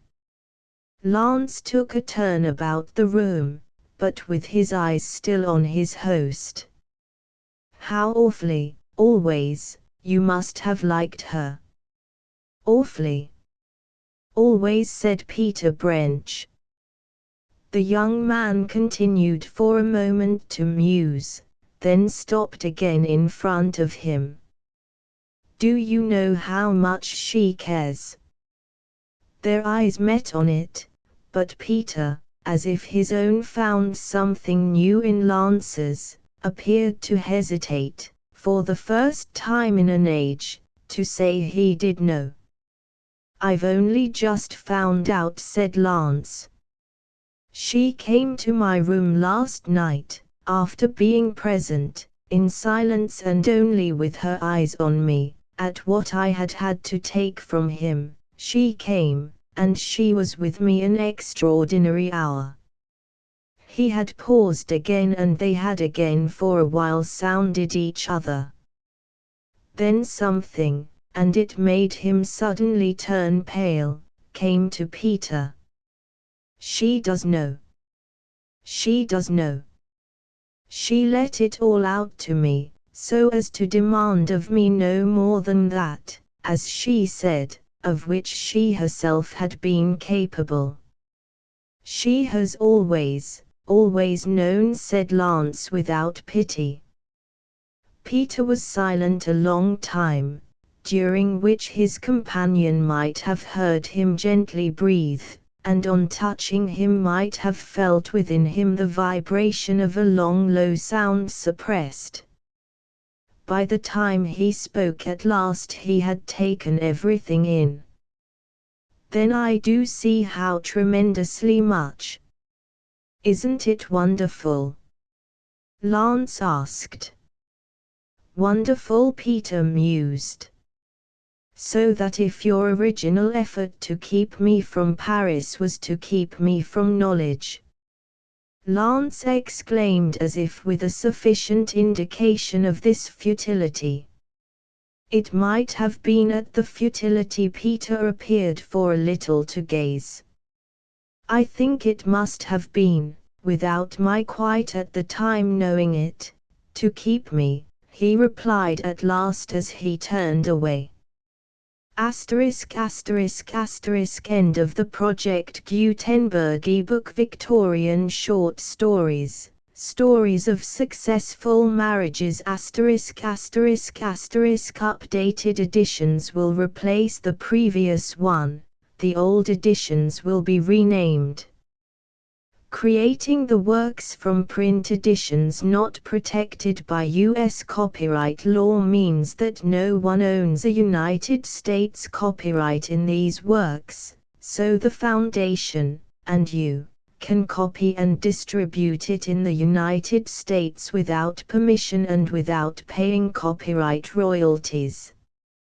Special rules, set forth in the general terms of use part of this license, apply to copying and distributing Project Gutenberg trademark symbol electronic works to protect the Project Gutenberg trademark symbol concept and trademark.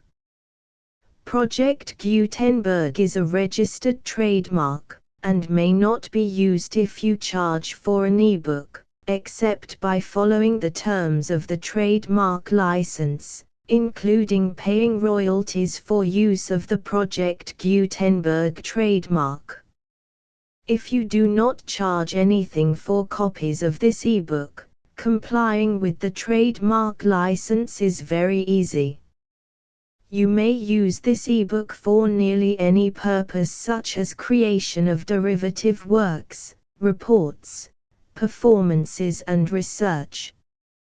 Project Gutenberg ebooks may be modified and printed and given away. You may do practically anything in the United States with ebooks not protected by U.S. copyright law.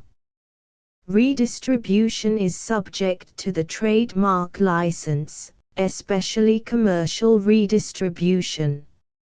Start. Full license. The full Project Gutenberg license. Please read this before you distribute or use this work to protect the Project Gutenberg trademark symbol mission of promoting the free distribution of electronic works, by using or distributing this work, or any other work associated in any way with the phrase Project Gutenberg.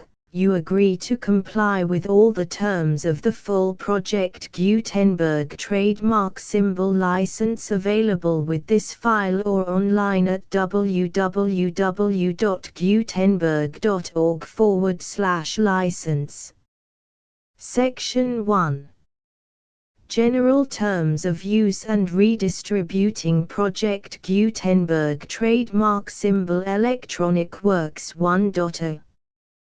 By reading or using any part of this Project Gutenberg trademark symbol electronic work, you indicate that you have read, understand, agree to and accept all the terms of this license and intellectual property, trademark/copyright, agreement.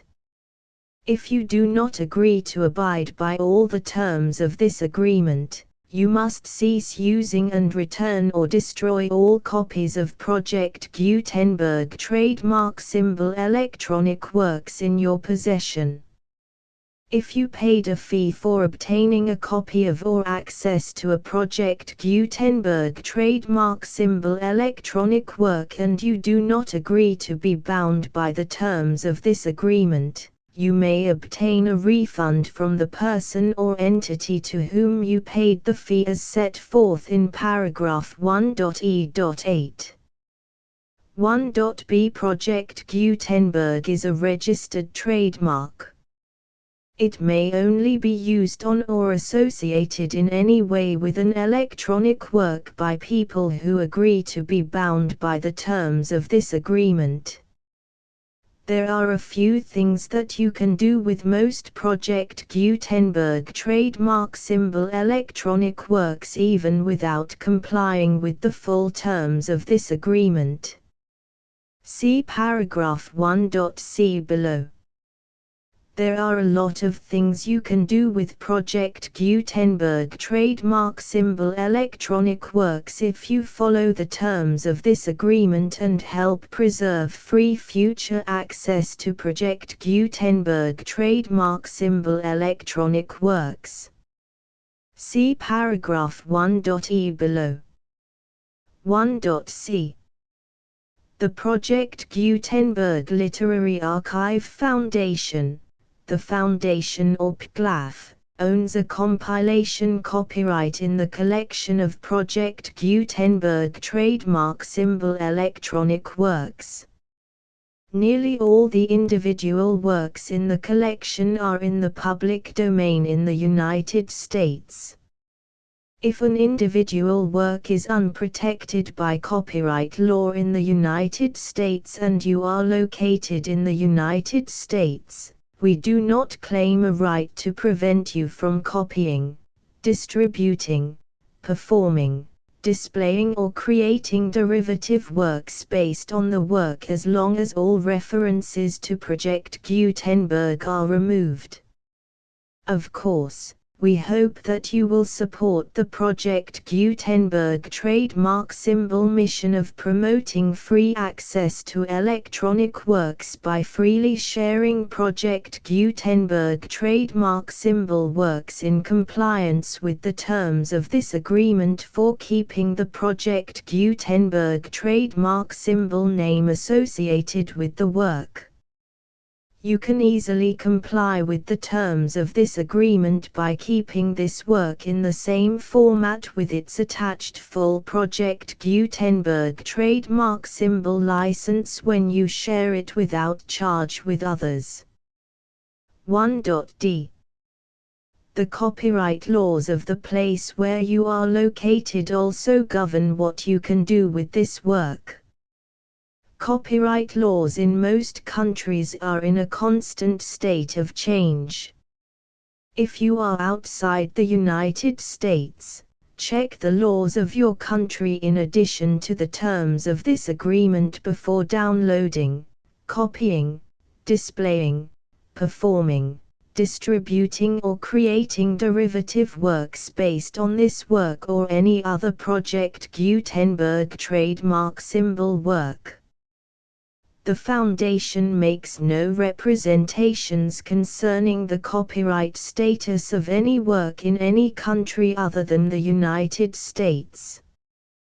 1.e Unless you have removed all references to Project Gutenberg. 1.e.1. The following sentence, with active links to, or other immediate access to, the full Project Gutenberg trademark symbol license must appear prominently whenever any copy of a Project Gutenberg trademark symbol work, any work on which the phrase Project Gutenberg appears, or with which the phrase Project Gutenberg is associated, is accessed, displayed, performed, viewed, copied or distributed. This ebook is for the use of anyone anywhere in the United States and most other parts of the world at no cost and with almost no restrictions whatsoever. You may copy it, give it away or reuse it under the terms of the Project Gutenberg license included with this ebook or online at www.gutenberg.org. If you are not located in the United States, you will have to check the laws of the country where you are located before using this ebook. 1.e.2. If an individual Project Gutenberg trademark symbol electronic work is derived from texts not protected by U.S. copyright law, does not contain a notice indicating that it is posted with permission of the copyright holder, the work can be copied and distributed to anyone in the United States without paying any fees or charges.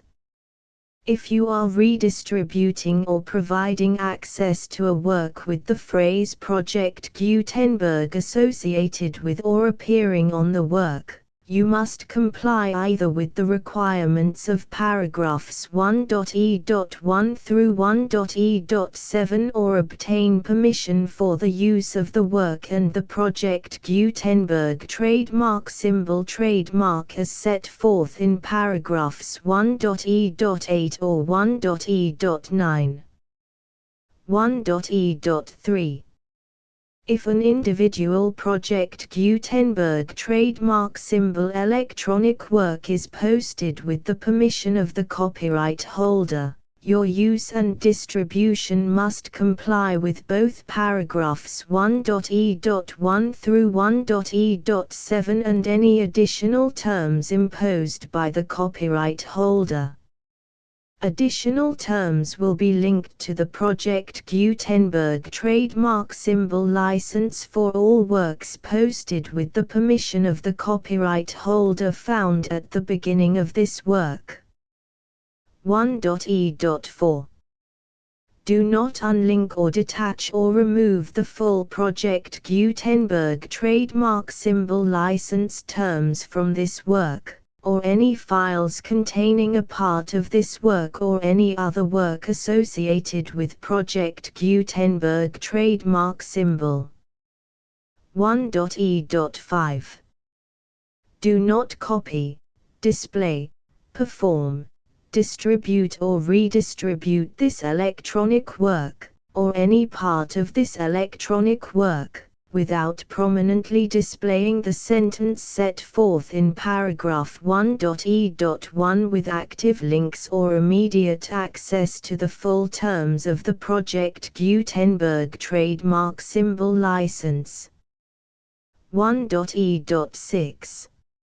You may convert to and distribute this work in any binary, compressed, marked up, non-proprietary or proprietary form, including any word processing or hypertext form.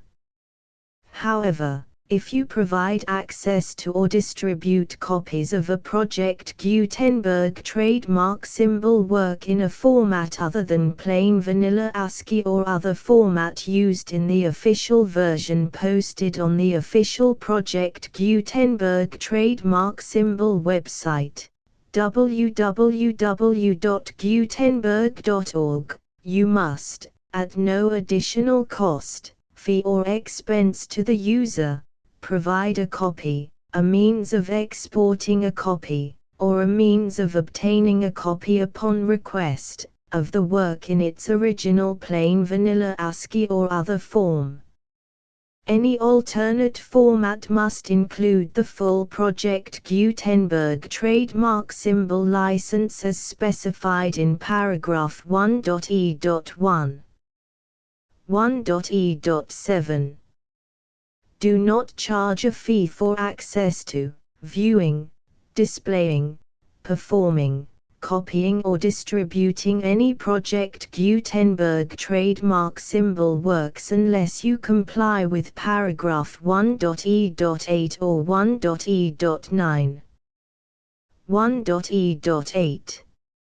You may charge a reasonable fee for copies of or providing access to or distributing Project Gutenberg trademark symbol electronic works provided that you pay a royalty fee of 20% of the gross profits you derive from the use of Project Gutenberg trademark symbol works calculated using the method you already use to calculate your applicable taxes.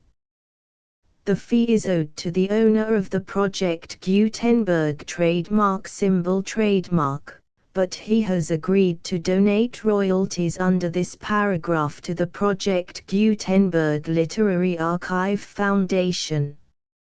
Royalty payments must be paid within 60 days following each date on which you prepare, or are legally required to prepare, your periodic tax returns.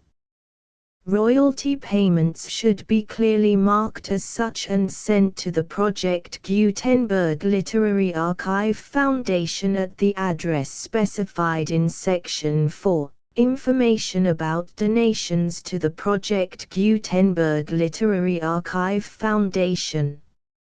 You provide a full refund of any money paid by a user who notifies you in writing, or by email, within 30 days of receipt that he does not agree to the terms of the full Project Gutenberg trademark symbol license.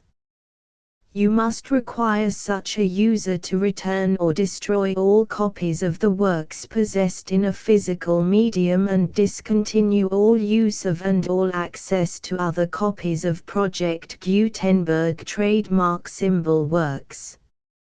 You provide, in accordance with paragraph 1.f.3, a full refund of any money paid for a work or a replacement copy, if a defect in the electronic work is discovered and reported to you within 90 days of receipt of the work. You comply with all other terms of this agreement for free distribution of Project Gutenberg trademark symbol works. 1.e.9. If you wish to charge a fee or distribute a Project Gutenberg trademark symbol electronic work or group of works on different terms than are set forth in this agreement, you must obtain permission in writing from the Project Gutenberg Literary Archive Foundation, the manager of the Project Gutenberg trademark symbol trademark. Contact the Foundation as set forth in Section 3 below. 1.f1.f.1. Project Gutenberg volunteers and employees expend considerable effort to identify, do copyright research on, transcribe and proofread works not protected by U.S. copyright law in creating the Project Gutenberg trademark symbol collection. Despite these efforts, Project Gutenberg trademark symbol electronic works, and the medium on which they may be stored, may contain defects such as, but not limited to, incomplete, inaccurate or corrupt data, transcription errors, a copyright or other intellectual property infringement, a defective or damaged disk or other medium, a computer virus, or computer codes that damage or cannot be read by your equipment. 1.f.2.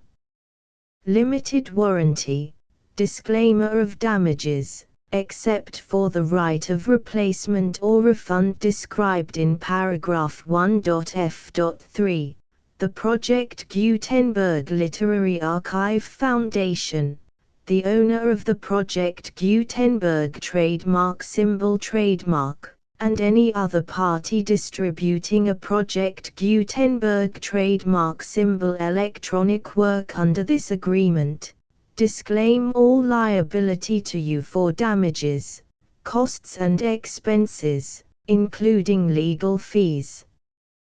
You agree that you have no remedies for negligence, strict liability, breach of warranty or breach of contract except those provided in paragraph 1.f.3. You agree that the Foundation, the trademark owner, and any distributor under this agreement will not be liable to you for actual, direct, indirect, consequential, punitive or incidental damages even if you give notice of the possibility of such damage. 1.f.3.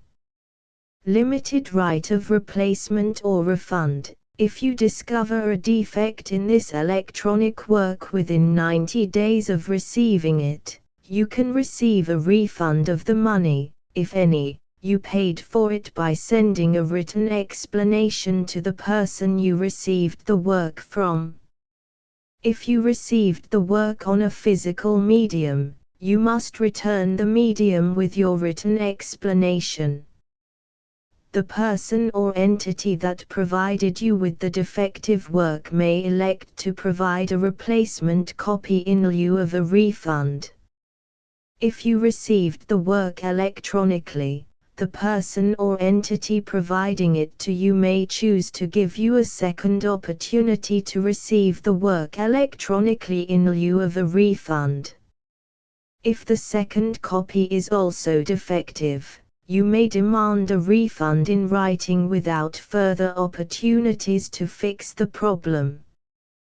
1.f.4 Except for the limited right of replacement or refund set forth in paragraph 1.f.3, this work is provided to you as is, with no other warranties of any kind, express or implied, including but not limited to warranties of merchantability or fitness for any purpose. 1.f.5 Some states do not allow disclaimers of certain implied warranties or the exclusion or limitation of certain types of damages.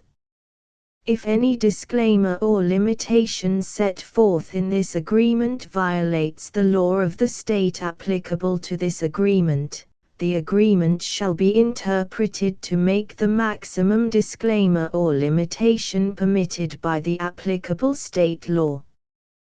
The invalidity or unenforceability of any provision of this agreement shall not void the remaining provisions. 1.f.6 Indemnity. You agree to indemnify and hold the foundation, the trademark owner, any agent or employee of the foundation, anyone providing copies of Project Gutenberg trademark symbol electronic works in accordance with this agreement, and any volunteers associated with the production, promotion and distribution of Project Gutenberg trademark symbol electronic works, harmless from all liability, costs and expenses, including legal fees, that arise directly or indirectly from any of the following which you do or cause to occur. A. Distribution of this or any Project Gutenberg trademark symbol work. B. Alteration, modification, or additions or deletions to any Project Gutenberg trademark symbol work, and C. Any defect you cause. Section 2.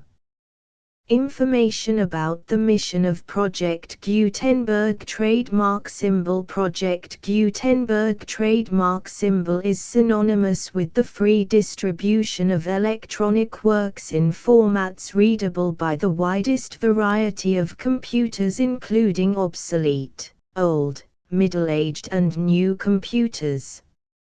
It exists because of the efforts of hundreds of volunteers and donations from people in all walks of life.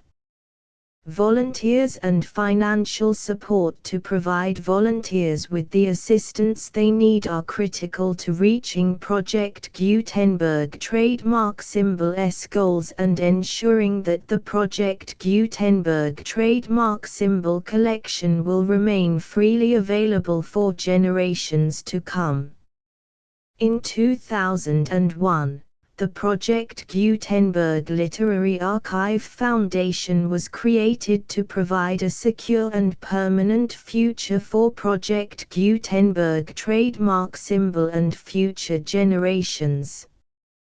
To learn more about the Project Gutenberg Literary Archive Foundation and how your efforts and donations can help, see sections 3 and 4 and the Foundation information page at www.gutenberg.org. Section 3. Information about the Project Gutenberg Literary Archive Foundation. The Project Gutenberg Literary Archive Foundation is a non-profit 501(c)(3) educational corporation organized under the laws of the state of Mississippi and granted tax-exempt status by the Internal Revenue Service. The Foundation's IN or Federal Tax Identification Number is 64-6221541. Contributions to the Project Gutenberg Literary Archive Foundation are tax-deductible to the full extent permitted by U.S. federal laws and your state's laws. The Foundation's business office is located at 809 North 1500 West, Salt Lake City, UT 84116, 801-596-1887.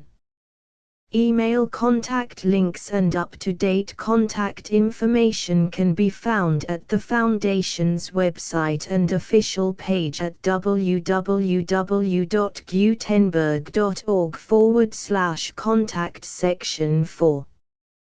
Information about donations to the Project Gutenberg Literary Archive Foundation. Project Gutenberg trademark symbol depends upon and cannot survive without widespread public support and donations to carry out its mission of increasing the number of public domain and licensed works that can be freely distributed in machine-readable form accessible by the widest array of equipment including outdated equipment.